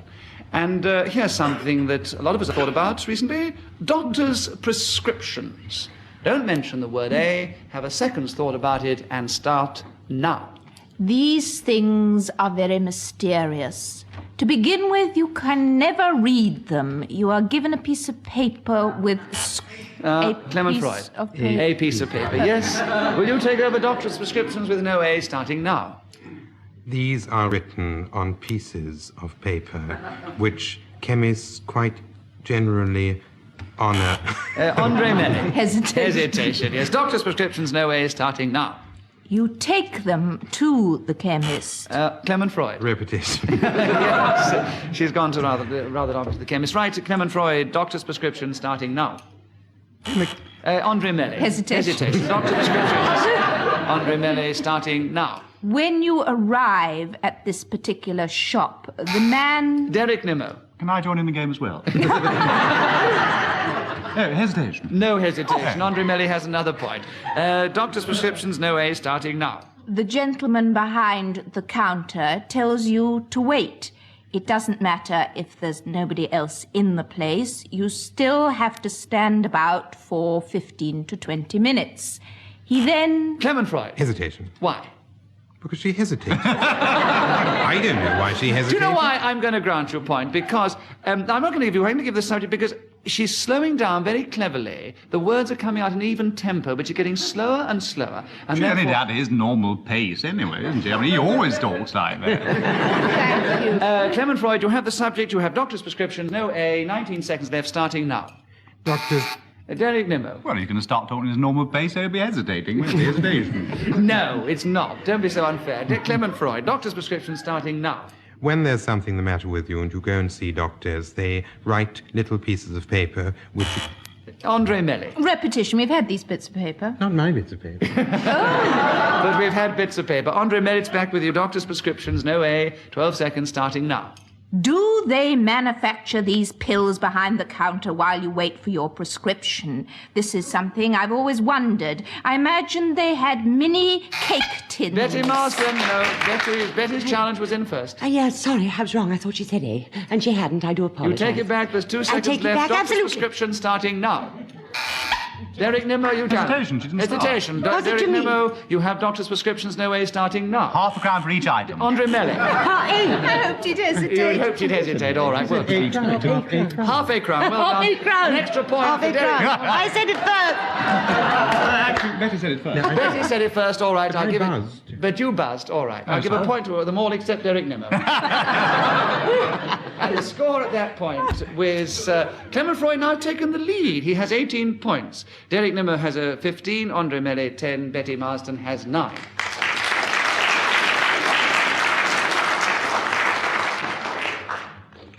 So it is Clement Freud in the lead, followed by Derek, followed by Andre, followed by Betty. All fairly close.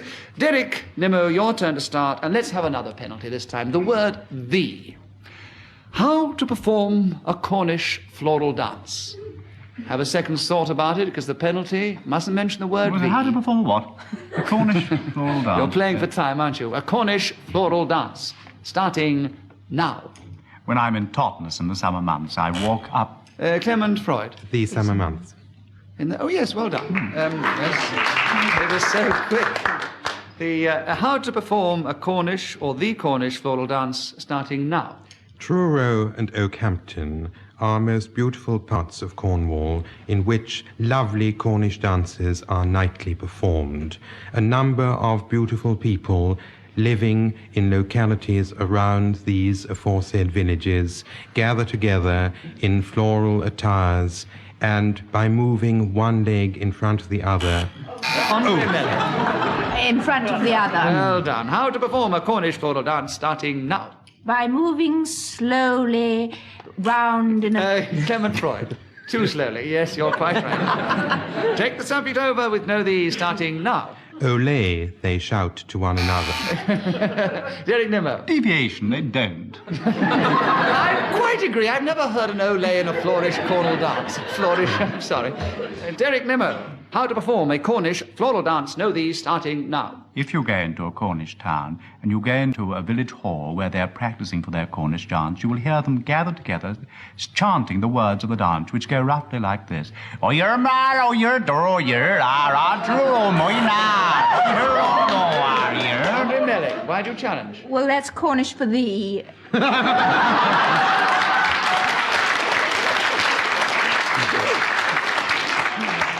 I cannot in all fairness give it to you, but I will give you a bonus point for a very clever challenge. Incidentally, you all four missed a "the" before that. I think some of our audience spotted it, but you missed it. So you've been very lucky, Derek. You've still got the subject. You have 14 seconds left, and you start now. I emerge from a village hall with flowers round my ankles, wandering down a high street, singing the gentle song that I have been... Betty Marston. Singing the gentle song. All right, Betty, with 5 seconds left for the subject with "know the" start now. Yellow and orange ribbons in my hair. Clement Freud. Why do you challenge? Hesitation. Hesitation? I was being poetical. I know. I was allowed that. But whether the hesitation is poetical or not, it is still...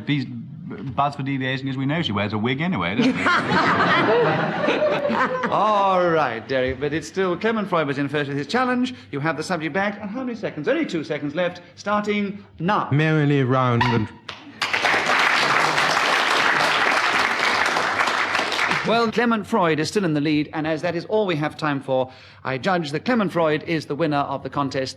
And from all of us here, goodbye.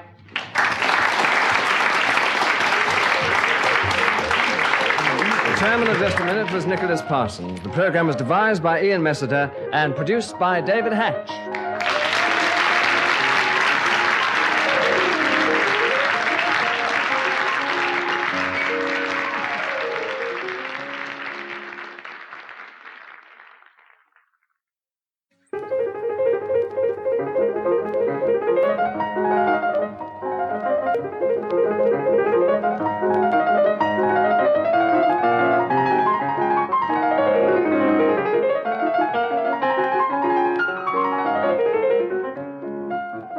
We present Clement Freud, Derek Nimmo, Andre Melly, and Charmian Innes in Just a Minute. And as the minute waltz fades away, here to tell you about it is the man of the minute, Nicholas Parsons.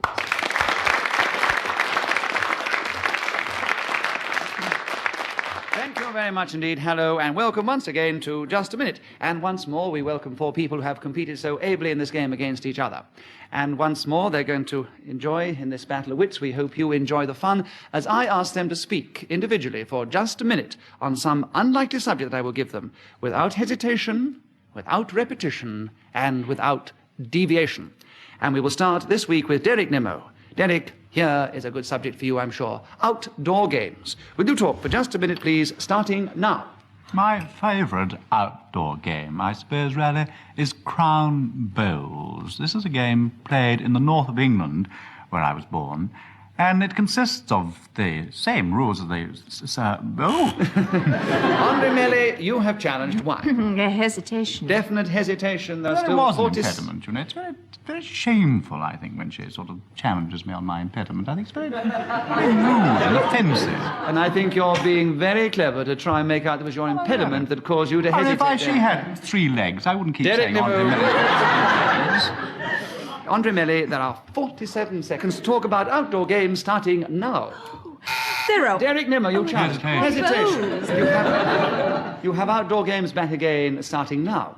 It's terribly difficult to enjoy outdoor games if you have an impediment, but I do my best. My favourite... Andre Melly. Clement Freud, why do you challenge? Hesitation. Yes, definitely. Outdoor games... Milking the audience for a cheap laugh. Elementary technique. Outdoor games, Clement Freud, starting now. One of the great outdoor games is football, cricket, hockey, and rugby. Andre Melly. Deviation. He said one of the outdoor games and then gave a list of about 6. That is quite right. That, in my interpretation of the English language, is a somewhat devious way of speaking. So, Andre, you have 35 seconds left for outdoor games, and you start now. Hockey. No, Derek Nimmo. Andre Melly, outdoor games, 34 seconds left, starting now. Hockey is one of them. Clement Freud, why do you challenge? Repetition. She's already said it twice. Yes, but she can say it twice in my interpretation of the rules. She hasn't said it 3 times. Outdoor games, Andre Melly, starting now. There are 11 aside, a centre forward and a centre half and a left wing and one on the right. and a back and a goalie. This is a game... Clement Freud. Hesitation. Oh dear, very subtly. Look, this is sometimes when you're not quite sure. Look, I'm going to ask our audience at this point to judge, because sometimes when is hesitation not and when it is. If you think that Andre Melly was hesitating then, will you please cheer? And if you think she wasn't, will you please boo and do it all together starting now?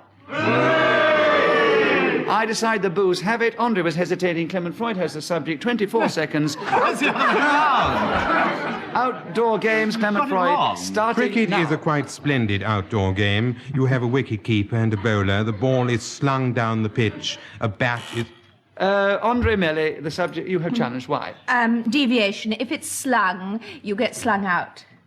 No, you can sling a ball in any game. I do assure you of that, Andre. You said, I know you're not very up on outdoor games, you said so. Clement Freud still has the subject. 14 seconds left, starting now. Another excellent outdoor game is lacrosse, which is played by a number of ladies on either side who... Derek Nimmo. Deviation can be played by men as well. Yes, but it's within the way he was speaking. I don't think it's genuine deviation. No, it's a clever try. I can't award you any points for it. 7 seconds left for outdoor games. Clement Freud starting now. In North Lancashire, where Derek Nimmo comes from, a number of men also play lacrosse, and the same sort of thing. They have lacrosse bats. Derek Nimmo, you got your challenge in before. We said lacrosse 4 times. Yes, he definitely times. did. Repetition. You have 1 second left to talk about outdoor games. Derek Nimmo starting now. Drafts. Right, well, actually, Derek Nimmo does get the point for speaking as the hooter went, but Charmin did challenge. What was your challenge, Charmin, Innes, out of interest? I thought he said drafts, and that's an indoor game. It's about the only one I played. Did Not you? in North Lancashire. Oh, well, Played it with was a like- and you push them around. It's very Andre Melly, it is your turn to begin on this particular occasion. The subject is hay fever, and you start now. This is a title of a comedy play, but it's also a very unfunny complaint which several people suffer from in the spring. One of the chief symptoms... Charmin Innes, why do you challenge? Deviation, quite inaccurate. It happens in June when the pollen flies. And actually, according to the calendar, June is the spring. Spring is 20th of March, goes through to the 20th of June. So June is still the spring. So Andre, we're still with you. Hay fever, starting now. When the pollen begins to fly, people get this complaint and sneeze a great deal. Their eyes water and they feel very sorry for themselves. Other people seem to not be very sympathetic towards this complaint, but I do understand that it's horrid for those that have it. You begin to take great... Charmin Innes. Hesitation on beginning, I thought. Yes, hesitation, definitely. Hay fever, Charmin Innes, with you starting now. Runs in my family like mad. My daughter has it, and so does my brother-in-law. People who have it very badly have to stop driving their cars because they sneeze themselves straight into bollards and over policemen's feet. And this makes the policemen swear while they're sneezing, and they can't explain themselves because they're so racked with all this terrible eruption that's going on that they can't say, "Officer, please, I couldn't help it, I was drunk." What a grand finish. Well, you talked then for 30 seconds on the subject without being interrupted. Very well done, Charmian. And you gain a point as you speaking while the hooter went. Let's have the score now. Right. Oh, it's all pretty even. Clement Freud and Andre Melly both have 4 points. Derek Nimmo has 3 and Charmian Innes has 2. Clement Freud, it is your turn to begin. This time, photo finishes. Starting now. A photo finish is something that happens on racecourses, either dogs or horses, when a number of animals pass the post so closely together that the judge is unable to tell them apart with what is loosely called his human eye, and he therefore calls upon the camera to judge for him. This takes some time, and I would like to give you an idea of just how long it takes. The horses pass the post, lock together, and a voice says, "Photo finish." And now this is what happens. Derek Nimmo, you challenge. Well, it's not really very close to photo finish. Hesitation. It's taking too long. Yeah. Now, can you justify that, Clement? After a pause of about 2.5 minutes, which I was going to do, No, the judge says, here's the result of the photo finish. First, number 14. You should have found a cleverer way of giving us that pause, Clement. Derek Nimmo, you have the subject of photo finishes with 28 seconds left, starting now. In 1938 and 1939, I spent some time... Clement Freud, why do you challenge? Deviation. Why? There were no photo finishes before the war. May I please continue?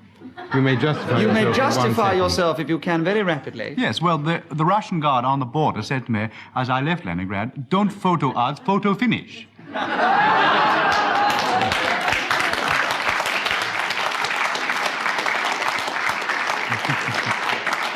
The audience are in full agreement that you've gained that point, Derek. And you have 25 seconds left for photo finishes, starting now. Whenever I'm playing bowls in the north of England, I take along with me my baby Brownie.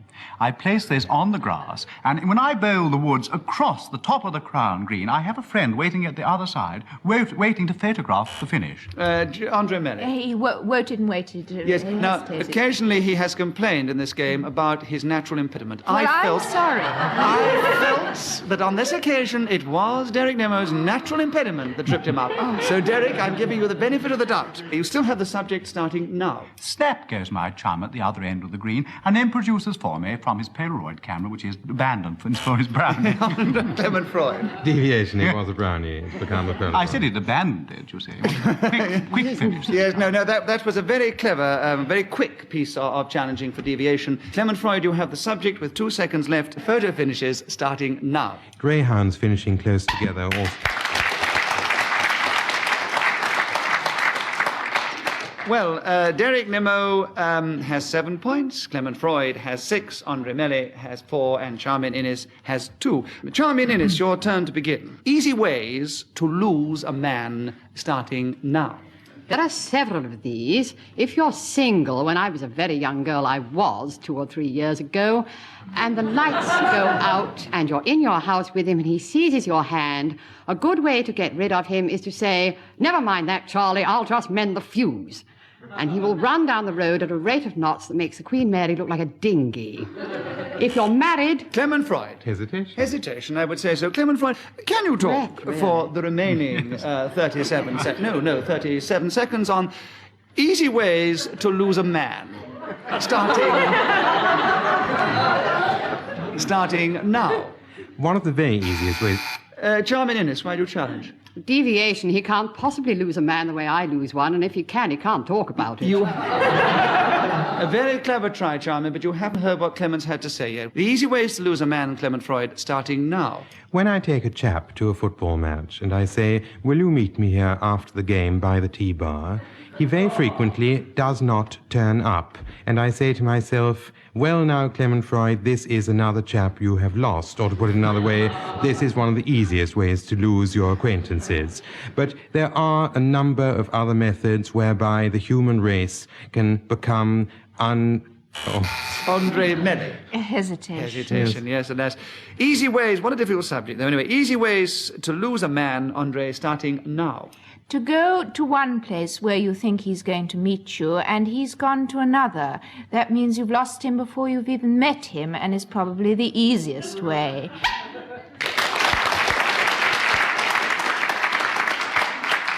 Well, as Andre was speaking, as the Who to win, she has another point. She now has 6, but Clement Freud is still in the lead with 8, followed by Derek Nemo with 7, but Charmian still has only 2.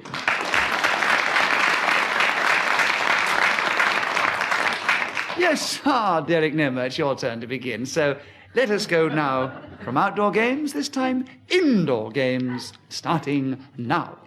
Indoor games? I really rather prefer to outdoor games because they're generally warmer, especially in England. My favourite indoor game, I think, is Sweethearts. Then you get a large paper bag and you put into the paper bag the names of famous lovers in history, Romeo and Juliet and so on, Clement Freud and Mrs. Clement Freud and so on. Then you pick out of the bag a name, Romeo, for instance, or Juliet. Then whoever gets the one that is opposite to you goes out of the room with the person that they've picked. Jolly nice game, that. Another good game is Sardines. You go and find a small cupboard. You climb into the cupboard, summon your chums to join you, and when they find you, they all squash in with you. It's very nice, actually, especially on a cold day. Postman's Knock is a jolly nice game. Awfully like Postman's Knock. Andre Melly, why do you challenge? Repetition. These games have all the same thing in mind. I will give you a bonus point for a clever challenge, but we're still with Derek Nemo on indoor games starting now.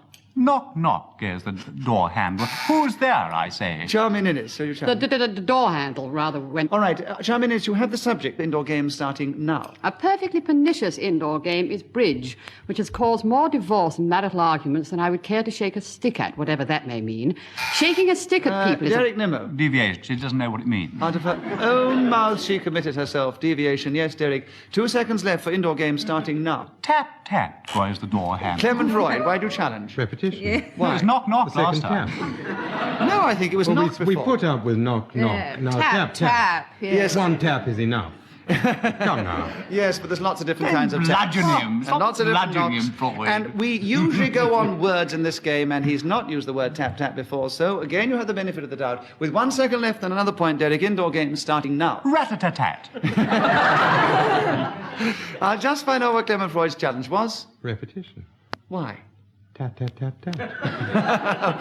Very clever. I will give you an extra point for that, Clement Freud. Oh, I had to give you the subject, too, because the hooter hasn't gone. There's half a second left, Clement Freud. Can you talk for half a second on indoor games, starting now? Ludo.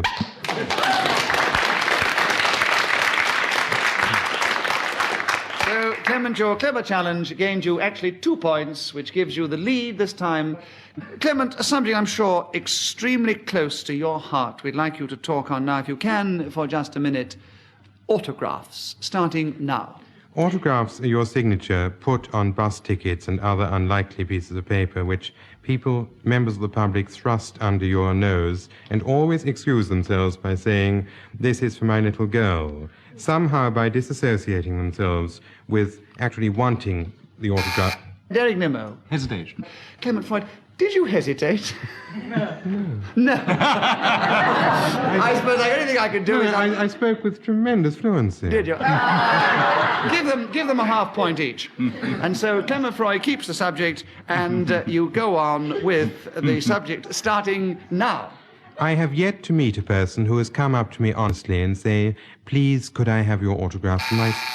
Charming Innes, why do you challenge? Deviation quite inaccurate. I went up to him tonight before the show and got his autograph. Oh, how terribly clever. You haven't let me finish. Well, all right, justified. She said, "Could I have your autograph for my little girl?" Yes, but it was really me.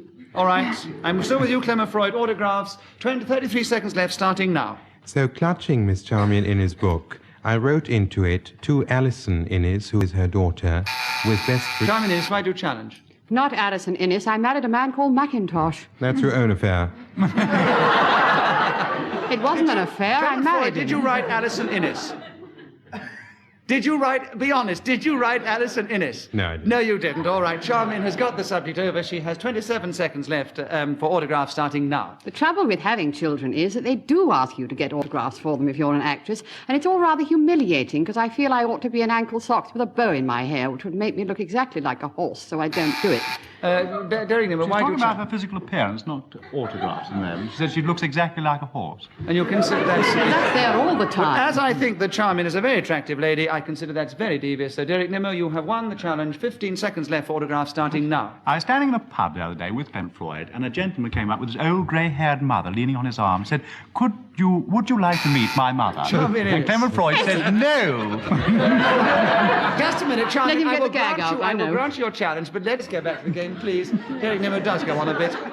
He waffles a bit. Someone else. We're only allowed one waffler on this programme, Derek Nimmo. Charmian Innes is back with you. Autographs with 8 seconds left, starting now. There are all sorts of ways to sign one's own autograph, with best wishes, with love from, all luck to... So, Charmian Innes has another point, and Derek Nimmo, it's back with you to start. Let us now have a penalty round. You mustn't mention the word A.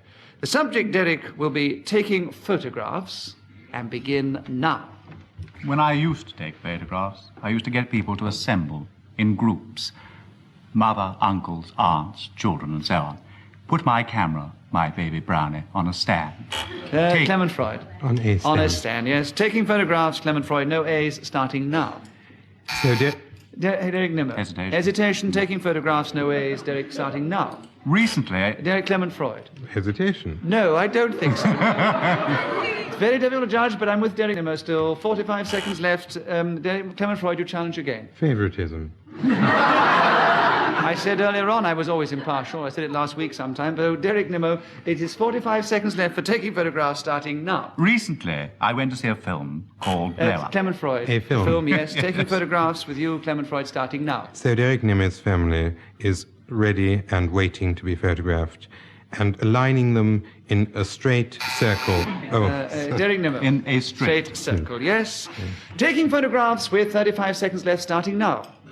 In this film. Clement Freud. Hesitation. I grant you this time. Taking photographs, Clement Freud, starting now. You rotten Nimmos, I shout at the gathered family, and back they cry, nonsense, how wrong you are.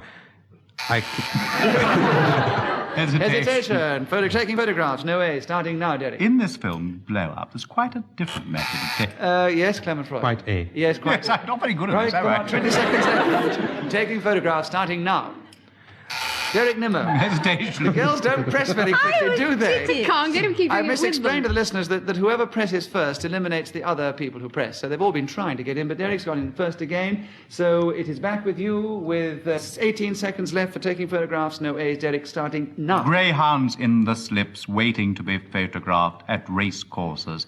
This is always an imposing Andre Miller, sight. you've got Hesitation. Taking photographs for you, Andre. No A's. Starting now. This is quite a difficult. Quite difficult. Yes, it is very difficult. Taking photographs. Starting now, Clement. My children are very fond of doing this because when cameras come out, they look towards lenses, smile, bare their teeth.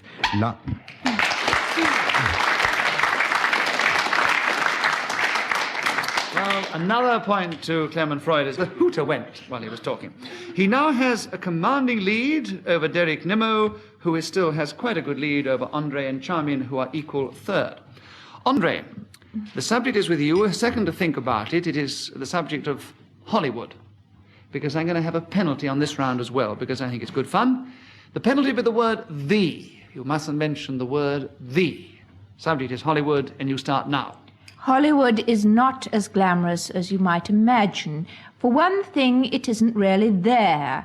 I thought it was a place like Blackpool or Oxford, but it's a suburb like perhaps Hendon to London.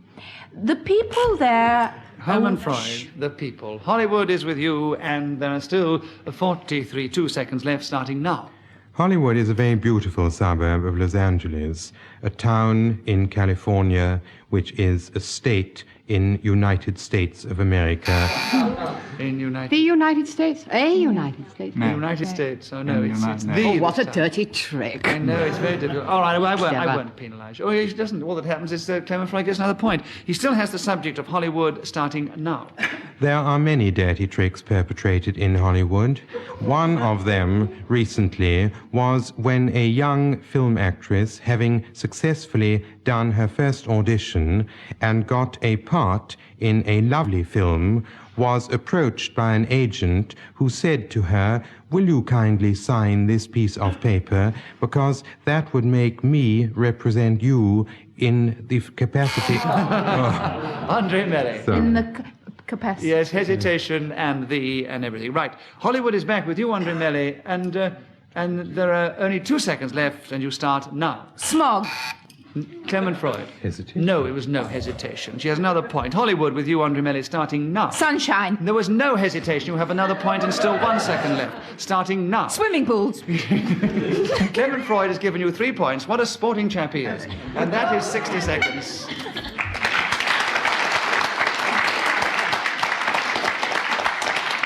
Mind you, in this particular contest, he can afford to do it because he has a commanding lead of 21 points. All he's done is brought Andre Melly up rather close to Derek Nimmo, who has 16, Andre Melly 15, and Clement Freud's challenged me. I want to bring her closer to Derek Nimmo. Oh, yes. But we must try and be fair and help Charmin in this as well. She's only got 11 points. What do you want, Derek Nimmo? Well, if I could give her an extra point to bring her closer to me, I'm buzzing as well, that's all. Let us get back to the game. And the subjects I will give you before I give you the penalty, Clement Freud, it's your turn to begin. The subject is toothpicks, which is a very good subject for anybody who's going to do with cooking. And the penalty will be the word and. and. So no ands, please, as you talk, if you can, for just a minute on toothpicks, starting now. Toothpicks are made of wood or quill. Andre Melli. Hesitation. Andre Melli, you are right. Toothpicks and no ands, starting now. I always want them in restaurants, and they never seem. Clement Freud. They never seem. And they never seem. Toothpicks with a lot of time left, starting now. Having achieved a toothpick, you put it in your hand, try to get it between your teeth to dislodge some foreign body which might have found its way there. Andre Melli. It's disgusting. It may be disgusting, but it's still within the context of the game. I won't penalise you, Andre. It is still no points awarded. Toothpicks, no ands, starting now. Oh ho, you would say if you were Derek Nemo. I have discovered... Derek Nemo. Deviation, I wouldn't say oh ho. Aha, but not ho ho. Derek, I believe you that you wouldn't say oh ho or ho ho or whatever it was. So, toothpicks, it's over with you and no ands, and you start now. The particular delight of going to a Chinese restaurant is those lovely pieces of quill which you find in a little jar in the center of the table for picking at your teeth. This enables you to eat the meal. Charmin Innes. I thought there was a hesitation. You were right. There was a hesitation. You have the subject of toothpicks and no ands, Charmin, starting now. The first requisite for using these instruments is to have teeth. If one has not, it makes it a very awkward operation indeed. They are often made of balsa wood, I understand, which is the same stuff they use for hitting people over the head with in fights in television. And then they pick their teeth off the floor. And yes, toothpicks with 11 seconds left, starting now. Molars are particularly rewarding teeth from which to pick because they are large, Come on, Derek Nimmo. Hesitation. Hesitation, yes. Toothpicks, no ands, 5 seconds, starting now. Nail files can be used quite easily, really. And Andre Melli. Hesitation. Yes, I think so. Toothpicks with 2 seconds left, starting now. Tough steak, for instance.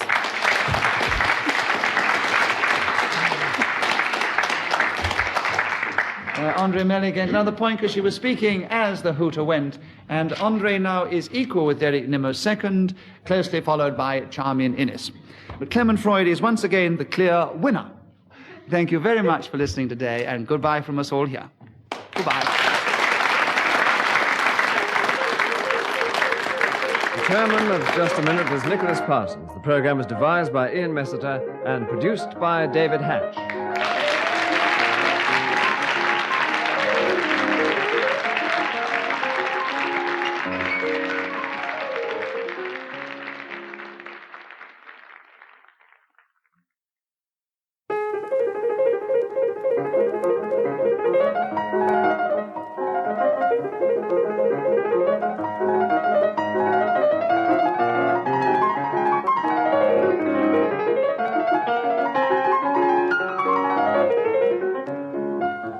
We present Clement Freud, Derek Nimmo, Andre Melli, and Amy MacDonald in Just a Minute. And as the minute waltz fades away, here to tell you about it is the man of the minute, Nicholas Parsons. Thank you very much, and welcome once again to Just a Minute. Just to remind you, each one of them are going to try and speak for just a minute, if they can, on some unlikely subject that I will give them, without hesitation, without repetition, and without deviation. And if one of the other three think the fourth one is guilty of one of these crimes, he may press his buzzer in front of him. Just like that. Well done. And if I uphold his challenge, I will award him a point, and he takes over the subject. And if I don't uphold his challenge, whoever is speaking will gain a point. At the end of 60 seconds, you will hear this noise. And whoever is speaking then will gain another point. Well, with those simple thoughts in mind, let us begin this particular edition with a lovely feminine subject for a lovely feminine lady, the lovely Amy MacDonald. Amy, especially for you, we've asked you to talk for just a minute, if you can, on how to stay lovely, starting now. Well, that all depends really on how lovely you are to start off with. That if you are lovely and you want to stay lovely, well, there's ever so many things you can do. There are a lot of products on the market, and you can buy things for wrinkles and... Derek Nimmo, why do you challenge? Hesitation. Wrinkles. Well, alas, yes, I'm sure because she was speaking for the first time she's a little nervous, but I suppose I must be fair within the rules of the game, and Derek, pass it on to you with still 45 seconds. Derek Nimmo, would you try and talk for the last 45 seconds on how to stay lovely, starting now? Well, my trouble is really that I've already gone why off. do you challenge?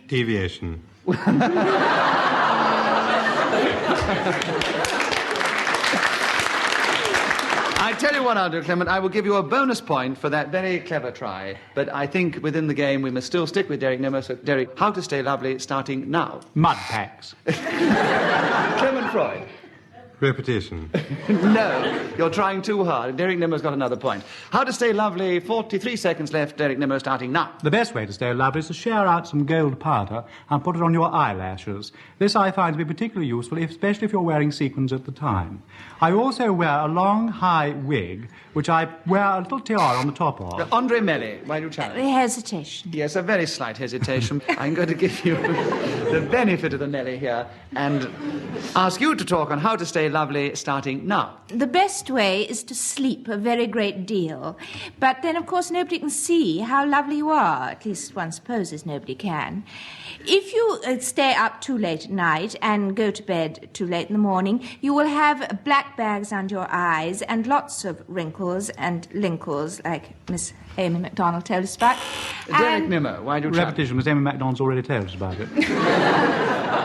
Yes, but she only told us once, and it was a reference to them, so I'm still with Andre Melli with 8 seconds left starting now. Exercise and fresh air and sunshine and a lovely tan in the summer are very good ways. Derek Nimmo, why do you challenge? Well, no woman stay lovely. She sounds like a sort of woman cyclist, doesn't she? So why do you challenge? Well, deviation. She would make herself very unattractive if she did all that exercise. Oh, I think a lot of suntan people look very, very delicious. No. So with 3 seconds left with Andre, how to stay lovely starting now. To be very young is one of the best ways to stay lovely.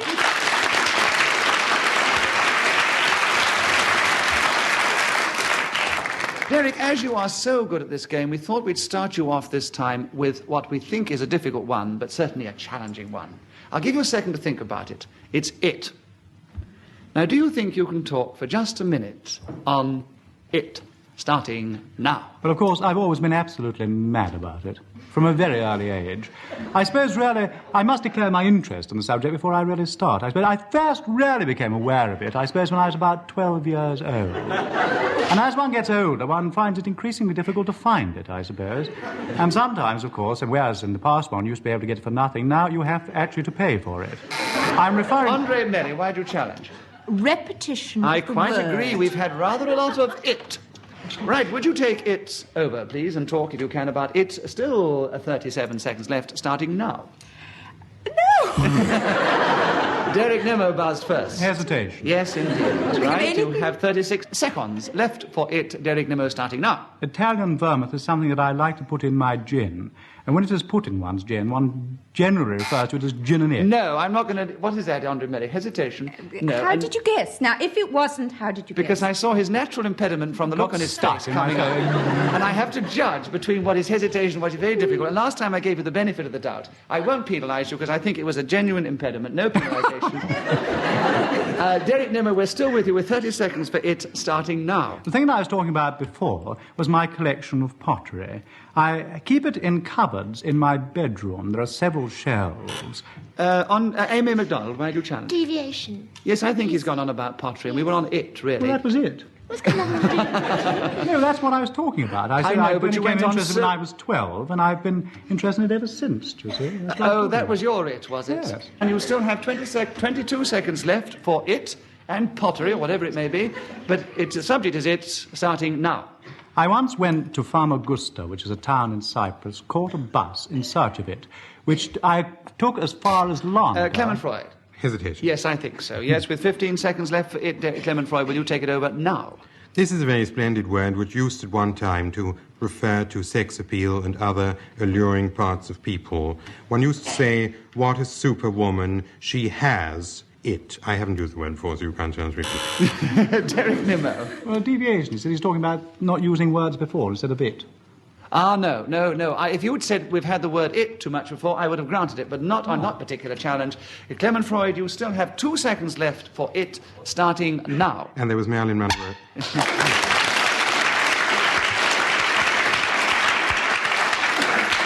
Andre, it is your turn to begin. The subject for you is pocket money, starting now. If I was a child, I'd go to the National Incomes Board and complain about the state of affairs with pocket money.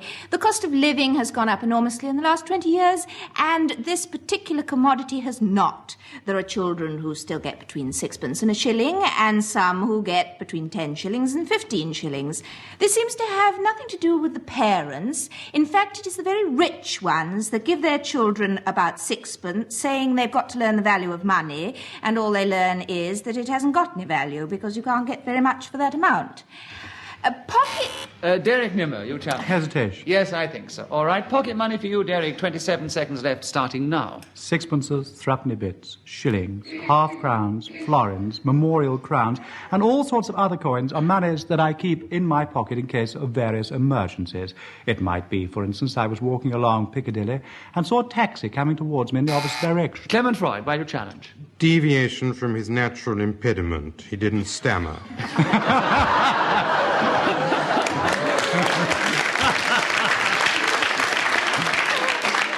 Because the audience applauded, I feel I should give you a bonus point. Do you think I should give Clement Freud a bonus point for that clever trick? All right, you've got a bonus point from the audience, Clement Freud. Derek Nimmo still has the subject with 11 seconds left for pocket money, starting now. What ho, cabby, I cry. Take me down to Trafalgar Square so I can see the lions. Into my pocket I put my hand, and there I find half-crowns.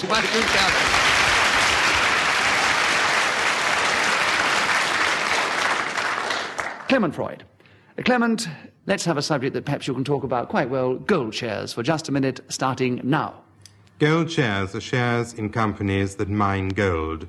And there's a very interesting thing about this, and that is the one thing that you don't want your company to do is actually to find gold. Because if it does that, the assets of the company are far too obvious for everyone to see. What you want is a company that goes on looking for the metal, and while it looks, there's tremendous hope that it'll find much more than anybody. Derek Nimmo, you have challenged. Why? Repetition. What do you think you repeated? Well, they're keeping on looking for the gold, you see. Obviously, must be repetitive. I can't award any points that. It was a very clever try, but I don't think it's justified. Clement Freud, there are still 35 seconds left for gold shares, starting now. The main parts of Africa in which gold is found are OFS, which stands for Orange Free State. And Derek Nimmo, why do you challenge? Well, it's not known as Orange Free State anymore. It's the Union of South Africa, so it's deviation. I believe the Orange Free State is part of the Union of South Africa, so I think it's not justified. There's 25 seconds left with Clement Freud. Gold shares starting now. There are also districts known as Rand, which are listed in financial newspapers. Derek Nimmo, you challenge. Right? Well, it can't also be a district because the Rand is part of the Orange Free State up in the Transvaal. Derek, you seem to know so much about South Africa. We're going to bow to you on this and pass it over to you with 21 seconds left for gold shares starting now. Whenever I go out and cut a hedge in my back garden. Andre Melli, why do you challenge? Deviation. Now, this is one of those occasions where he's only started a sentence. I must be fair and allow him to finish. Can you justify gold shares with that sentence very briefly? I always cut the hedge with my gold shares.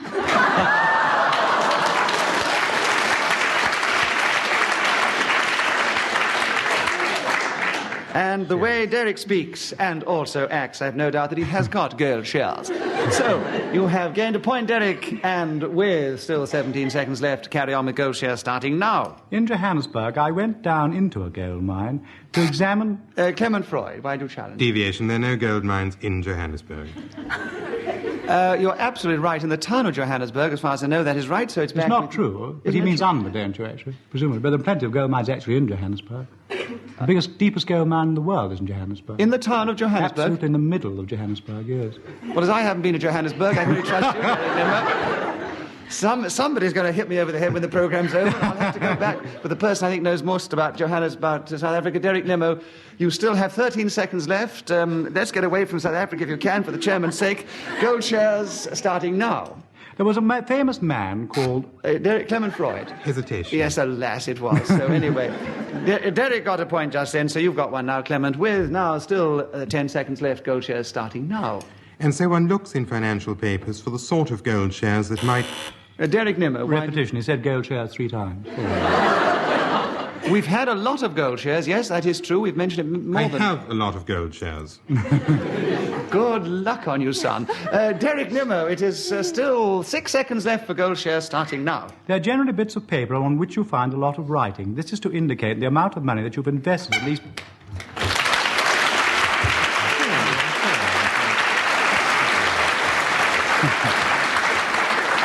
Amy MacDonald, here's a subject. What I like about money starting now. Well, what I like about money is the fact that you can buy so many things with it, and you can go wherever you want with it, and you can more or less do whatever you want with it. That is, if you have a lot of money. However, some people... Derek Nimmo, why do you challenge? Repetition, she is having rather a lot of money. No, I'm sorry, I don't think so. Amy MacDonald, we are still with you with what I like about money, with 47 seconds left starting now. Well, what I like about money is I think it's a very sensible thing to have. I mean, if we didn't have money, then we'd have to... Derek Nimmo. 6 monies now. Enough yet for repetition? Yes, I think so. All right, what I like about money, Derek Nimmo, starting now. I like its shape, actually, particularly the shape of pound notes. I think it's very attractive, really. I love holding it up to the light and looking through and seeing that little watermark. Very pretty. They picture the old head inside and that little bit of metal. Now, sometimes if you get that bit of metal between your teeth and very slightly like this, you manage to extract it in a great long thin piece. Very useful for wrapping around Christmas presents. I also like half-crowns. Now, half-crowns, something terribly evocative about a half-crown, I think. Clement Freud. Repetition, 3 half-crowns. There were 3 half-crowns, you're quite right. So with 16 seconds left for what I like about money, Clement, starting now. Clement Nimmo. Hesitation. What I like about money, starting now. 3 of the coins I mentioned before. Hesitation. All right, 14 seconds left for you, Clement Freud. What I like about money, starting now. 2 shilling pieces are awfully good, and shilling pieces are pleasant, whereas 6-penny bits are much too small. They go into parking meters and only give you a quarter of an hour, except for some districts where you get... Derek Nimmo, why do you challenge? Deviation. I do give you more than a quarter of an hour, very often. What do? 6-penny pieces. The 6-penny pieces you put in... Yes, but in some places they do only give quarter of an hour, so it's justified. No, I think that's right. 4 seconds left, Clement Freud. What I like about money, starting now. In the other districts, 6pence buys you half an hour, and there are some places where you get...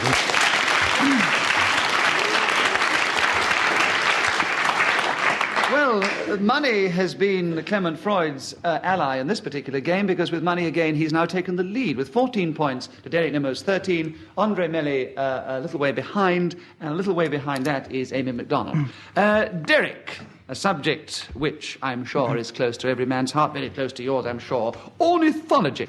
Will you talk about ornithology for just a minute, starting now? Yes, well, I have always been terribly keen on our feathered friends, actually. I remember setting up a hide in my garden in Liverpool when I was quite small to study birds, in particular to study tits. Now, there are an awful lot of tits in Liverpool, actually. There are blue tits and long-tailed tits, marsh tits and coal tits, crest tits. Andre Melly, why do you challenge? There are an awful lot of this particular bird he's speaking. There were quite a lot of that particular bird, weren't there? So, Andre Melly, with 45 seconds left, will you take over ornithology starting now? I like to wear a deer stalker and hide behind large bushes. Derek Nimmo. Deviation, I'm not interested in her clothes. In fact, she likes to wear a deer stalker. Yes, but I don't think it's very devious that Andre should wear a deer stalker. She probably looks very lovely in a deer stalker. So with 41 seconds left for ornithology, Andre, will you carry on now? And study birds in northern Scotland. Large ones made of pretty coloured feathers, and even some of the small variety, are fascinating and somehow very endearing. In the spring, there is the noise of birds to be heard in the gardens of London and in the streets, and in the summer... Derek Nimmo. Hesitation. Yes, 20 seconds left, starting now. Gulls, eagles, sparrows, starlings, crows, thrushes, little hedge sparrows, flamingos... Clement Freud, why do you challenge? Deviation. What? Ornithology is the study of birds, not the definition. All right, it's not the recitation either. Clement, I'll give it to you with 10 seconds left, starting now. The important thing when you're an ornithological student is... Cleric Nimmo, why do you challenge? I don't really know, actually. Don't quite know. I thought he'd mispronounced the word, but he hadn't. It's a very clever way to play the game, to buzz first and then think of it. But sometimes all it does is to give a point to the person who's speaking, which in this case is Clement Freud. He has 6 seconds left for ornithology, starting now. You take your feathered friend into your left hand and turn him upside down to discover whether he really is...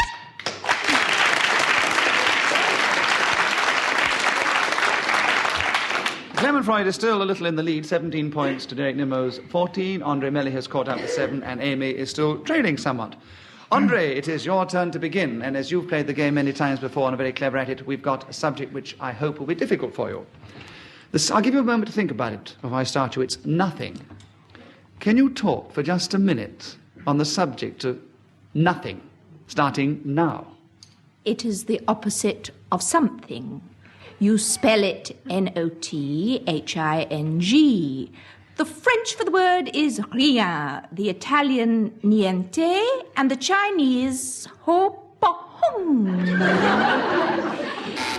Clement Freud. Hesitation. Well, we have to wait at the end. Chinese hesitation. Not that long. Not that long, even in China. No. It is... Also, I thought there might have been deviation for that particular interpretation of nothing for the Chinese. Anyway, 42 seconds left for nothing with you, Clement Freud, starting now. I searched once for this particular product and looked absolutely everywhere. I walked first of all down Piccadilly and then turned along Park Lane, down Oxford Street. Andre Melli. Deviation, you don't find it down there. It depends which kind of nothing you're looking for. And Clement Freud probably has got his own particular ideas. So with 1 second left, going on now, Clement. And there in a house in Gloucester Place, I discovered... on Derek Nimmo. No, I'm sorry, but if he's deviation, if he's looking for something, he must be looking for something. He can't be looking for nothing. Very clever challenge. All right, Derek, take it over. 28 seconds left for nothing, starting now. I once received a brown paper parcel. I undid the string that encompassed the parcel and took off the top layer of paper. Amy MacDonald, why do you challenge? Deviation. He's not talking about nothing. He's talking about a parcel. If I may say, there was nothing inside. Yes, I think I know where he's coming to, so I'll give you a second to justify it, Amy. What is it? Well, when I opened it, I found there was nothing inside it. Yes, I think that's entirely justified. Sorry, Amy, he has another point. He carries on with 20 seconds left, starting now. Underneath the spreading chestnut tree, I once saw absolutely nothing. This was a puzzle to me. Hesitation. Oh, no. Milking the audience for a cheap laugh. And you do it in different ways, very cleverly as well, Clement. So we're still with Derek Nimmo with 13 seconds left for nothing, starting now. Instead of finding what I'd expected to find under the spreading chestnut tree, I found Clement Freud. Clement Freud. Hesitation. Yes, alas, you're right. What? With 7 seconds left for nothing with Clement Freud.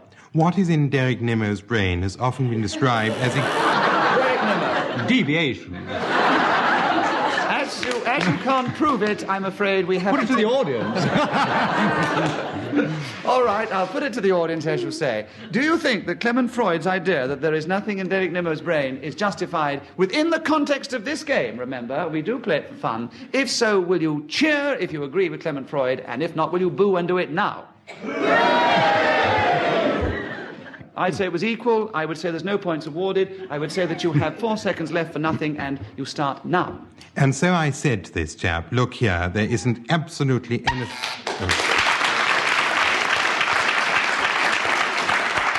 Well, as he was speaking as the hooter went, he has another point. Clement Freud now has 20 to Derek Nimmo 17. Andre is trailing a little with 7. Amy is trailing even more. But no doubt if she keeps her finger on her buzzer and buzzes as rapidly as the men, she might have a chance.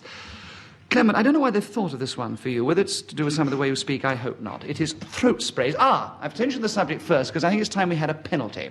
Because they get rather clever after a time. They mustn't mention the word A. So you've thought about the subject, I hope, throat sprays. You mustn't mention the word A, and you start now. If your throat is particularly sore, it seems to me to be a very good idea to go to chemist shops. Derek Nimmo... Seems to me to be a very good idea. Seems to me to be a very... Yes, a very good idea. Derek Nimmo, we're with you. 55 seconds left. No A's. Start now. I once took a throat spray with me. Derek Clement...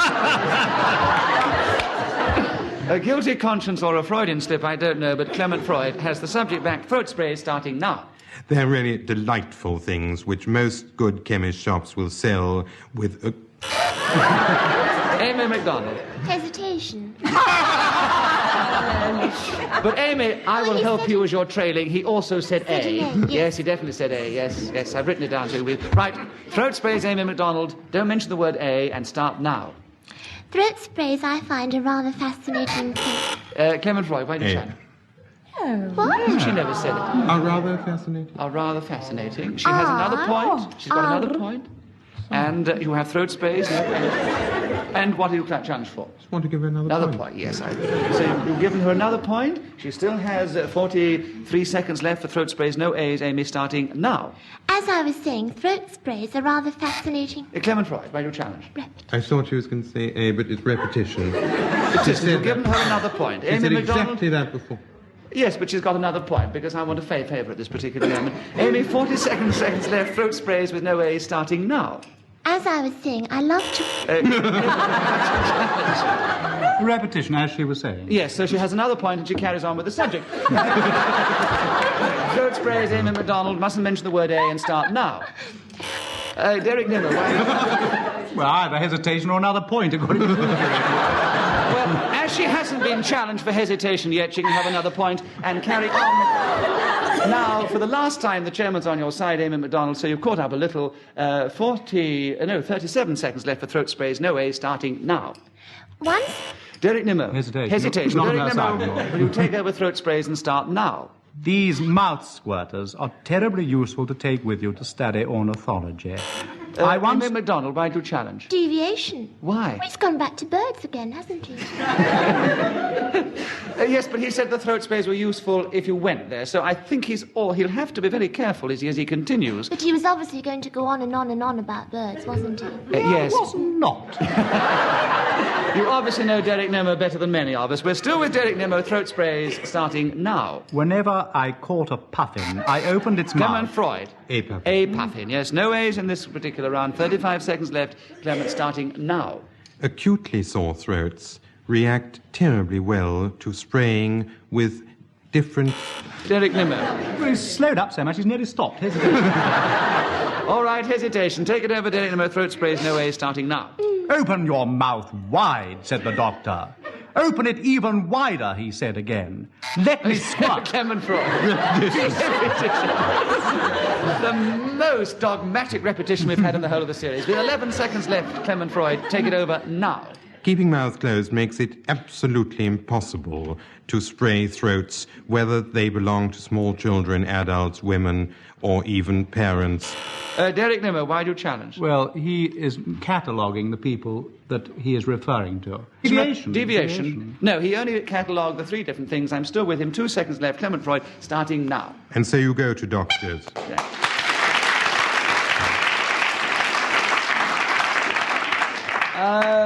Clement Freud is still a little in the lead from Derek Nimmo. Amy MacDonald, with the chairman's help, has caught up equal into third place with Andre Melly. So, Clement Freud is just the winner in this particular contest. A nice round of applause for Clement.